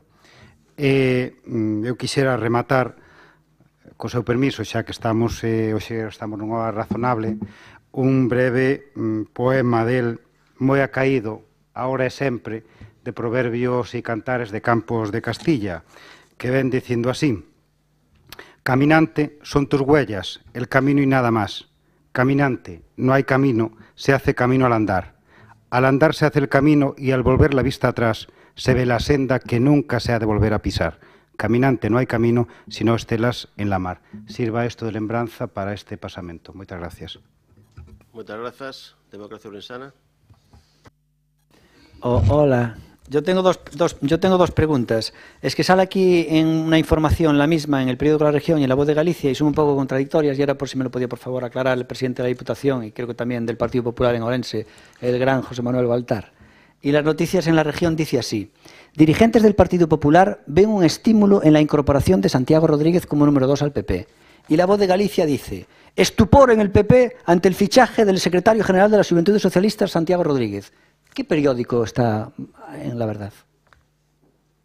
Darei yo presidente do Partido Popular para que yo resposte. Muy bien, pero no es usted. ¿Alguna cuestión Sí, yo máis? otra. Ah, sí. No es usted el presidente del Partido Popular. ¿Qué máis quere plantear? La otra, gracias, señor Baltar. La otra pregunta que le quiero hacer es muy importante, es esta. Esta persona está aquí, Santiago Rodríguez, del Partido Popular, pone aquí que está acusado pues, de haber entrado haciendo allanamiento en el Colegio de Franciscanas para repartir condones en el año 90 y pico, ¿no? Es la persona que han fichado, ¿no? Para que hizo reparto de condones en las franciscanas. Mi pregunta es, ¿con esto lo que buscan es un poco apuntalar el voto católico del PP? ¿Alguna otra pregunta máis? No me va a contestar. No me va a contestar. Grupo Socialista. Pero tiene que decirme si me va a contestar o no. Ya está contestada. No, me tiene que decir. Grupo oiga, que el reglamento no dice eso, me tiene que decir. Grupo Socialista. Señor Baltar, No, me tiene que esa... decir. No, me lo tiene que decir si va a contestar o no. El reglamento no dice eso, Perdón, perdona, usted se lo sabe. Perdón. No, me tiene que decir si va a contestar o no. Ten a palabra o Grupo Socialista. Fague. Ten a palabra o Grupo Socialista. Xa contestado. Ten a palabra o Grupo Socialista. Non fai preguntas ao Grupo Socialista? Sí, pero non... Por favor, faga a súa pregunta. Faga a súa pregunta. Non podo. Sí que pode, que ten o micrófono activado. Ten o micrófono activado. Señor presidente, un rogo e unha pregunta. Con respecto á pregunta, quería saber... vostede anunciou, e consta nas propias nas propias declaracións públicas que se fixeron no seu momento, que esta Diputación iba a axudar ao Concello de Parada do Sil a pagar un crédito ou amortizar un crédito, a axuda da amortización dun crédito para un proxecto interesante no rural como era a rehabilitación de vivendas no propio rural. Quería saber, porque eu que teña constancia non está recollido nos propios orzamentos, si eso se vai a cometer ou non se vai a cometer, porque é un compromiso de vostede ca corporación e co Concello de Parada do Sil. Eso por unha banda. Non vai a ser que vayamos a levarnos unha sorpresa tamén nese eido nalgún mes posterior.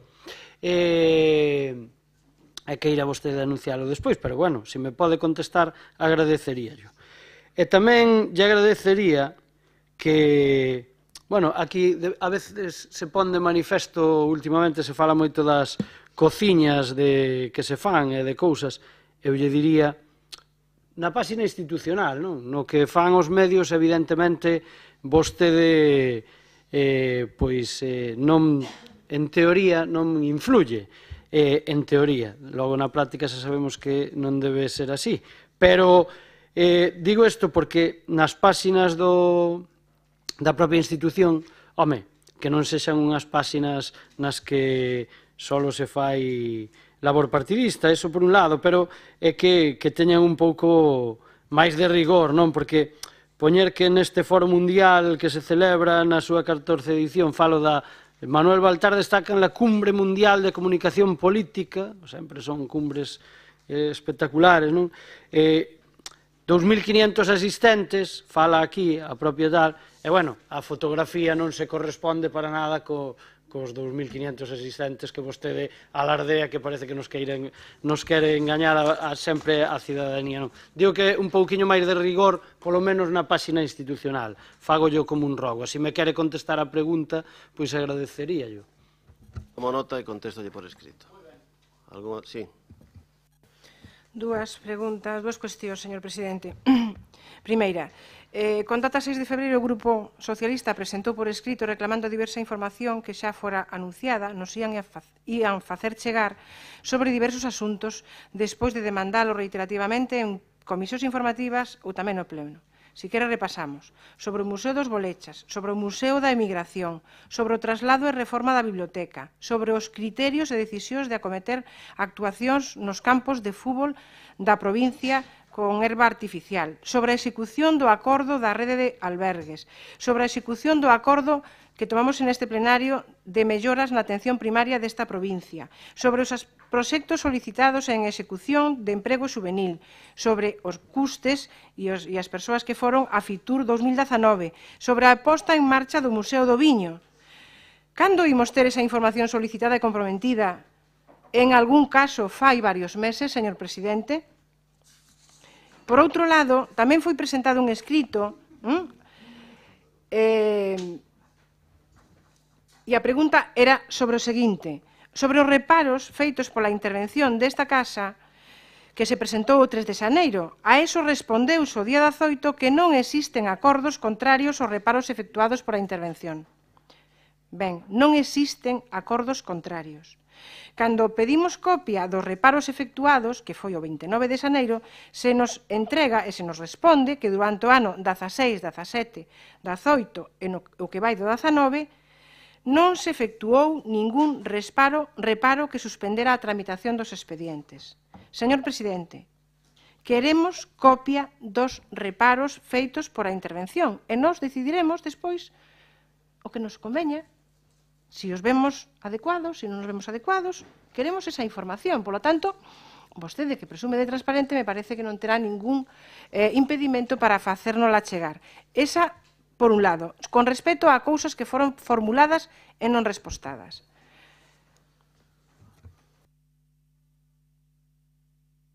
Perfecto.